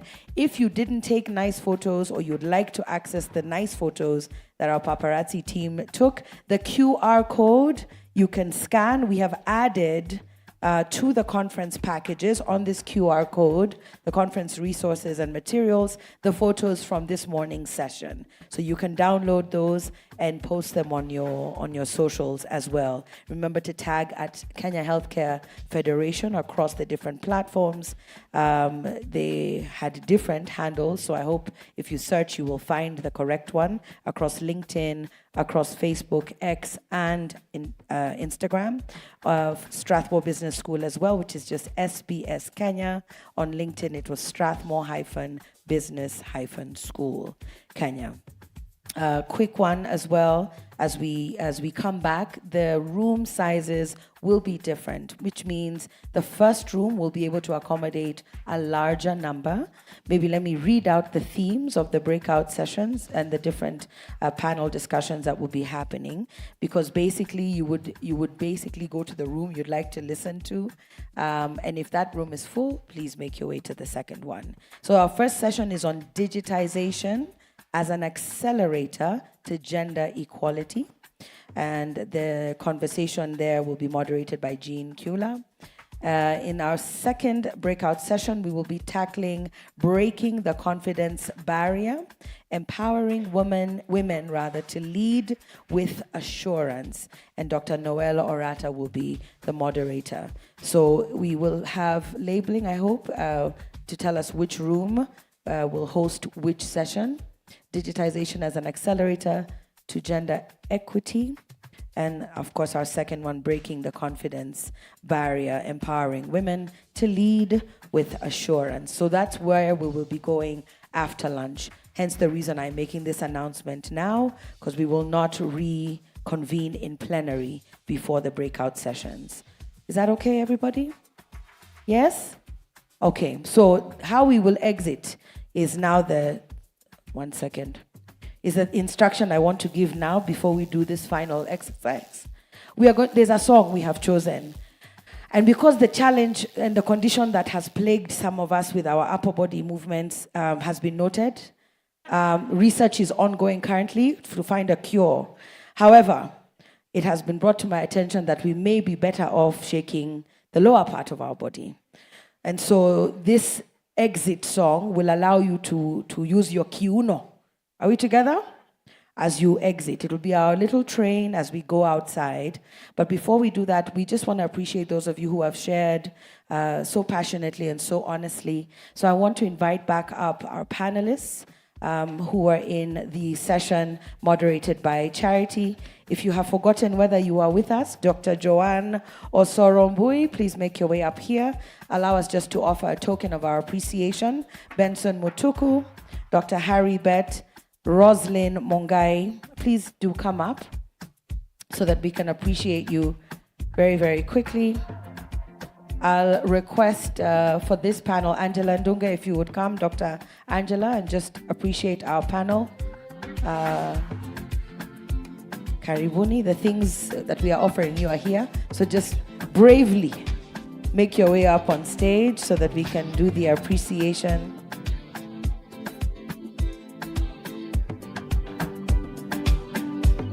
Please do come up. We'll have you first, Dr. Angela.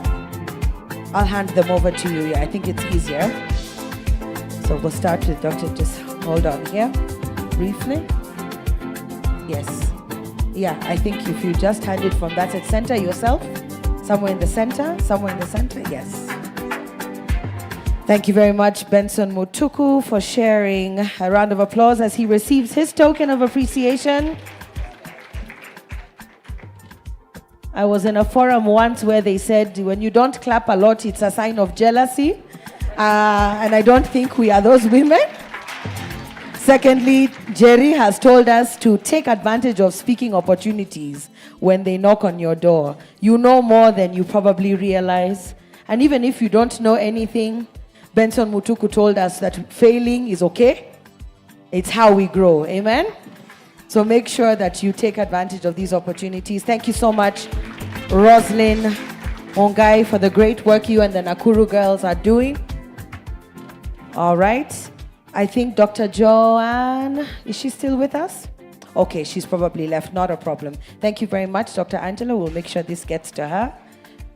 Next, we want to appreciate Jerry Jomo for inspiring us. Allow me to invite up Dr. Tim Theuri to just do us the honor of offering this token of our appreciation. Even here is okay, yes, I think so. Yeah.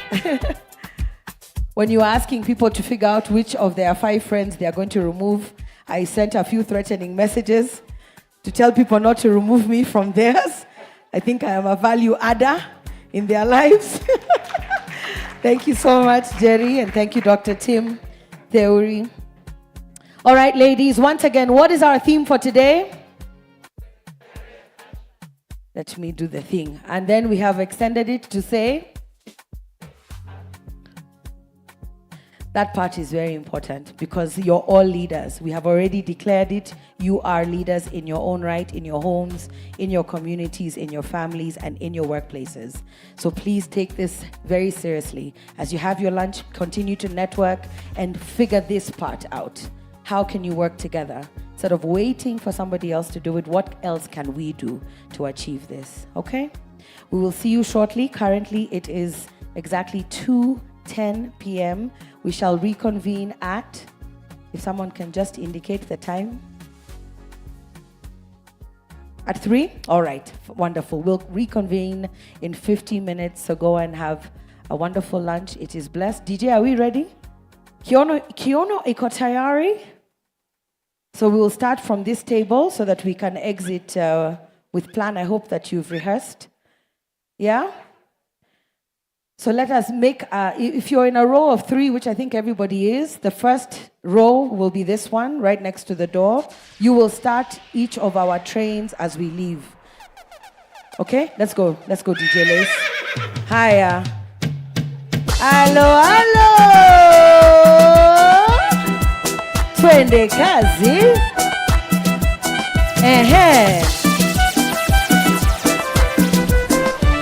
Let's make our way out. Kiuno, kiuno, kiuno. Hivi tafadhali.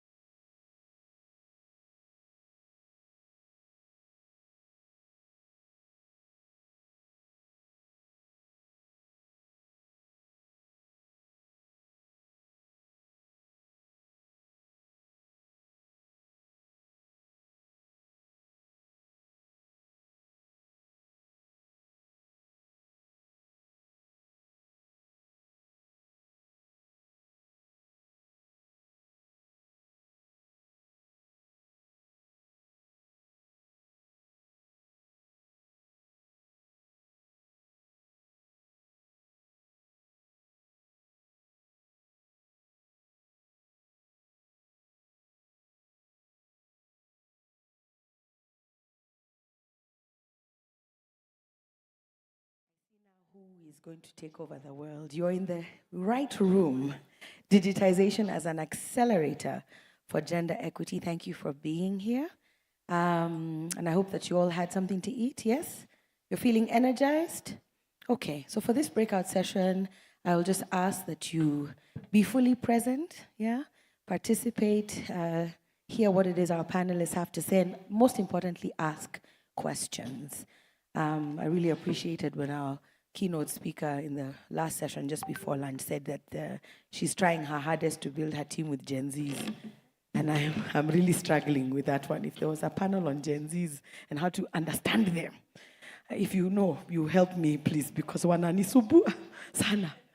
But without much further ado, I'd like us to jump into this breakout session on digitization as an accelerator for gender equity. So our moderator will be Jean Kula, who's the country manager for Helium Kenya. And her panelists include Dr. Maureen Wairimo Waithaka, who's an anatomic digital pathologist of a Pathologist Network. Please just wave. Thank you. Peter Gikera Gisharu, who's the co-founder and CTO of Tibu Health. Thank you for being here. Dr. Mokeira Gisairo, or Gisairo, Gisairo, I was right the first time. Health advocate at BYON8. How do you say it?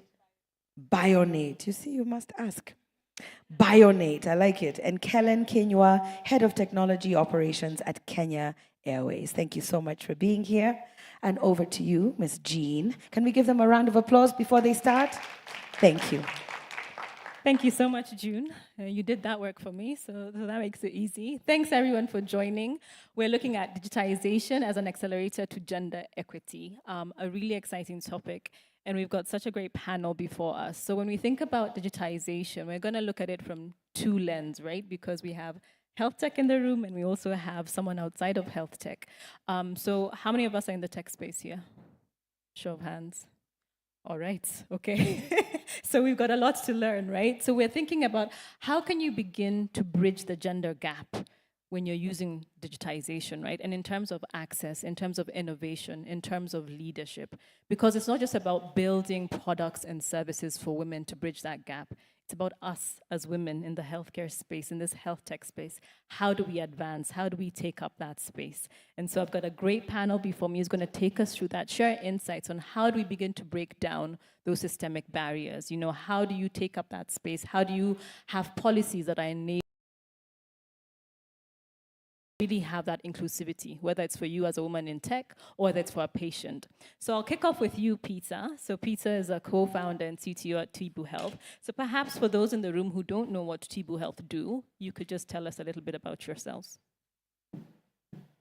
Yeah, thank you for that. My name is Peter, Peter Gikera, CTO, co-founder at Tibu Health. If you go to our website, our slogan usually is healthcare where you live, work, and click.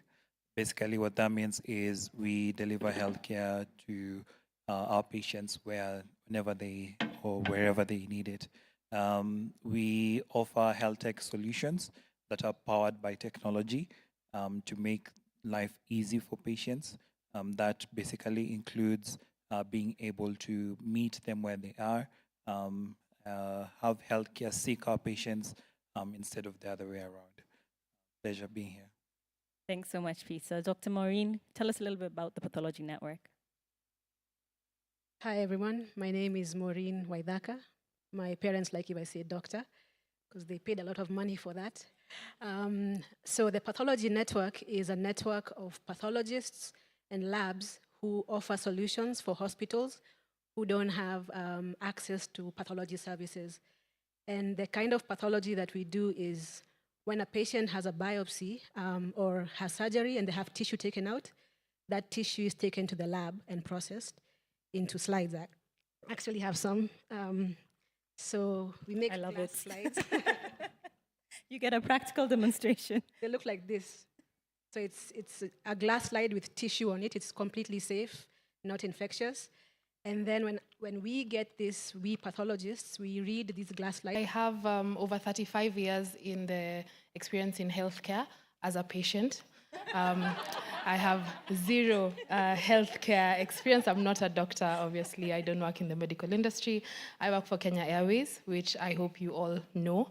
And it's great for me to be here, actually, because it's interesting to see how I work in different industry, but I think the principles of empowering women and accelerating women into leadership positions remain the same regardless of which industry we work in. So thanks for having me, and I'm looking forward to the conversation.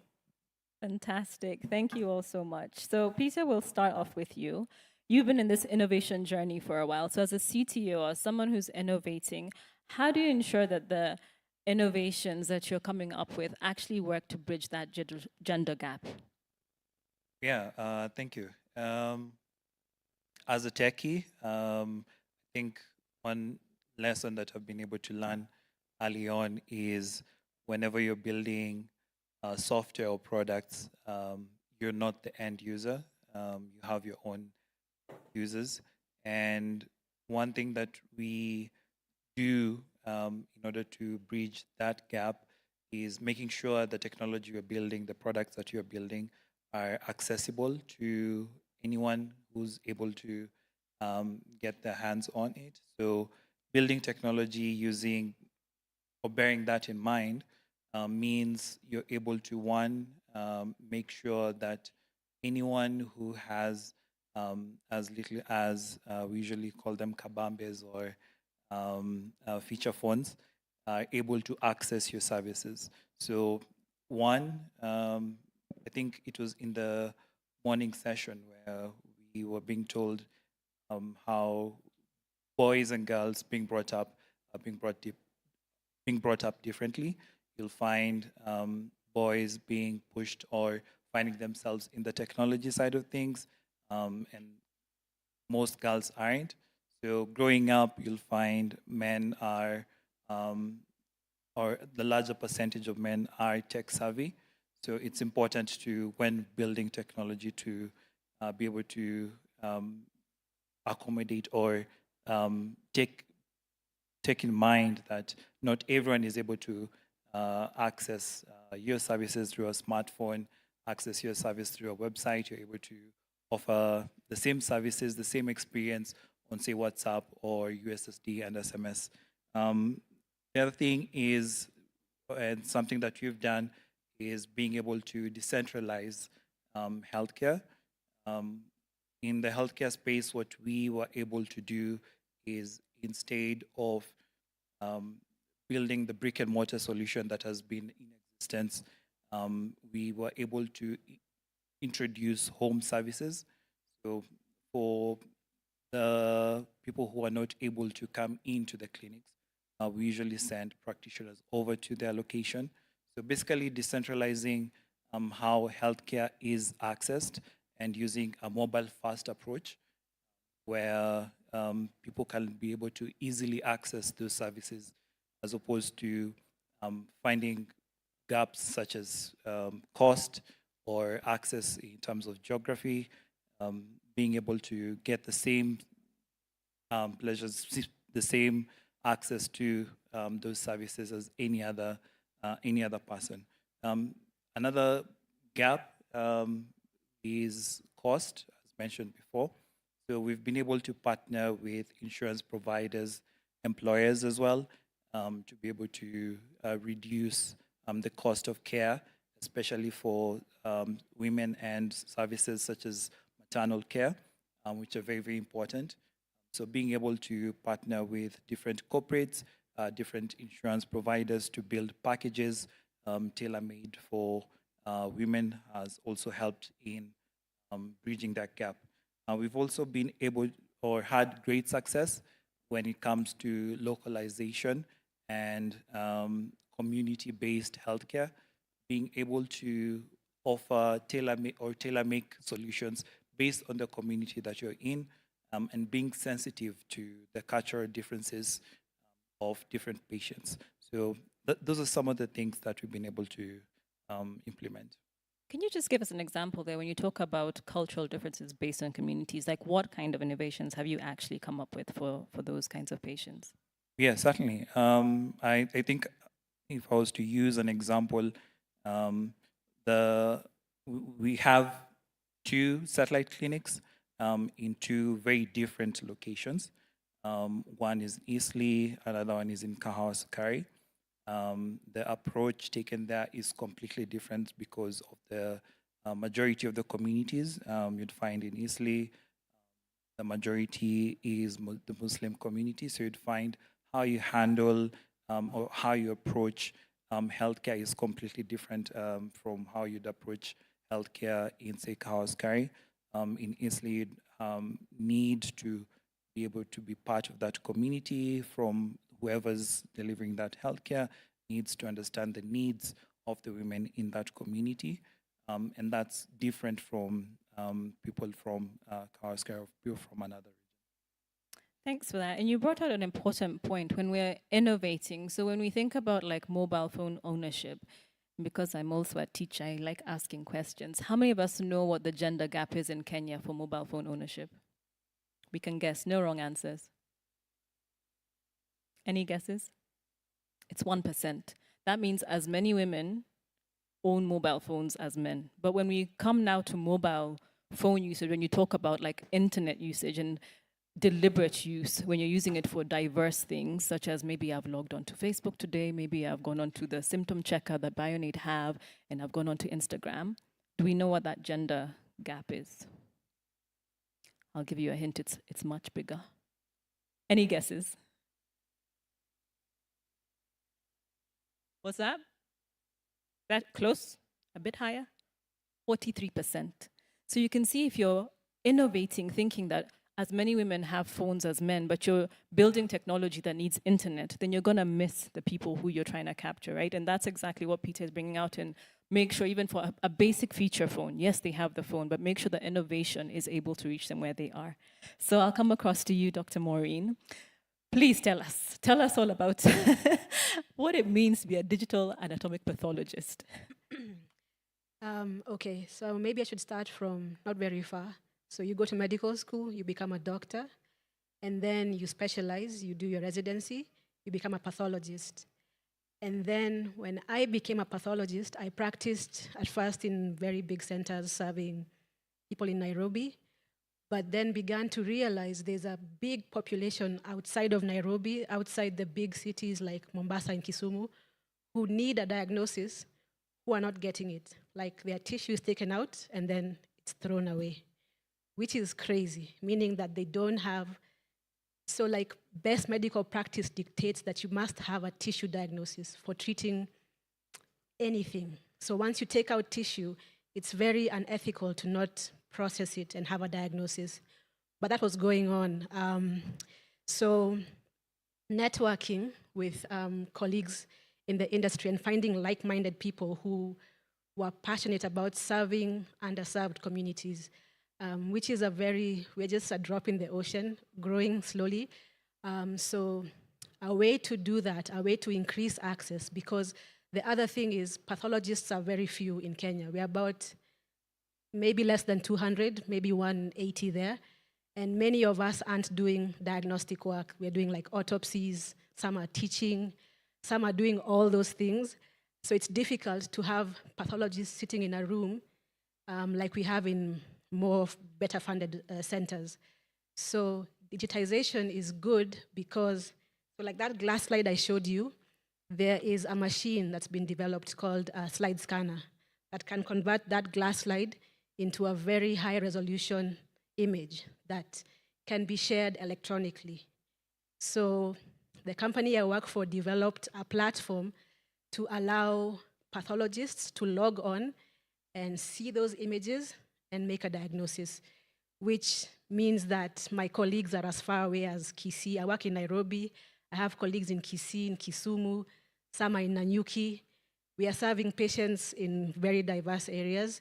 And that has enabled us to increase access to people who previously had no access to these services. So digitization has really, really amped up the amount of people we are reaching and able to give this really important service.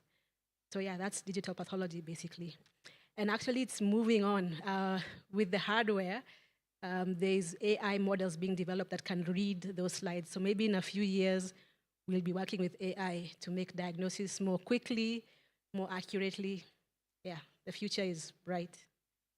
And when you talk about improving access, if we drill down to what that means for like women, if we think about their outcomes, you know, mortality, morbidity, specifically for things like cancer, you know, how have you been really able to improve their outcomes using this digital approach? That's a really good question. So I think social and cultural barriers are even more when you move out of the bigger cities, like when you go to the more rural areas because of gender roles, how they've been.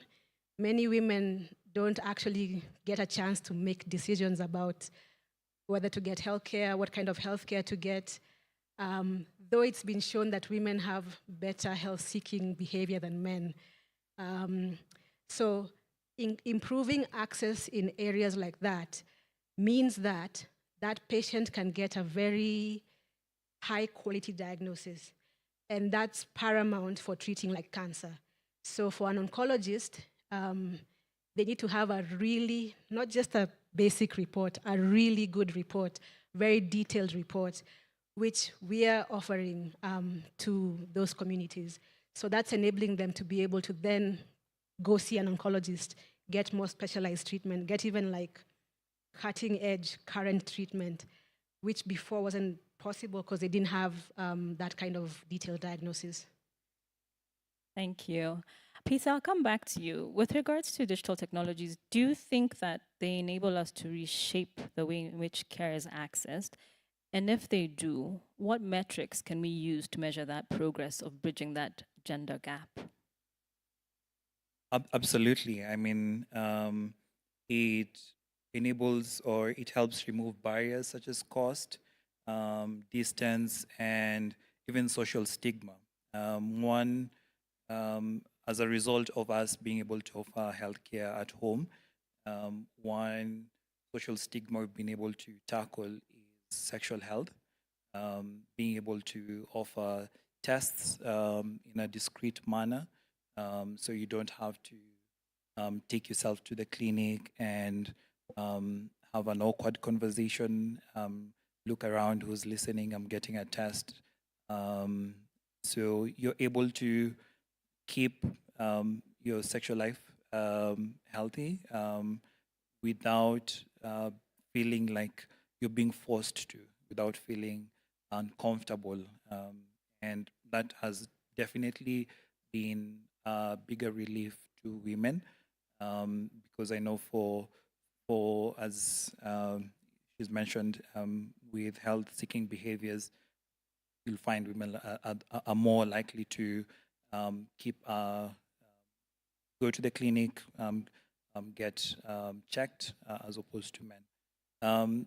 In terms of metrics, I would look at things like reach and being able to, how many women have we reached compared to men? Is that constant? Is that something that is a constant across the services that you're offering? We'd also look at health outcomes. Yes, we've been able to bridge that gap, but are the health outcomes favorable? So we are innovating, but is that innovation being felt by the people we are serving? We'd also look at things like affordability in a bid to make healthcare cheaper for women, especially when it comes to maternal care. Are we able to give that at a cheaper rate? Are we able to make sure that it's affordable, that no woman is afraid or dreading getting pregnant just because of how expensive that's going to be on them? Another metric that I would look at is trust and engagement in trust. How much do you trust your healthcare provider? How much do you trust that they have your best interest at heart. Even as we continue digitizing healthcare, we've had WhatsApp chats, we've had online chats where you can go and seek medical care, but how much do they trust those platforms when seeking that? Are they confident in the privacy? Are they confident that their data won't end up in the hands of someone else? So having that metric would also be important in gauging whether digitization is working. Lastly, I'd probably think of representation in healthcare, especially in leadership. How many women leaders in the tech space do we have? It's one thing to build solutions focused for women. It's another for that solution to be built by women and being driven by women, because at the end of the day, they're the ones who know best what women. So have you been able to do that at Tibu? Do you have solutions that are built by women? Are you able to gauge what that trust metric is? Have you been able to see that you're reaching more women as opposed to men? Absolutely. I think as of last year, 60 to 70% of all leadership roles were led by women at Tibu. They've been key at spearheading the different products that we've introduced to the market. One thing that we usually religiously do is do postmortems on products that we've pushed. I have been involved in the postmortems for different issues that we've had in the past and looking for solutions. Definitely wouldn't have been able to come up with the solutions that were introduced if we were an all-man team. So I'd say, yes, it's definitely worked. So now I want to switch gears and come to you, Kellen, with 35 years experience as a patient. So can you just tell us about your journey, being a woman in leadership in the tech space? You know, you started off in fintech and now you're in aviation. So can you just tell us about what that has looked like? You know, what has impacted you the most? And if you were to offer any advice, what would that be? Okay, sure. So I'm a software developer by training. That's what I studied in school. And I have navigated through all of my career.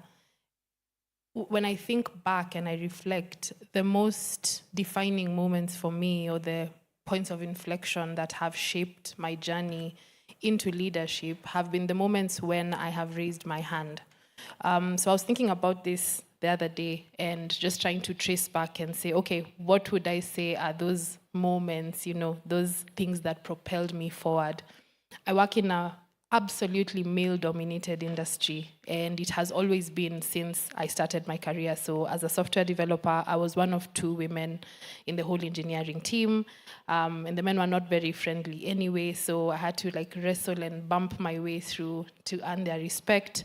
And on as I took a different trajectory, worked in customer-facing roles more and more, still within the tech space, and eventually now made the decision to switch out from fintech industry, where I've worked for more than 11 years, to go into aviation.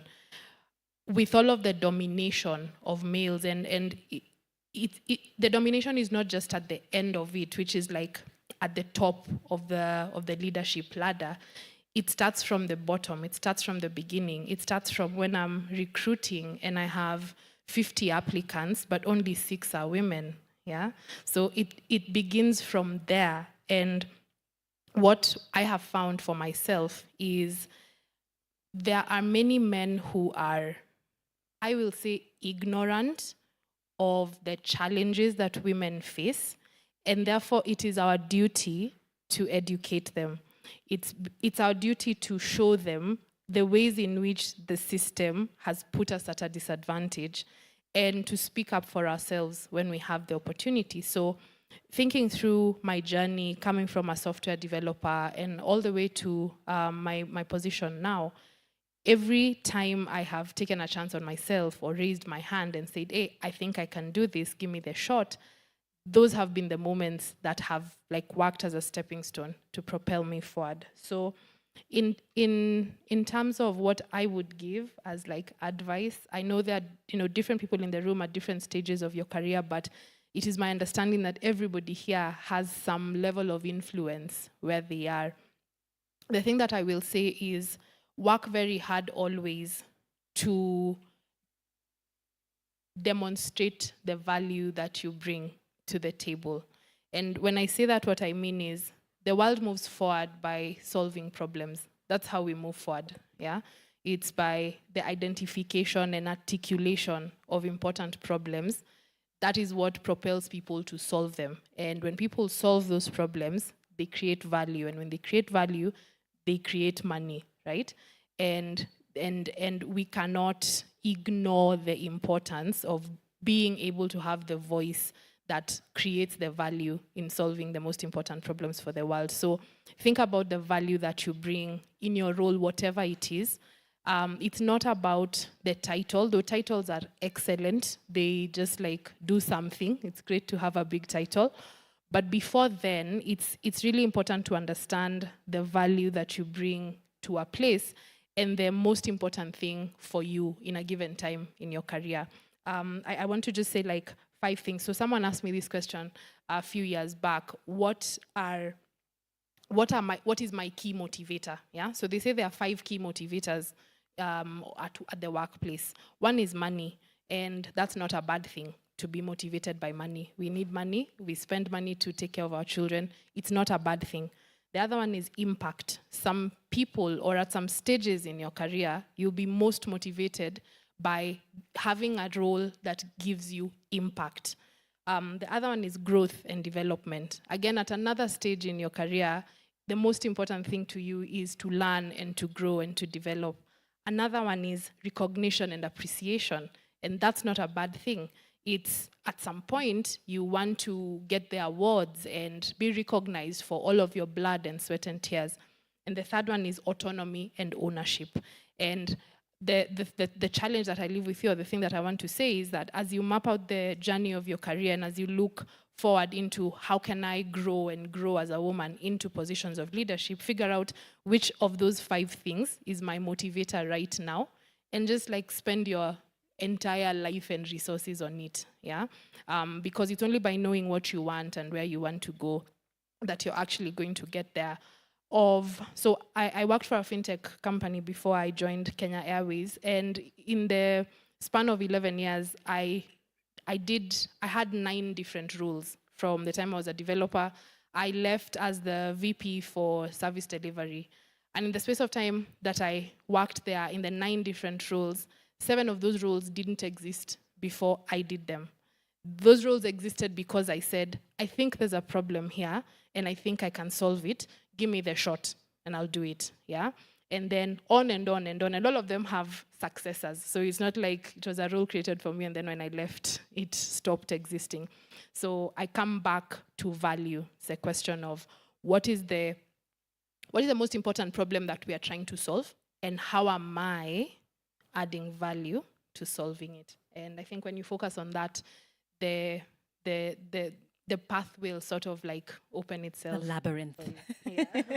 I love that. We're talking about all the things we've been learning, the glass ceiling. And I want to ask you a next question, but I'm reminded of something that I experienced last year. I went for this amazing launch. It was 50-50 women on boards, so trying to increase the number of women who sit on boards. And I remember we had male allies. What did June call them? He for she's in the room. And we had the CEO of ABSA there, the CEO of AmCham there, and Victoria Baduri was the moderator, and she asked the CEO of ABSA about, that voice that you have in your head that tells you that you can't do things, and, and he looked so confused. He was like, I don't know that voice. I've never heard it. And all of us in the room, because we're like 99% women, we're like, what?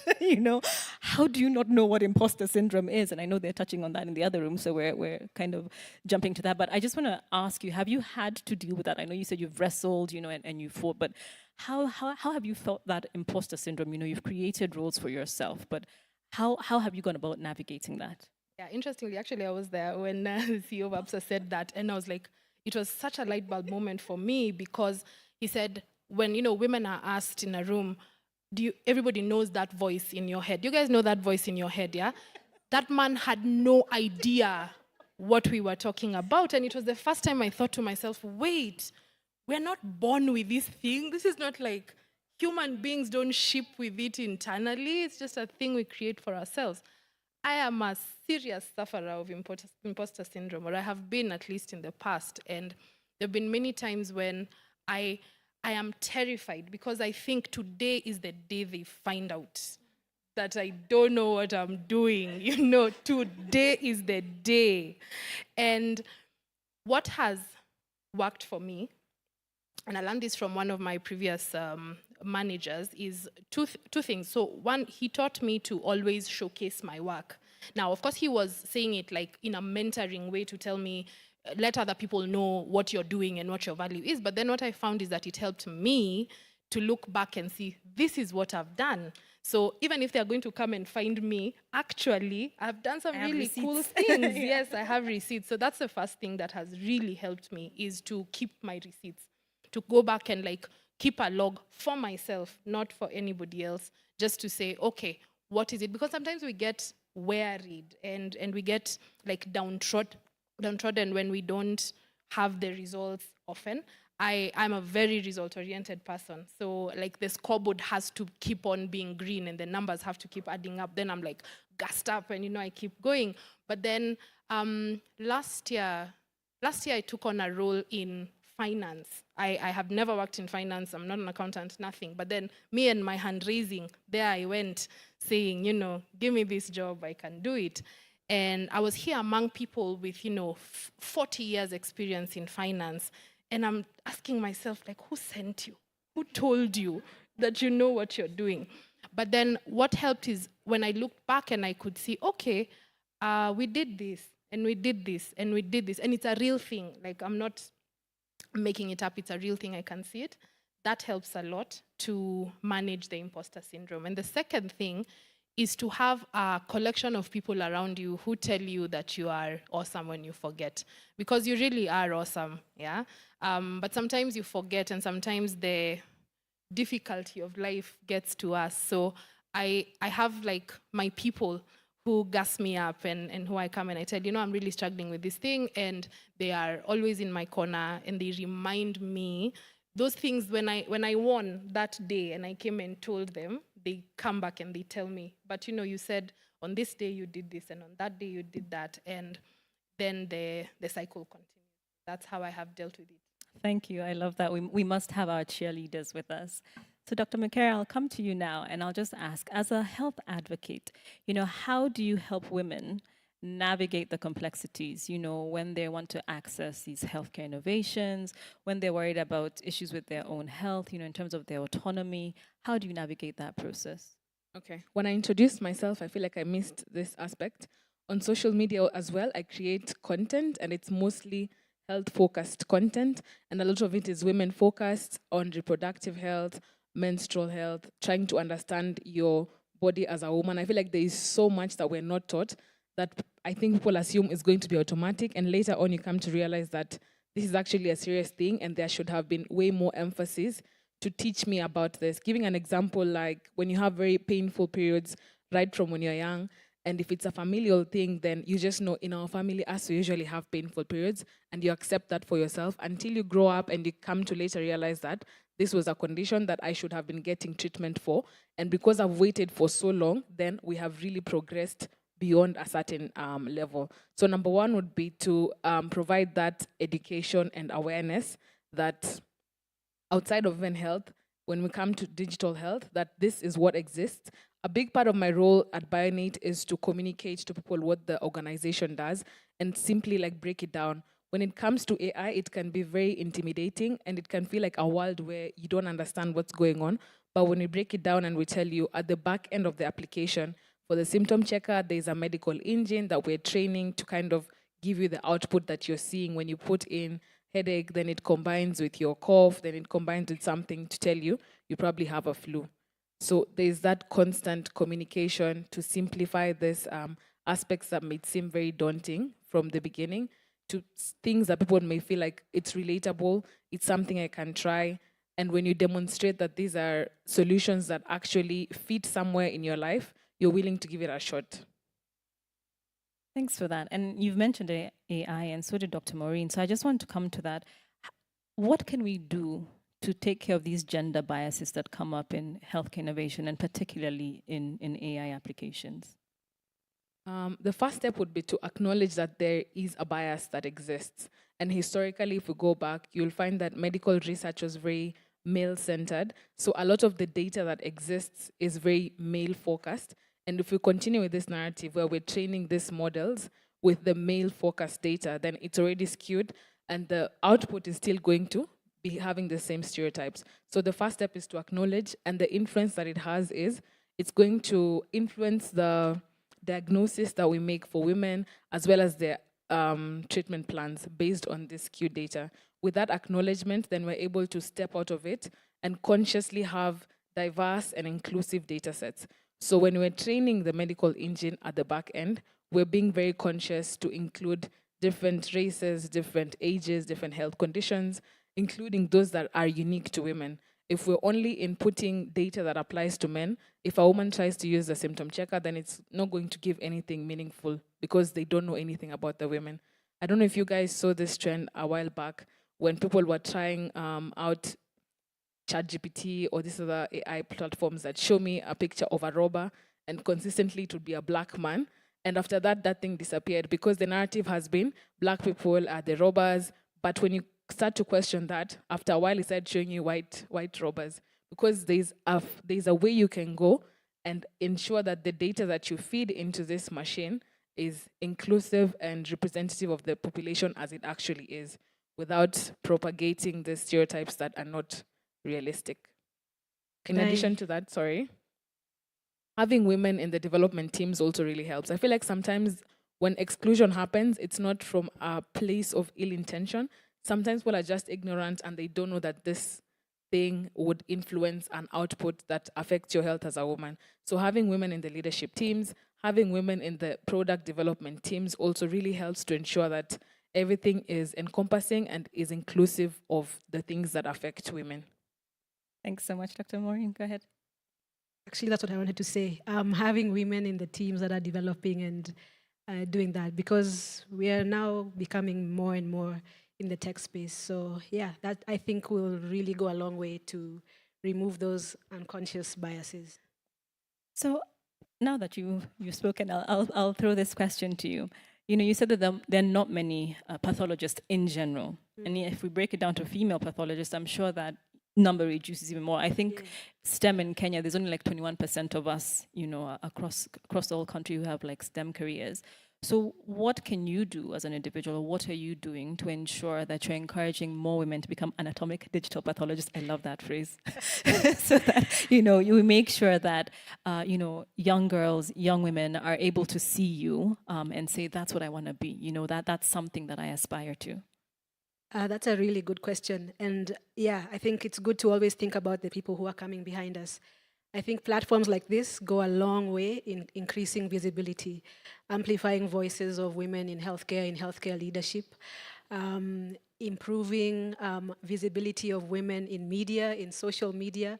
I'm always encouraging doctors to make content and not shy away from social media to make content, to make sure you never know who you're reaching. I used to work as a lecturer, and I remember one time the department I joined had a serious gender bias, a serious tribal bias. So I was like the diversity card. And when I came in, all these girls used to come to me after class and be like, I want to talk to you. Could you mentor me? How did you do this? And it was just mind-blowing because first, when I went to medical school, this is the weird thing. My class had way more girls than boys. So I sort of thought that it wasn't an issue. I began to see it way later when I went to do residency, and I was the only girl with 7 guys. It took a while for me to become aware of the fact that there are biases like that. But yeah, having women visible in positions, having women visible in social media, mainstream media, having platforms where we can network, where we can mentor.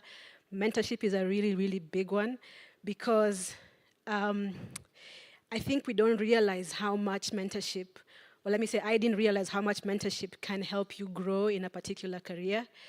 I think it's so paramount in medicine, in pathology, because we are so few. It can look daunting from when people are picking specialties. They'll pick the ones where they see more people, like gynecology or pediatrics. But if we are actively mentoring the younger generation, I think that will increase that visibility, amplify our voices, and have more women in STEM. And also just promoting education and investment in women in STEM. So education, training programs, increasing digital literacy for women who are like end users of these products that we're making, and also just targeting investment into women-led startups. I think that'll go a long, long way in making us more. Yeah, I love that point. That was something I was going to ask about, how we ensure that, more women-led startups are coming up. I don't know if this clock is like choking. The time has drastically reduced. So I just want to do a time check. Is this the real time? Because if this is the real time, oh wow. y'all cut that, okay. So quickly, Kellen, we've talked about mentorship. In the session before, we were being told we should have sponsors, and not the sponsors that we've known, but how are you able to ensure that you are sponsoring, mentoring the women within your space? What sort of things are you doing to be deliberate and intentional about it? Yeah, so I'll start with a story. The other day, maybe 2 weeks ago, I was dressed up to work. So I've been working in fintech forever, so I go to work in jeans, right?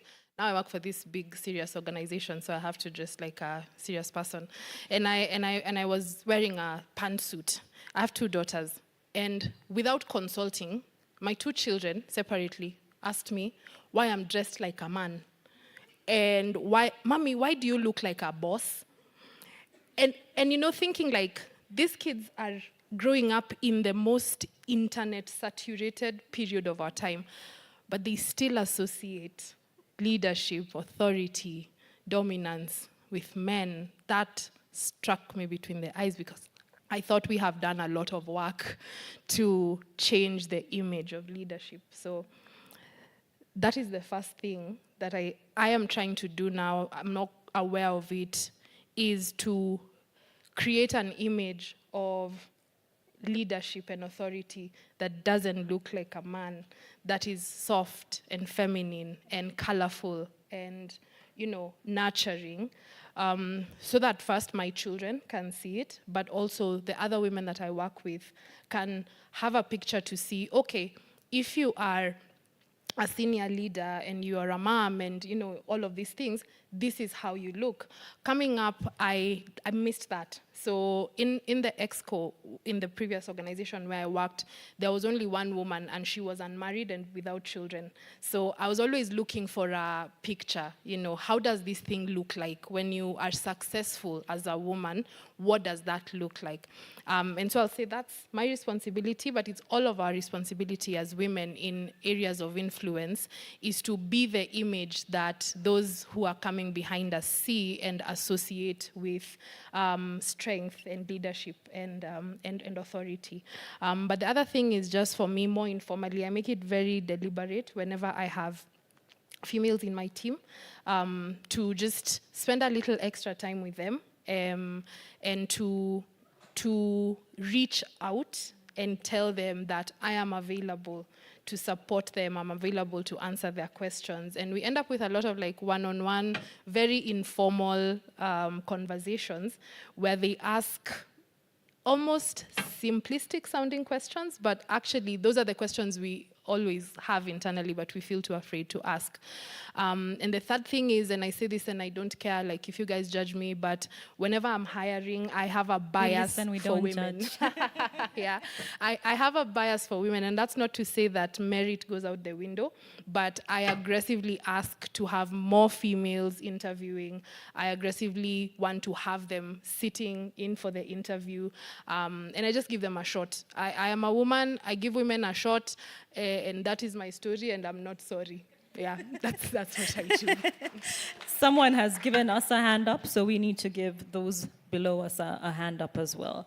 Mokera, coming to you, when you think about what an enabling environment is, what policies that we need to have in place, whether it's at an organizational level or at a national level, as a health advocate, what kind of policies are you pushing for? What do we already have in existence? I think number one would be to have an environment that is friendly for people to innovate. When you start to introduce, I remember sometime last year, there was a rumor going around that health technology companies should now pay 150,000 for their licenses. That's coming from maybe like 20,000 or 30,000. So that in itself does not really motivate people to, if you are someone who does not have funding and you're just trying to start out in this space, it is not encouraging for you, whilst this is something that the government should be pushing for, because in the grand scheme of things, we have very few healthcare professionals and we need as much innovation as we need to leverage on technology to try and bridge that gap. So to have that enabling environment, whether it's in terms of taxes or other policies that you have in what you expect the innovator to remit for you. Outside of that, we also need to have very strong policies around data privacy and patient data protection. In addition to that, we also need to have some framework around how can we address these biases, what are we checking for exactly. As it is, it's probably individual or organization level that maybe this is something we need to consider, but if it's a unified thing, then that means it's something that everyone needs to adhere to, and in the grand scheme of things, will de-risk the platforms that we're innovating.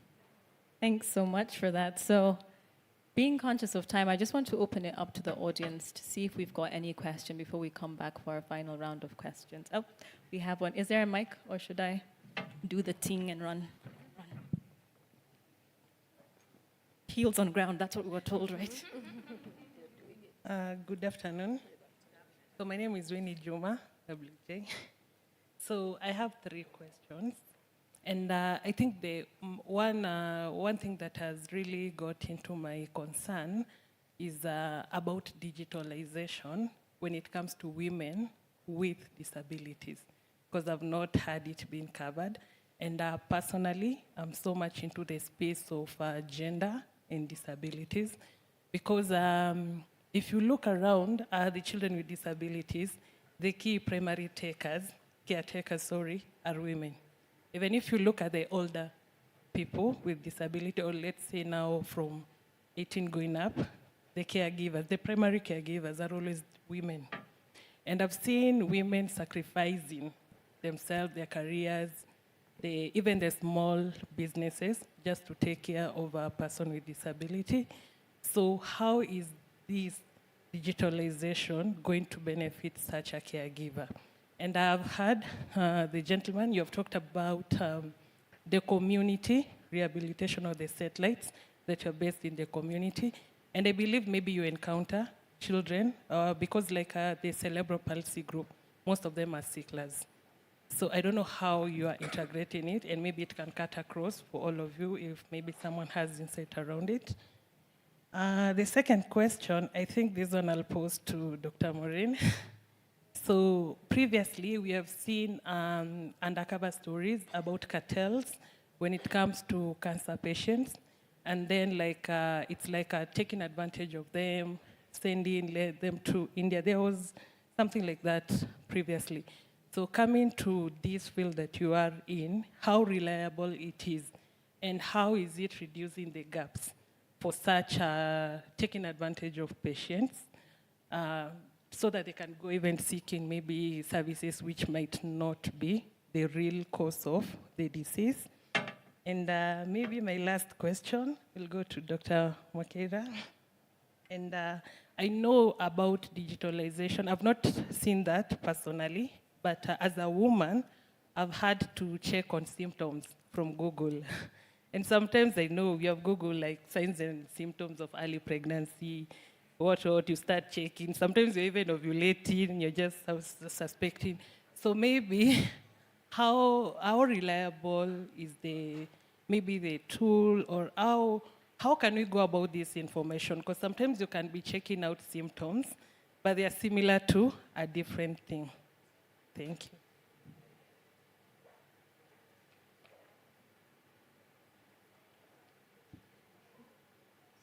second one on how reliable is digital pathology? That's a really good question. I think sometimes when I'm in a space where I am a doctor and I'm talking to potential patients, it's very daunting because the healthcare system is, I don't want to say broken, but it's ailing. And that has created space for a lot of patients being taken advantage of in various ways, including what you mentioned, being sort of funneled into a system where they're going to India for treatment of God knows what. And I think the general public does not really have a lot of faith, and that's fair, that's a fair assessment. But at the Pathology Network, quality is one of our major tenets. So being able to provide high quality reports, high quality diagnosis for patients many of the patients who need those kind of detailed reports are patients who are suffering from cancer. So quality, despite the fact that our service is much more affordable because the population we are serving doesn't have too many resources. So we are trying to bridge that gap for the population we are serving and the ones that we will serve. Quality is major for us. And hopefully that will increase the faith that patients have in diagnosis, because I think misdiagnosis, lacking a diagnosis is a common problem. And that's what makes people want to go outside. There's a perception that it's better. But we can do the diagnosis. We can make the diagnosis here. There are people like us, not only us, colleagues in the same space for whom quality is I think that's what the main problem has been with the healthcare system, is that the quality cannot be guaranteed. It's neither here nor there. You can get the best quality, the worst quality, something there in the middle. So yeah, we work very hard to ensure that patients get really high quality diagnosis that they can take anywhere. Even if they choose to go outside the country, they can use those reports to get proper treatment. So yeah, I think that's what we need to do. We need to emphasize on quality.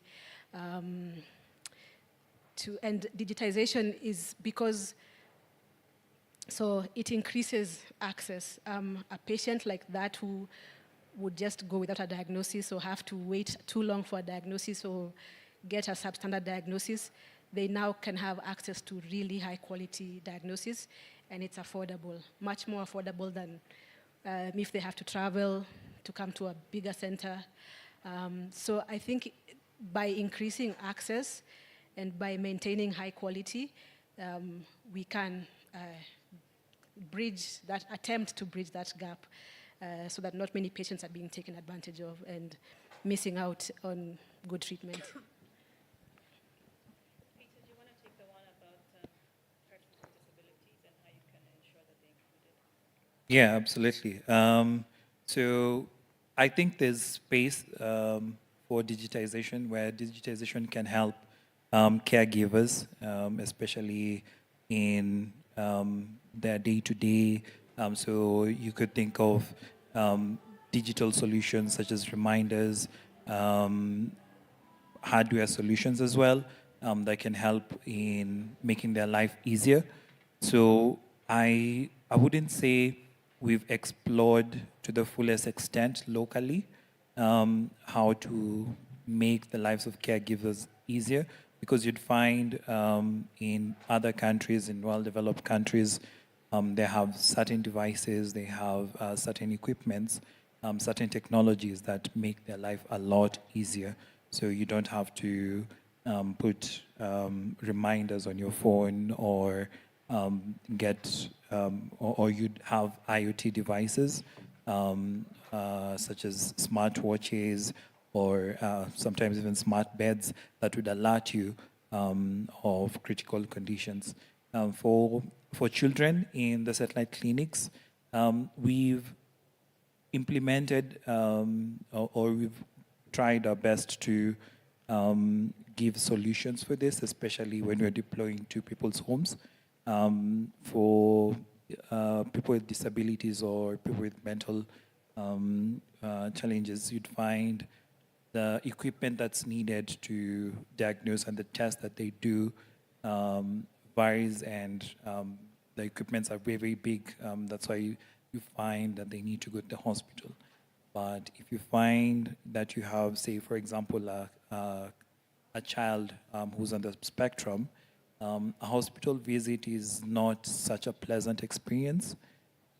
So what we tried to do is invest in devices that we can put at the back of a backpack and take to the person's homes. I remember we have a 6-lead EKG.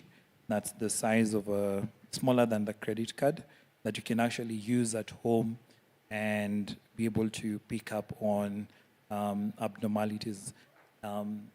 Investing in such devices and making it easier to offer such medical services at the comfort of your home helps moms with kids on the spectrum not to go to the hospital. Not that going to the hospital is bad, but we understand how difficult that can be with the noises, the lights. It can be a terrible experience.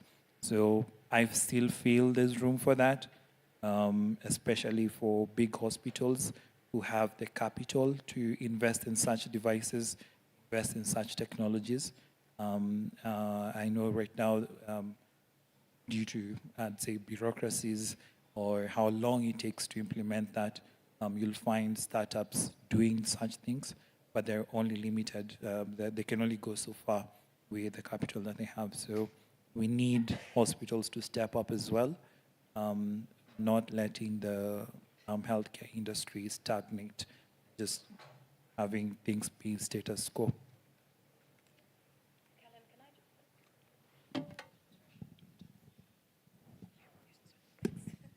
I just want to quickly ask you, how do you take care of that in the aviation space? Obviously, you have to be cognizant of the fact that if you have a person with disability, you know, whether it's a wheelchair or otherwise, how are they getting onto the plane? How are they able to use the bathroom? So, you know, as you're heading out the tech operations, what are you doing to ensure there's inclusivity there?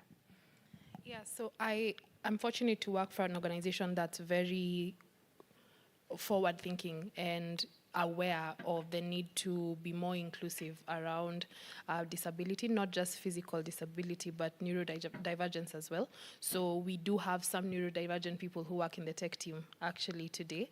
And one of the things that we are learning quickly is that it's not enough to just be inclusive of people who are abled differently, but it's also important for us to educate those who are, you know, abled in this other way on how to engage and interact with them. Yeah, so it's equally important for everybody else in the organization as the company is moving towards being more inclusive and you know, bringing in people with physical and neuro differences, that the rest of the people in the organization are able to interact with them in a meaningful and respectful way that makes them, you know, feel comfortable and not like they were just there to tick a box. Yeah. So that's the one thing that I would add maybe to what you said. Also, it's not just about making the spaces and opening up the slots for inclusion, but it's also educating and socializing the rest of us on how best to interact with those who are not similar to us and who are, you know, abled in different ways. Yeah. Thanks. And Dr. Makara, there's a question there for you in the reliability of the symptom checker. I'll paint this picture for you. Assuming you have a symptom and you go online and you search, let's say it's a headache, the results that you get are one-size-fits-all approach. So anyone who has a headache, they can relate with that result that you'll find. As opposed to coming down to giving an example with the BioNet symptom checker, you'll go and say your name is X, you're this years old, you'll say you have a headache. It will ask you other questions about your headache to characterize these symptoms, like 6 or 7 other questions. What is it associated with, whether it's running nose or whatever. It will ask, is it getting worse or is it getting better? Is it stagnating? What makes it better? What makes it worse? So there's that extra element to it, to personalize it to you, to ensure that the recommendations it gives are for you and the most closest to the most accurate. Currently, we're operating at a 92% accuracy with the medical engine, and we're constantly working to improve that figure by retraining the model. The more people use it, the more data we have to say that, okay, this is not this, this is this. And we also work backwards. With medical doctors on the team, we know that this should be this. So if it's giving us something different, we try to work backwards and to ensure that with each user, the output is a bit more accurate. Okay, I see hands in the room. Do we have time? I can't see who was keeping time for us. I know we're in the red now. Do we have time for one more question? 4 minutes, is that? 3 minutes? There's a question over... Oh, is there one there? There's one there, the lady in pink.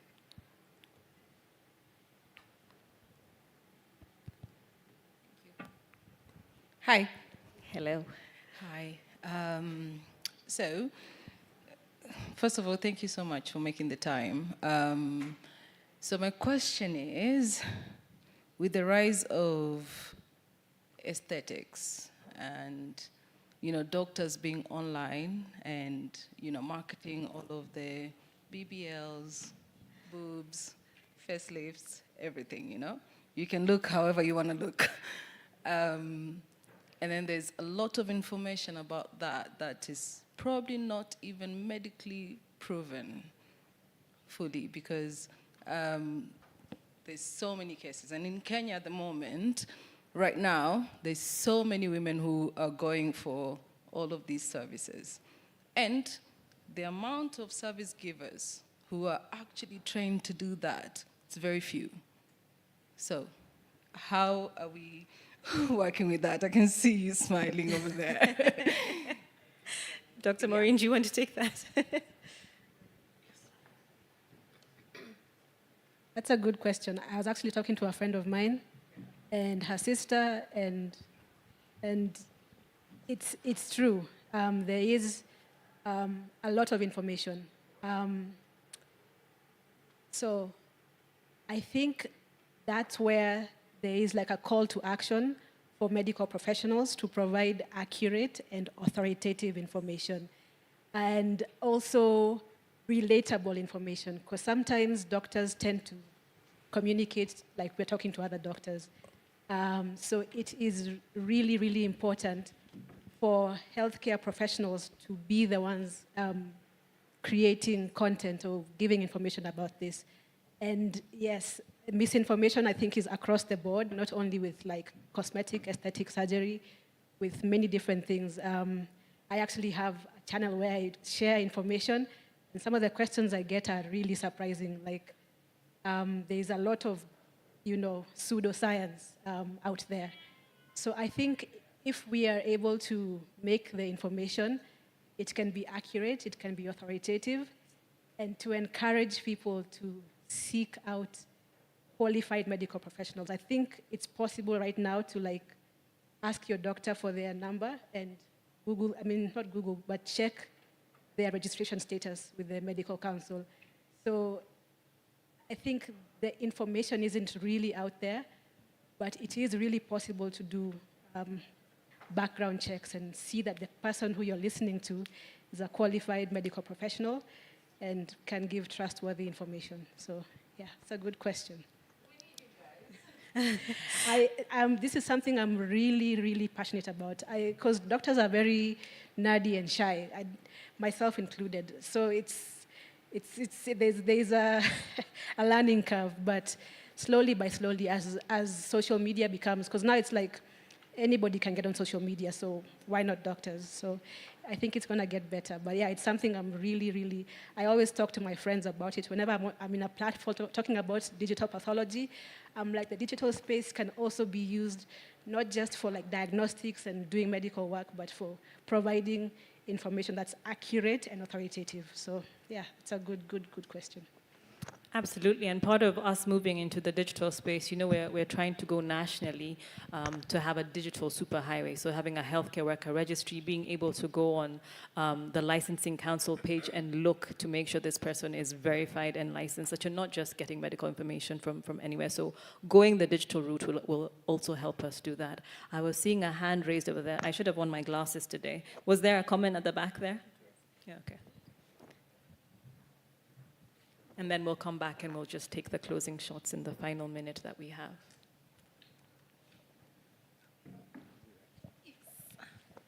Hello, good afternoon. My name is Dr. Joy Mwangi. I am a plastic surgeon in training, so you can understand when I had the aesthetics question, my antennas were very high. So yes, I agree. I think we are we have the Kenya KISPRAS is our society for plastic surgeons.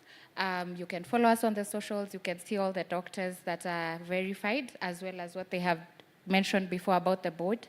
On top of that, we are really pushing on our social media visibility as plastic surgeons, as a society, because we really recognize that it indeed is a point of concern.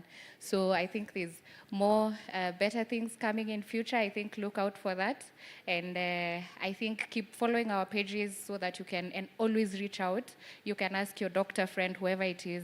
We are a small group of plastic surgeons, both qualified and in training. We are not too many, it's a growing field, but we are always willing to divulge information anytime there is need. So I think, yes, thank you. Yes, thank you very much. Asante sana, Daktari. So just quickly, in 20 seconds, just under a minute, I just want to come back to all our panelists just to get your parting shots.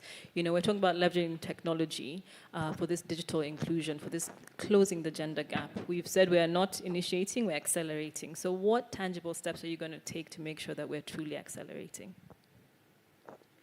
I think for me, what I would say is integration of digital pathology or digital medicine to what's already existing will go a long way in, instead of trying to make it like we are replacing what already exists, integrating into the current systems and strengthening them will go a long way in making sure that this service is accessible quickly.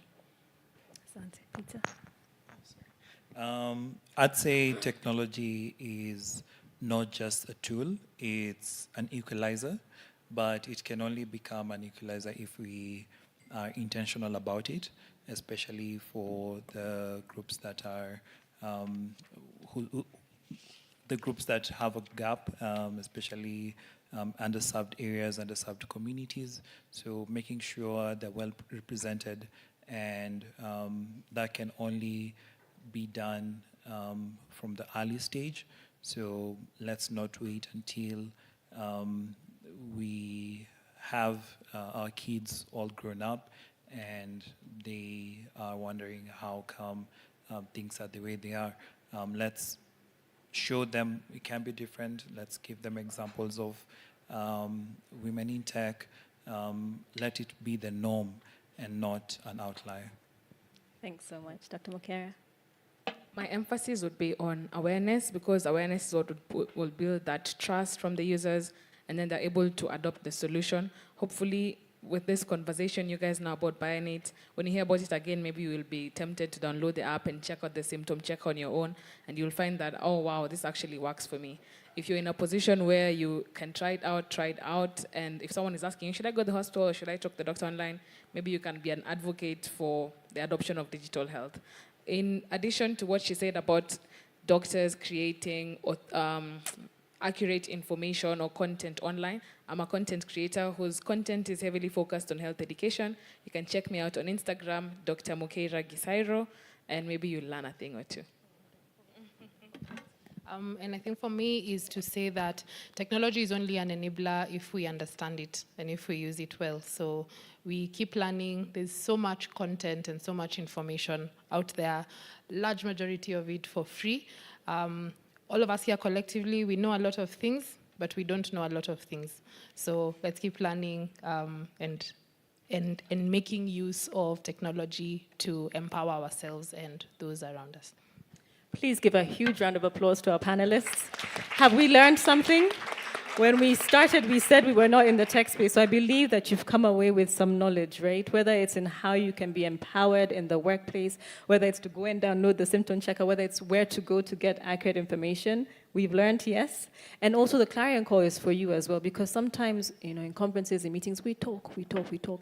But what is the difference? So I will encourage you, as you're going away from today, to make sure there's just that one thing that you're going to do differently to ensure that we accelerate inclusion. All right, thank you so much.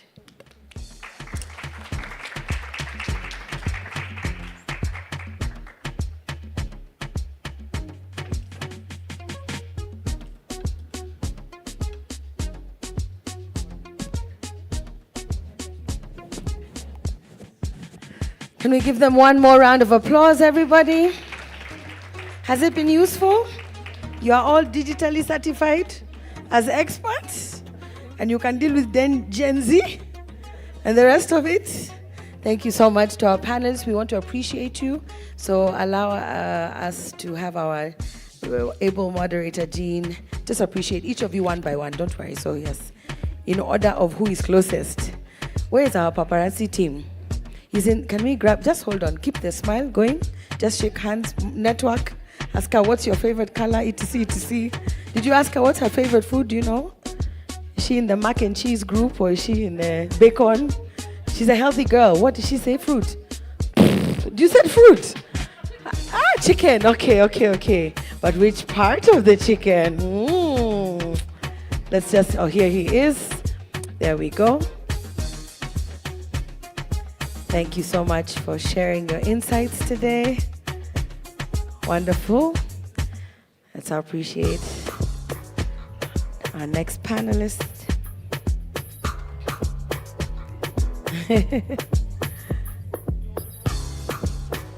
Wonderful. I want to take one group photo with all the panelists, so please don't leave. Don't leave, don't go too far. We'll do our group photo of this panel.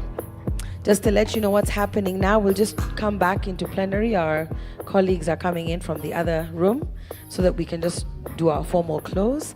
And then after that, there's a cocktail. Tell your neighbor cocktail. Cocktail.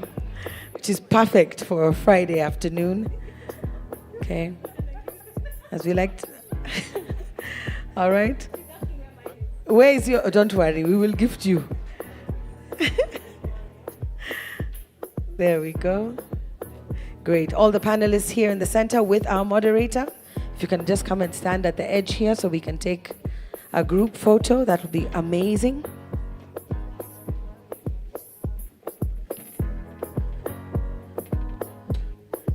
Shika bag, bana. How else will they know you got something, boy?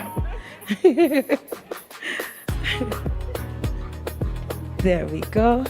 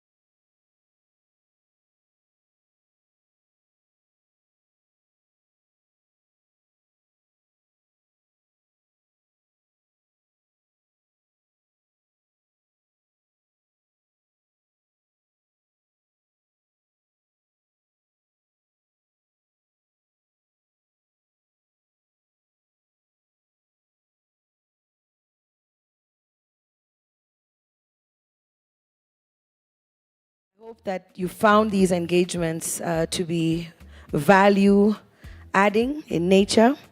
I do have some housekeeping announcements. A ring was found in the facilities. So if you look at your finger right now and there's no indication that you are still married, please come and find me. Did anybody lose a ring? Or you don't know? You'd have to describe it to me in detail. Every single piece of diamond or ruby that is on it. You will tell me the number of carats. But if you have lost a ring, please do come and see me. I have it in my possession. Anything else that may have been lost, I believe, has been taken to the main reception at the 8th floor. So if there's anything that you would like to claim or recover, make sure you make your way to the 8th floor. Second announcement is if you came here with a vehicle and you would like to validate your parking ticket before you leave, way after the cocktail, by the way, you can do so at the reception on the 8th floor as well. So please make a note of that because once you get into your car, it will be a challenge to do that after you leave the building.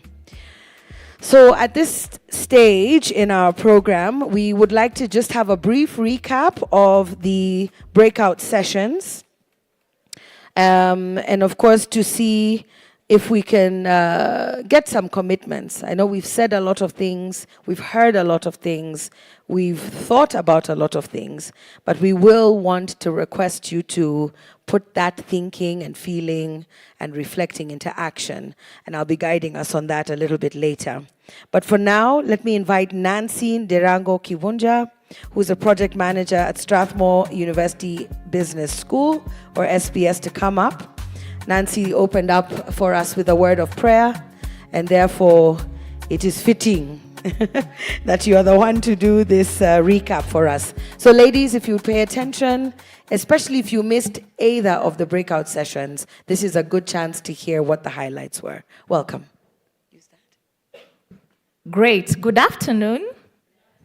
I will try as much as possible to ensure that I don't eat up a lot of time that may interfere with the cocktail session especially. At this point, allow me to invite the moderators of the two sessions that we had.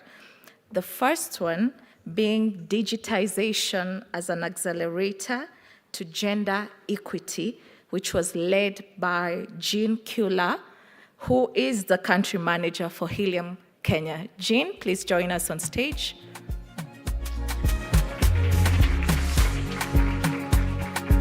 The second session, which was breaking the confidence barrier, empowering women to lead with assurance.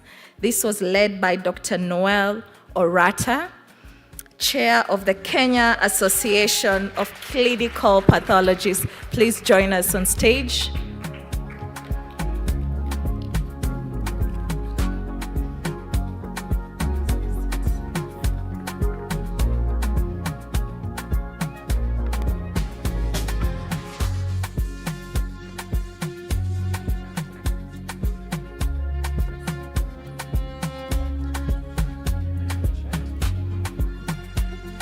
Okay, so generally we want to hear what discussions took part in the different sessions because we were all seated in different rooms. At one point, someone was saying they were in this room, and then when they tried moving to the other room, they were told it's full, and they definitely want to hear what sort of discussions were happening. So we'll just start by asking, what are some of the key highlights in your discussion that really stood out for you that you'd like to share with us as we start this conversation? Dr. Noel, maybe we could start with you. Oh Lord, I was hoping I was going to be breakout session number 2. There was so much, really, there was so much.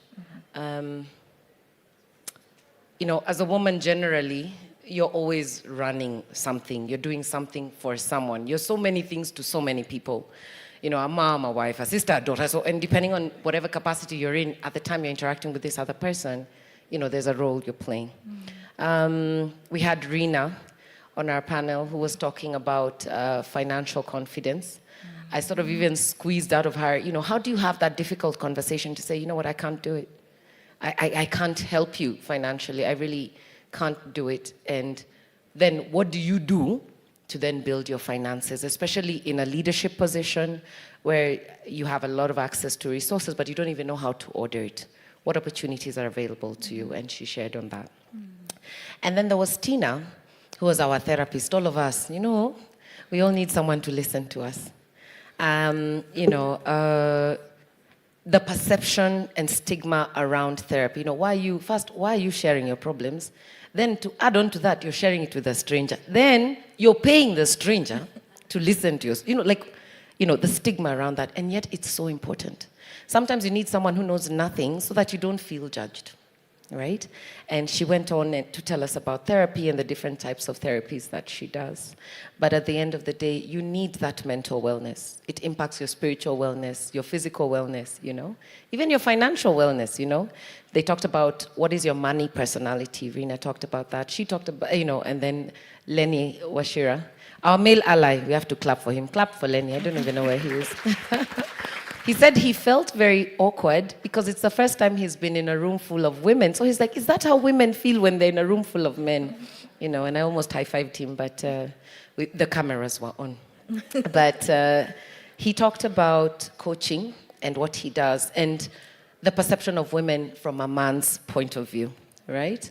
And how women will have 60% of the qualifications, but they'll never apply for that job. Yet the man has 20. And he's like, you know what, this is for me. I'm done. I'm good. And basically, he took us through coaching. And, you know, it's basically planning your life and where you want to go, starting from the end point, looking at where you are now, and then working towards that. And then finally, Anne, my precious Anne. I say that because we were classmates in undergrad. It's been many years, and we are generally ourselves. And she talked about her experience in leadership. Number one, you know, how her breakthrough in her own self-sabotage that she unlocked and how she got into that space of, you know what, I actually have something to contribute. Why would someone take me for an interview, choose me, then I have nothing to say? You know, even how do you even get yourself to begin to speak? And then she gave us her experience on the circle of friends and the group she has started of women CEOs who share the same values, the same sort of circumstances in life and the things they're navigating, including this USAID stop order and what they're doing to help each other, And this ties back to what Njeri spoke about, Njeri Jomo in the morning, about social networking and your social capital and how speaking up is so important, right? And I was just there tying the threads together. It was really good. Wow, amazing. We'll get deeper into some of the strategies that you came up with as we proceed. Jean, over to you. What are some of the insightful takeaways from your session? We had a really great session. I wish we had more time. We were looking at how digitization is an accelerator to gender equity. And so we had Dr. Maureen, who is an anatomic digital pathologist. It was such a treat. We had slides. She brought slides over, and we're talking about how the fact that, she's able to be in Nairobi, but still diagnose a woman who's in Tharaka Nithi or in Kisii, the fact that they're literally taking access and improving quality care for a patient who wouldn't otherwise have a tissue diagnosis. When I say tissue diagnosis, we mean like if you remove like a breast sample, any other kind of tissue sample for like a cancer diagnosis.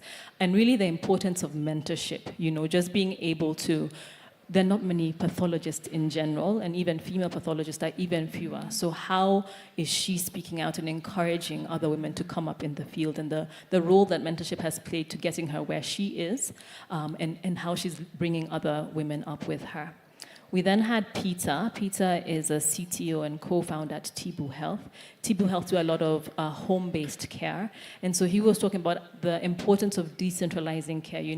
As women, you're often the caregivers, you don't want to leave your child, or if you're at work, how do you still take care of your health? So they've been able to have these home-based solutions. We talked about children who are on the spectrum. Perhaps you don't want to have to go all the way to the facility. How can you help these caregivers, these women who are looking after them? So they're able to tailor packages. They're able to come up with insurance packages. They've been deliberate in that they have 60% of their products that are actually developed by women.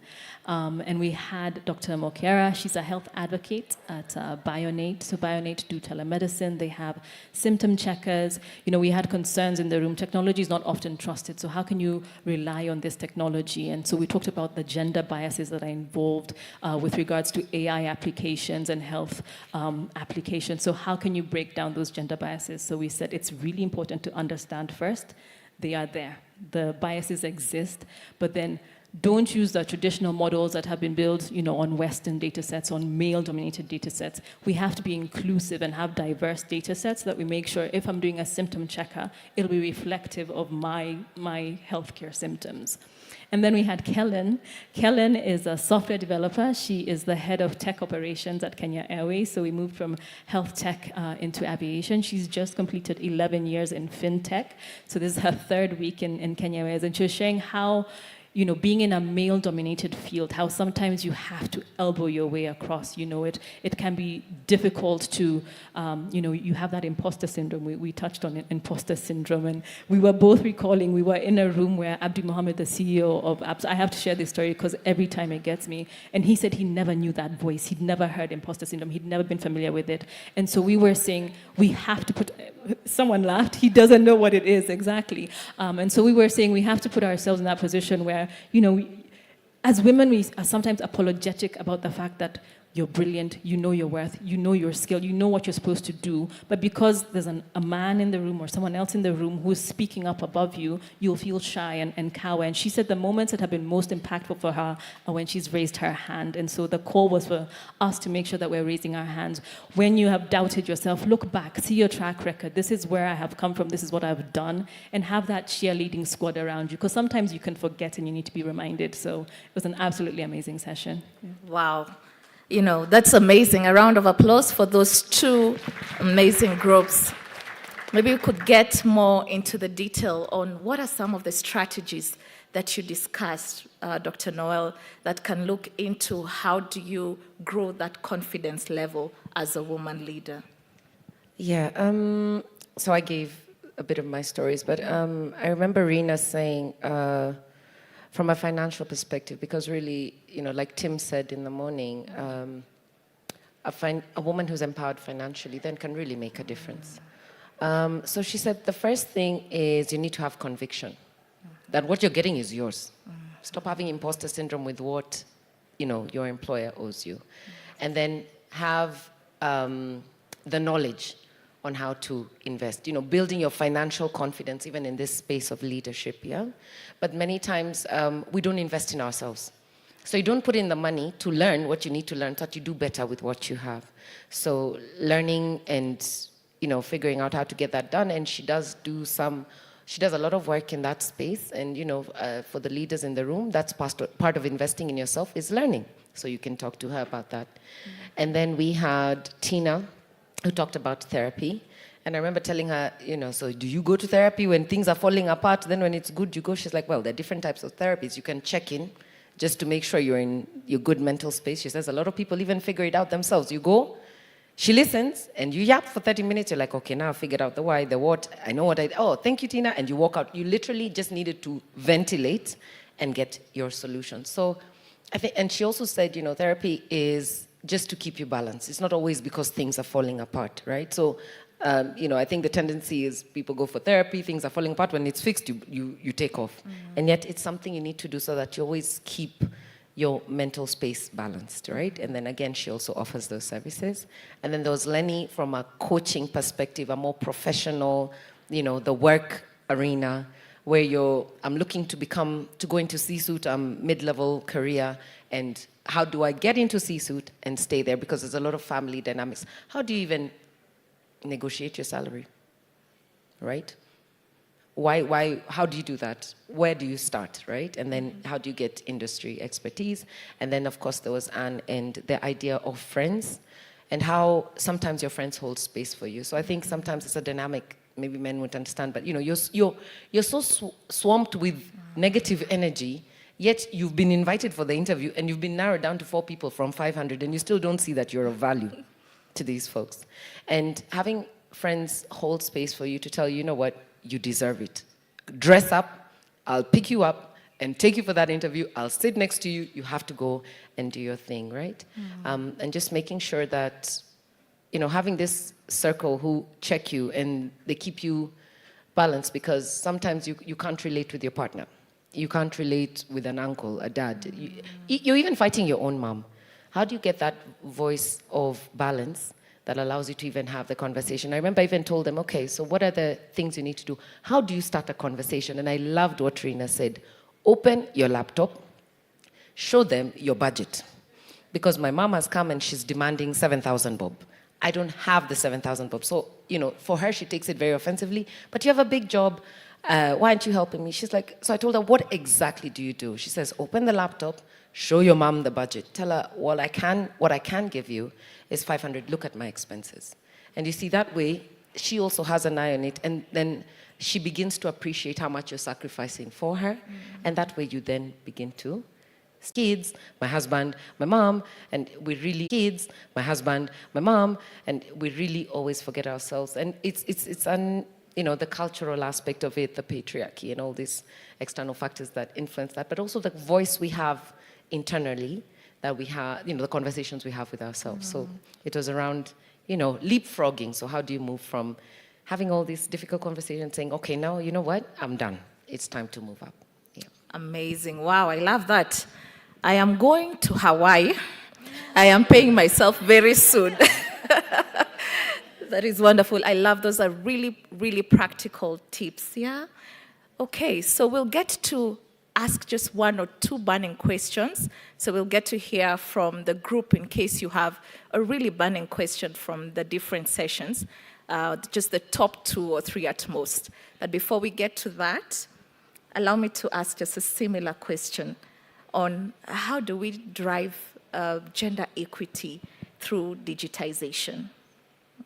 Yes, so some of the themes that we talked about was being more deliberate, right? So we talked about the low percentage of females in STEM. And so how can we ensure, and Kellen was saying she's unapologetic about the fact that she will hire more women. She said she is intentional about getting them in the room, making sure that she spends more time with them, just listening, just sharing, because that's what was done for her. And so she's passing that on.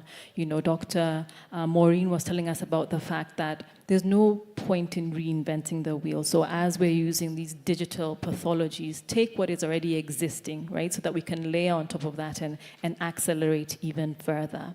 And also the element of putting yourself out there so people can see you, showcasing, right? Because I'm not gonna lie, I had never had that title before this. So, putting yourself out there, she said, she'd gone and she was in a university and she used to get so many people coming to her and saying, oh, wow, can you mentor me? I'd love to be like you. And so when people see you, they recognize something in you that they want to become.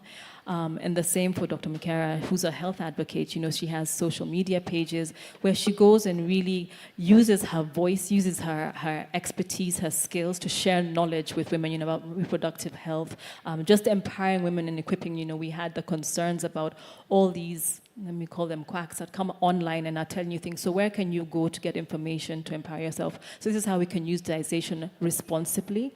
And also for Peter, who was our male ally in the room, just enabling more digitization, that co-creation process to be done by more and more women. And so I think the thing that was really coming out is we have to be very intentional to build ourselves as women in this health tech space, and also as we're innovating for women in this space, just to be very deliberate about making sure that we're involving them in the co-creation process so that we're able to eliminate those biases that we were talking about. Great, amazing. How we use our voice and the digital tools that we have to empower change and to bring change that we're seeking for. Wonderful. So at this point, allow me to push it back to you. Anyone with burning question or questions? Top 2 at most. I know time is of essence. Anyone?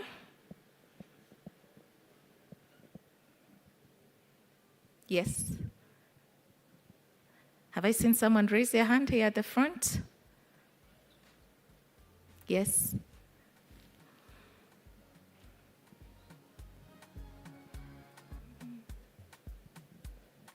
Good evening.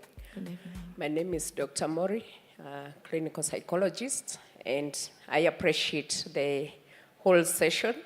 And for ladies, I don't know whether it's a question or a comment, but I have had clients, ladies clients, who as they move up the ladder, they have this stereotype that many ladies, when they move on up the ladder, they lose their families. So it's like the being career successful lady and having a family, it's like they are mutually exclusive. So what would you say about that? You want me to take that? You know what?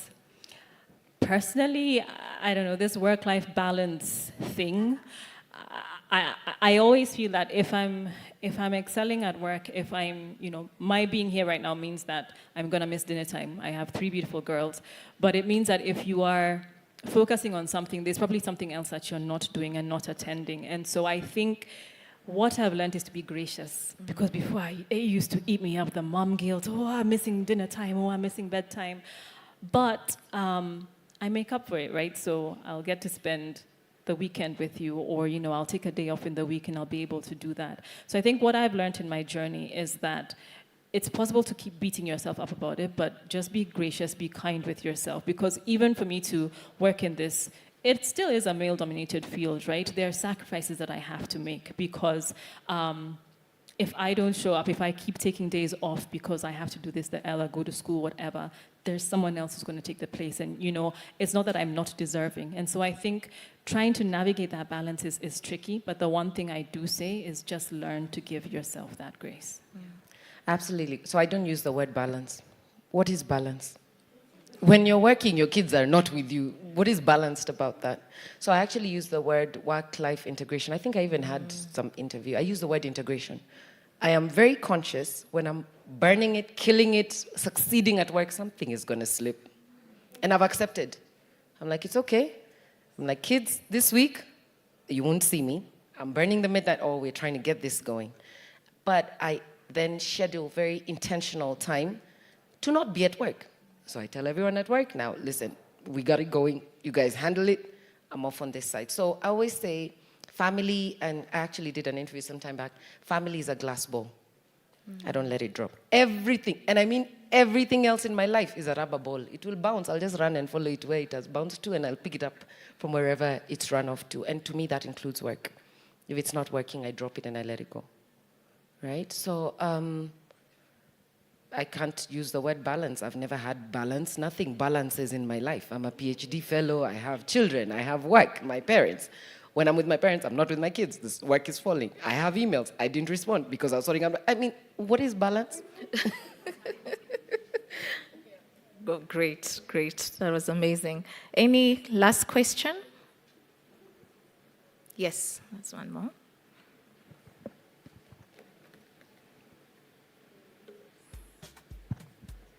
Thank you so much for that. My name is Jackie.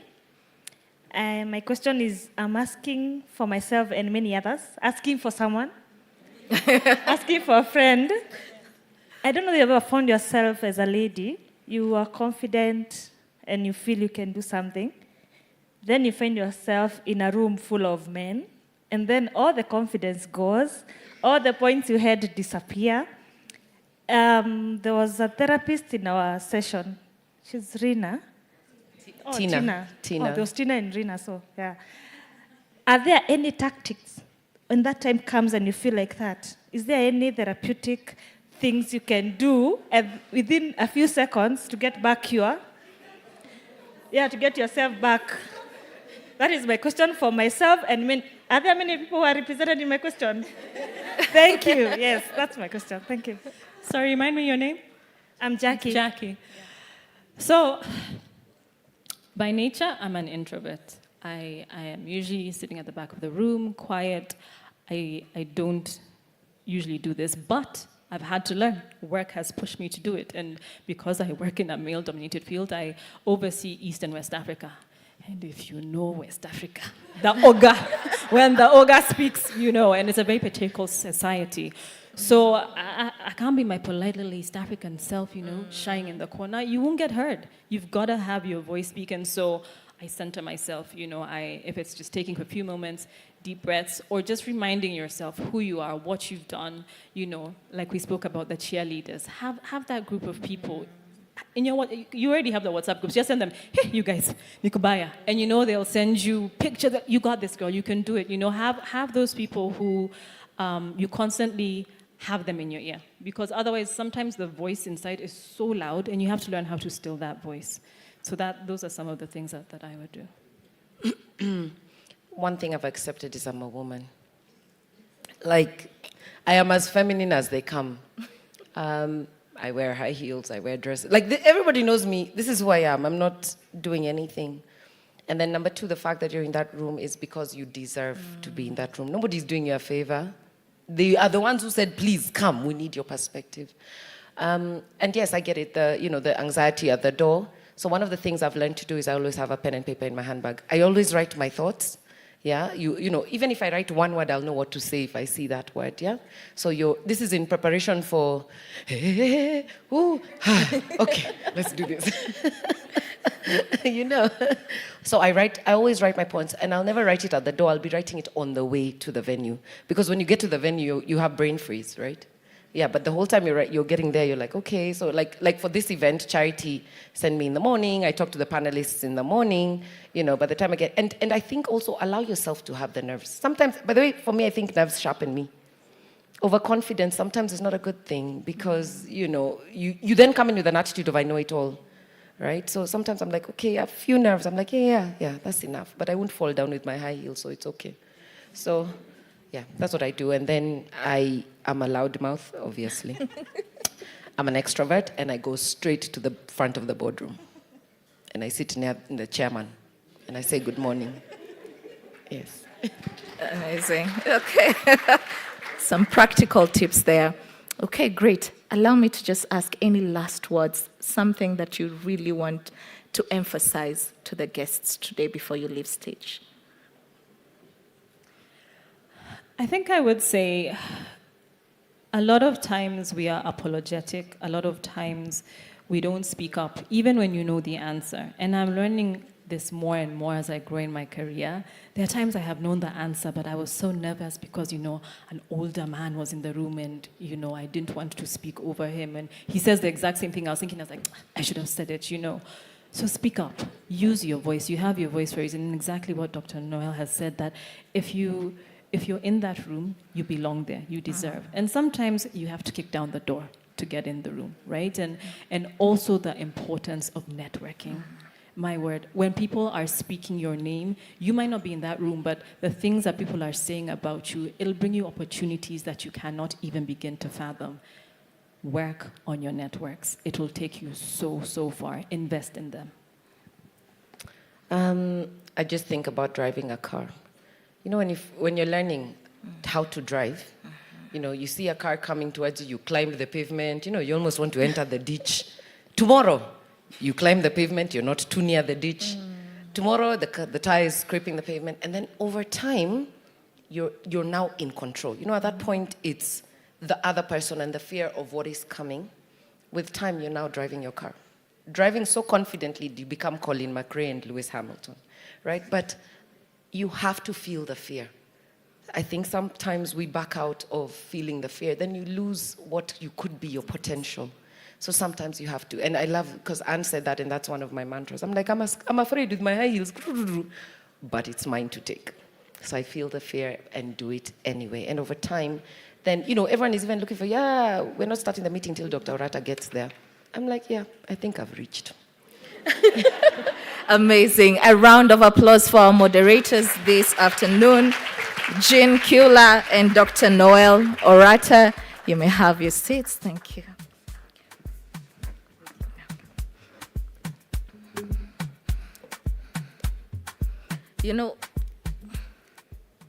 If you remember at one point when the keynote was speaking earlier today, she mentioned about change not being just spoken, but actioned upon.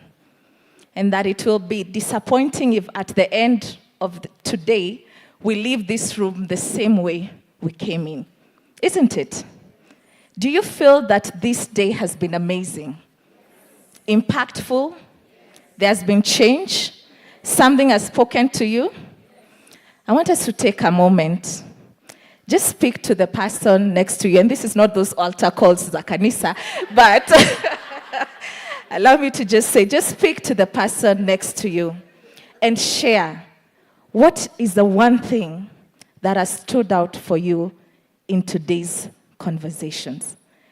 And if you want to do one thing differently, what would you go back and change? Whether in your organization, at your home, in whatever sphere that you're in, what is the one thing that you'll go back and change? Please have a 2-minute discussion with the person sitting next to you.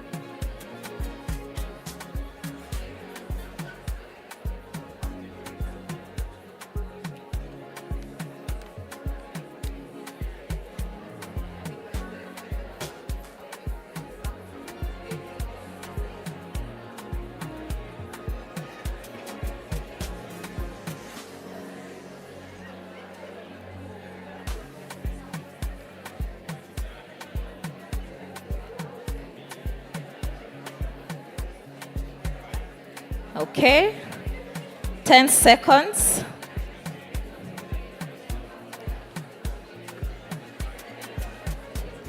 Five, 4, 3, 2, 1. We can put a pause. Where? What have I decided to do? I have given ladies the opportunity to speak. If you can hear me, please clap once. If you can hear me, clap twice. Okay. So we can put a pause. Ladies, allow me to confirm there is something in store for us after this. So you can continue that conversation at that point. So thank you so much. That's the end of my recap. I have really had an amazing time, and thank you so much for being present here today. Back to you, June. Let's appreciate Nancy Ndirangu. Thank you so much for taking us through that exercise. At least now we have gleaned a little bit from the 2 rooms and the 2 breakout sessions. I was just sharing with Rena just now. She and I went to the same high school. And it was an all-boys high school. Tell your neighbor, all boys. And that question that you asked, where is my sister who was asking for friends? You know how you walk into a room and you feel, oh my gosh, there are so many. Me, I was not built like that.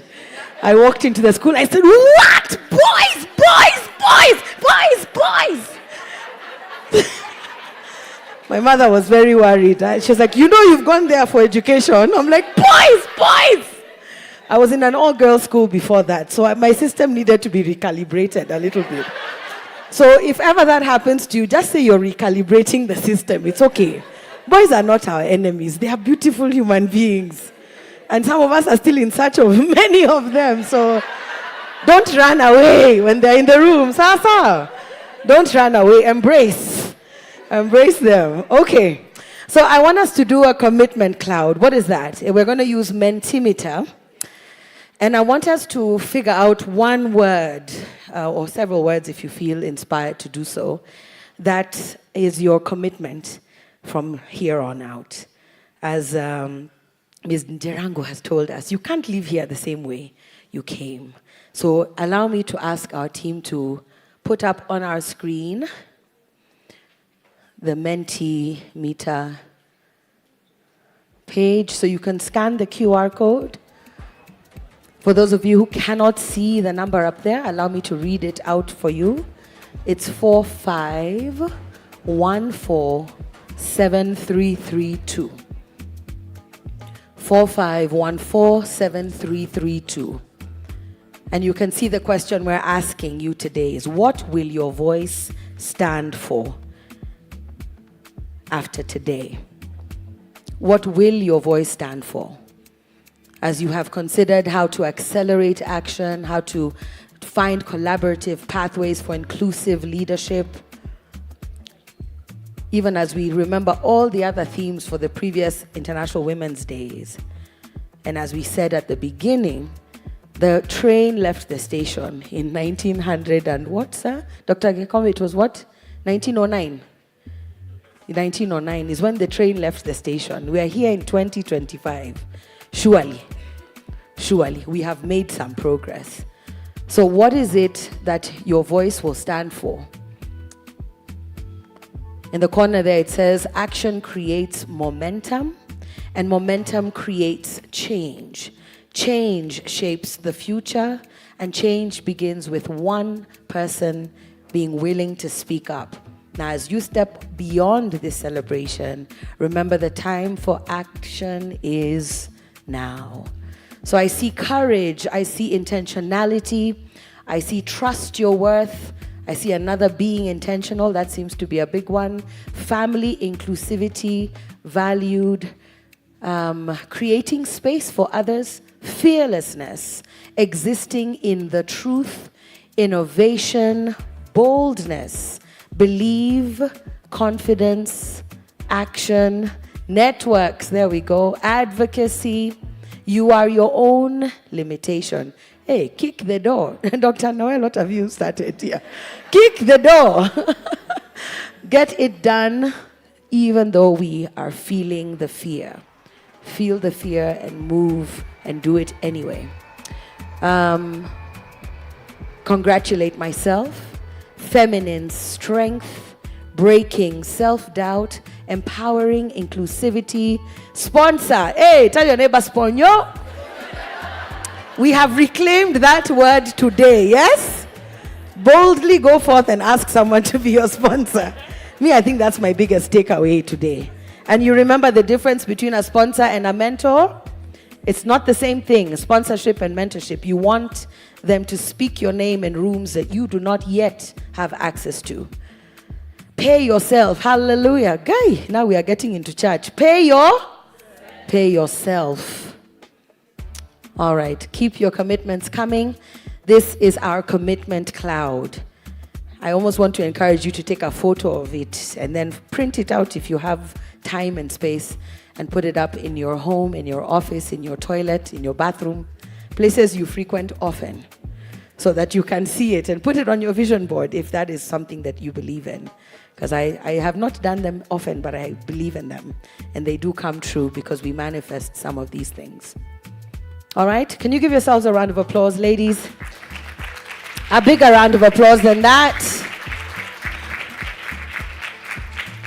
So I want to thank you for investing in yourself today. I really want to thank the organizers for giving us an opportunity to just leave the office and just come here, WUSA, and be present for these conversations. A lot of these things that we've discussed today are reminders that we already have in the back of our minds, but they needed to be brought to the fore. And to allow us to formally close our interaction today, I would love to invite up Stephanie Kosela, who's a board director at the Kenya Healthcare Federation, to move her closing remarks and a vote of thanks. Would you please put your hands together for Stephanie?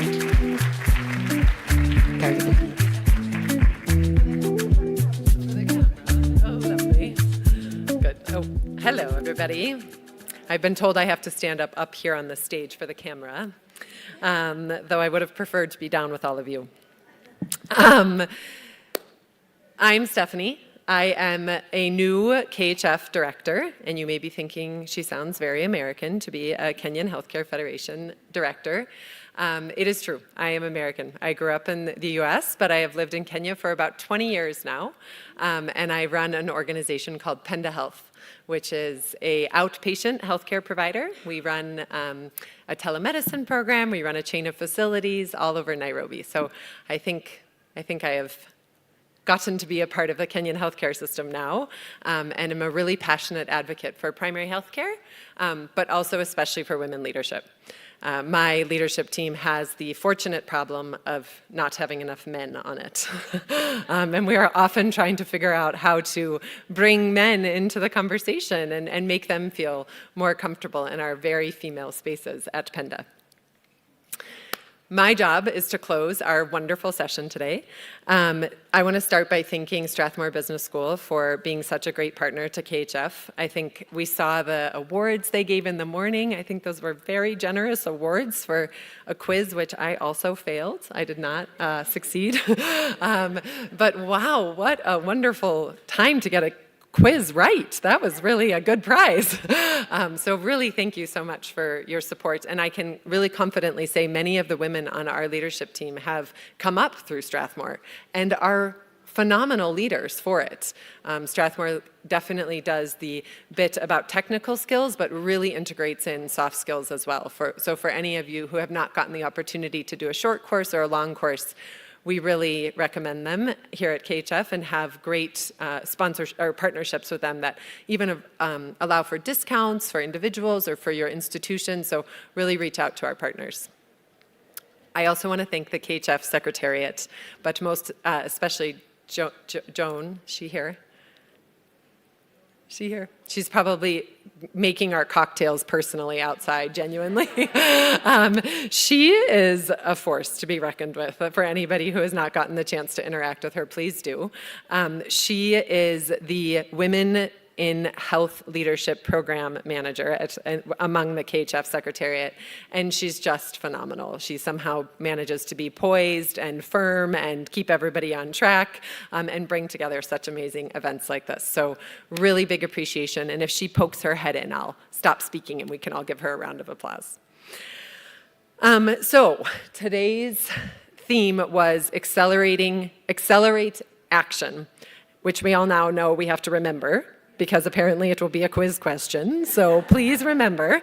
And that's the symbol of punching. Or punching or fist? Punch and fist? Okay, uppercut punch. Good, well, so we'll all take up kickboxing this year. That's what I heard for our exercise program. I think it's good that it's punching, because I think we all need to punch this 130 years number, like really hard. That number is not a great number for any of us.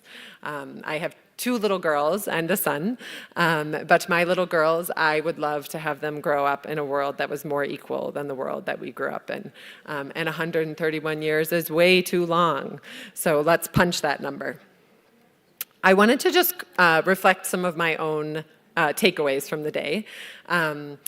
One of the comments that it really touched me was this concept that we as women leaders need to use the space that we're given to create space for others. That felt like such a call to action. I think many of us, as we sort of reach levels of leadership, we have an opportunity to occupy the space we've been given in a new way. Sometimes women leaders stand up and they say they have it all together. Even my beautiful panelists here. I'm going to them later to get tips. My experience of today was I woke up this morning, my daughter had messed the bed because she's having a stomach flu. My other daughter had a fever. My son, on the way from dropping him off, on the way here, our engine of our car broke down.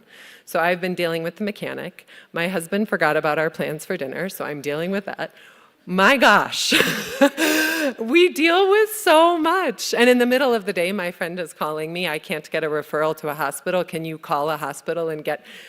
We deal with so much as women, and we as women leaders, I just want to say we do not have it all together. We fight with our husbands. We forget child pickup. We're late to drop off. We forget to do our daughter's hair. Whatever it is, like, we are just human, and we didn't do anything super special to get to the positions that we're in. What we did is, once we got a leadership role, we took it. and we learned from it, which is something another speaker said today. When you get that chance, don't ask yourself, oh, I don't know, I really feel like women leaders don't look like me. They don't have the issues I have. I have a 1-year-old. You can be a leader too. It's okay. I have a wonderful employee, and she got an invitation to be a part of a women's leadership mentorship program. And she wrote me an email. I don't know if I can take that role because I'm expecting. Do you think it's okay if I take the role? I was like, what? This is the perfect, like, this is a women's leadership role, of course. Like, you are expecting, you are a woman. That's part of being a woman. It's okay.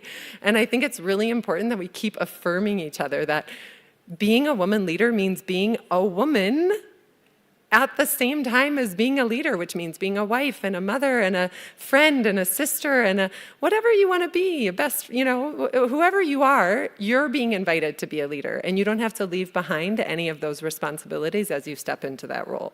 So I really resonated also with that remark of when you're given a leadership role, take it and learn from it. And make the mistakes along the way, right? We're gonna fall down. We're gonna have moments that are hard. That's okay. Keep going. A couple other things that really struck me today were around soft skills.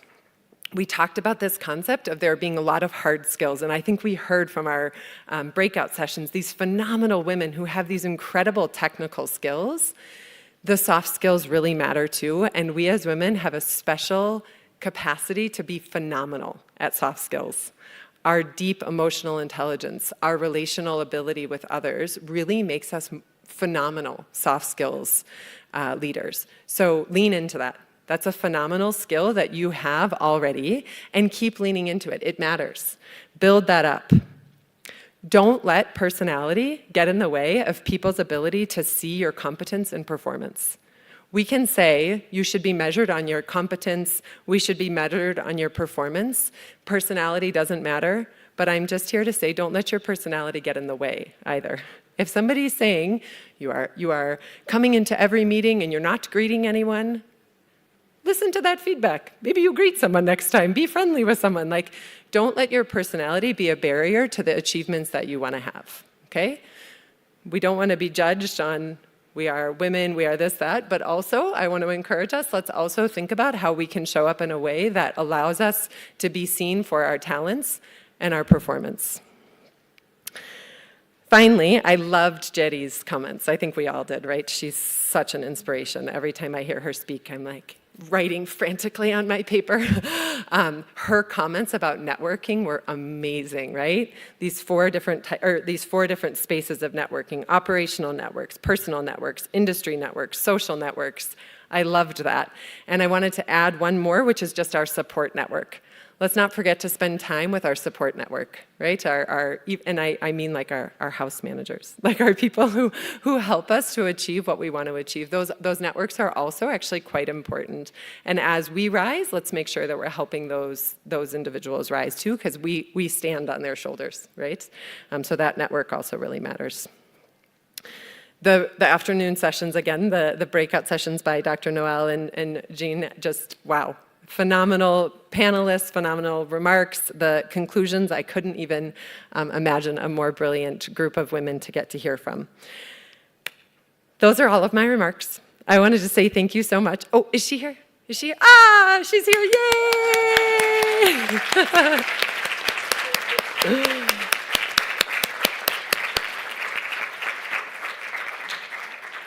We gave you a special shout out. We'll do a toast to you later as well with our cocktails. Thank you all for this opportunity. Thank you for coming today. As you guys all think about your networks and your growth over the next year, we also, of course, encourage you to register with KHF so that you're getting our newsletters and other things. Become a member if you're in the healthcare system, which probably most of you are, given that you're here.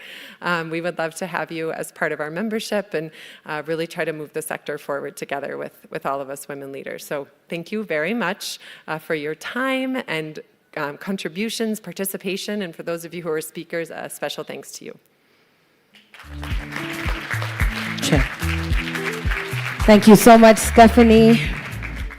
And yeah, the day you have described is very familiar. All the ladies were like, All right, we've come to the end. And I want to wish you a happy International Women's Day, everyone.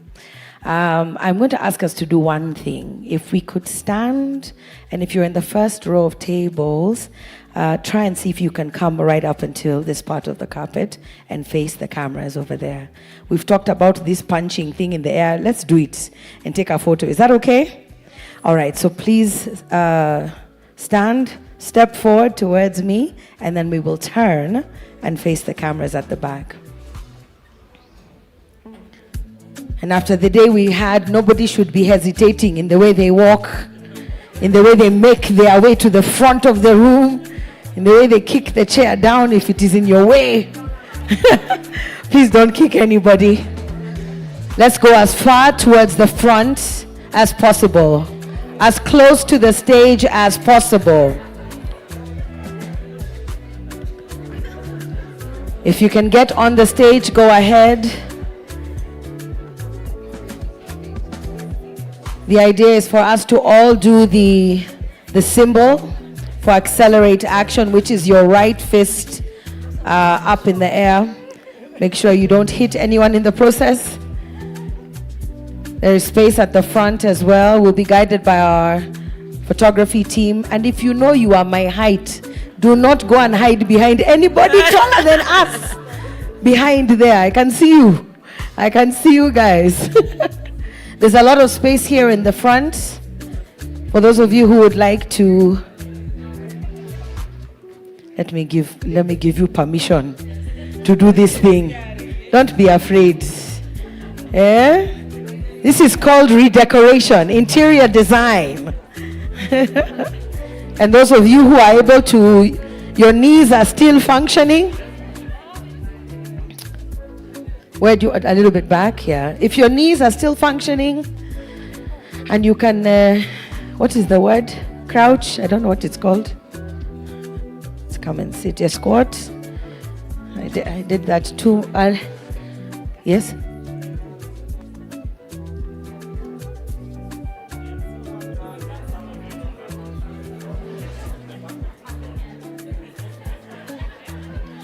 All right, find your space, find your space. Do we need more chairs? There's some over here. Okay, some of you have disappeared. Where? Hugs, that young girl behind you. Tumsaidies. Would you like to come and sit in the front? All right.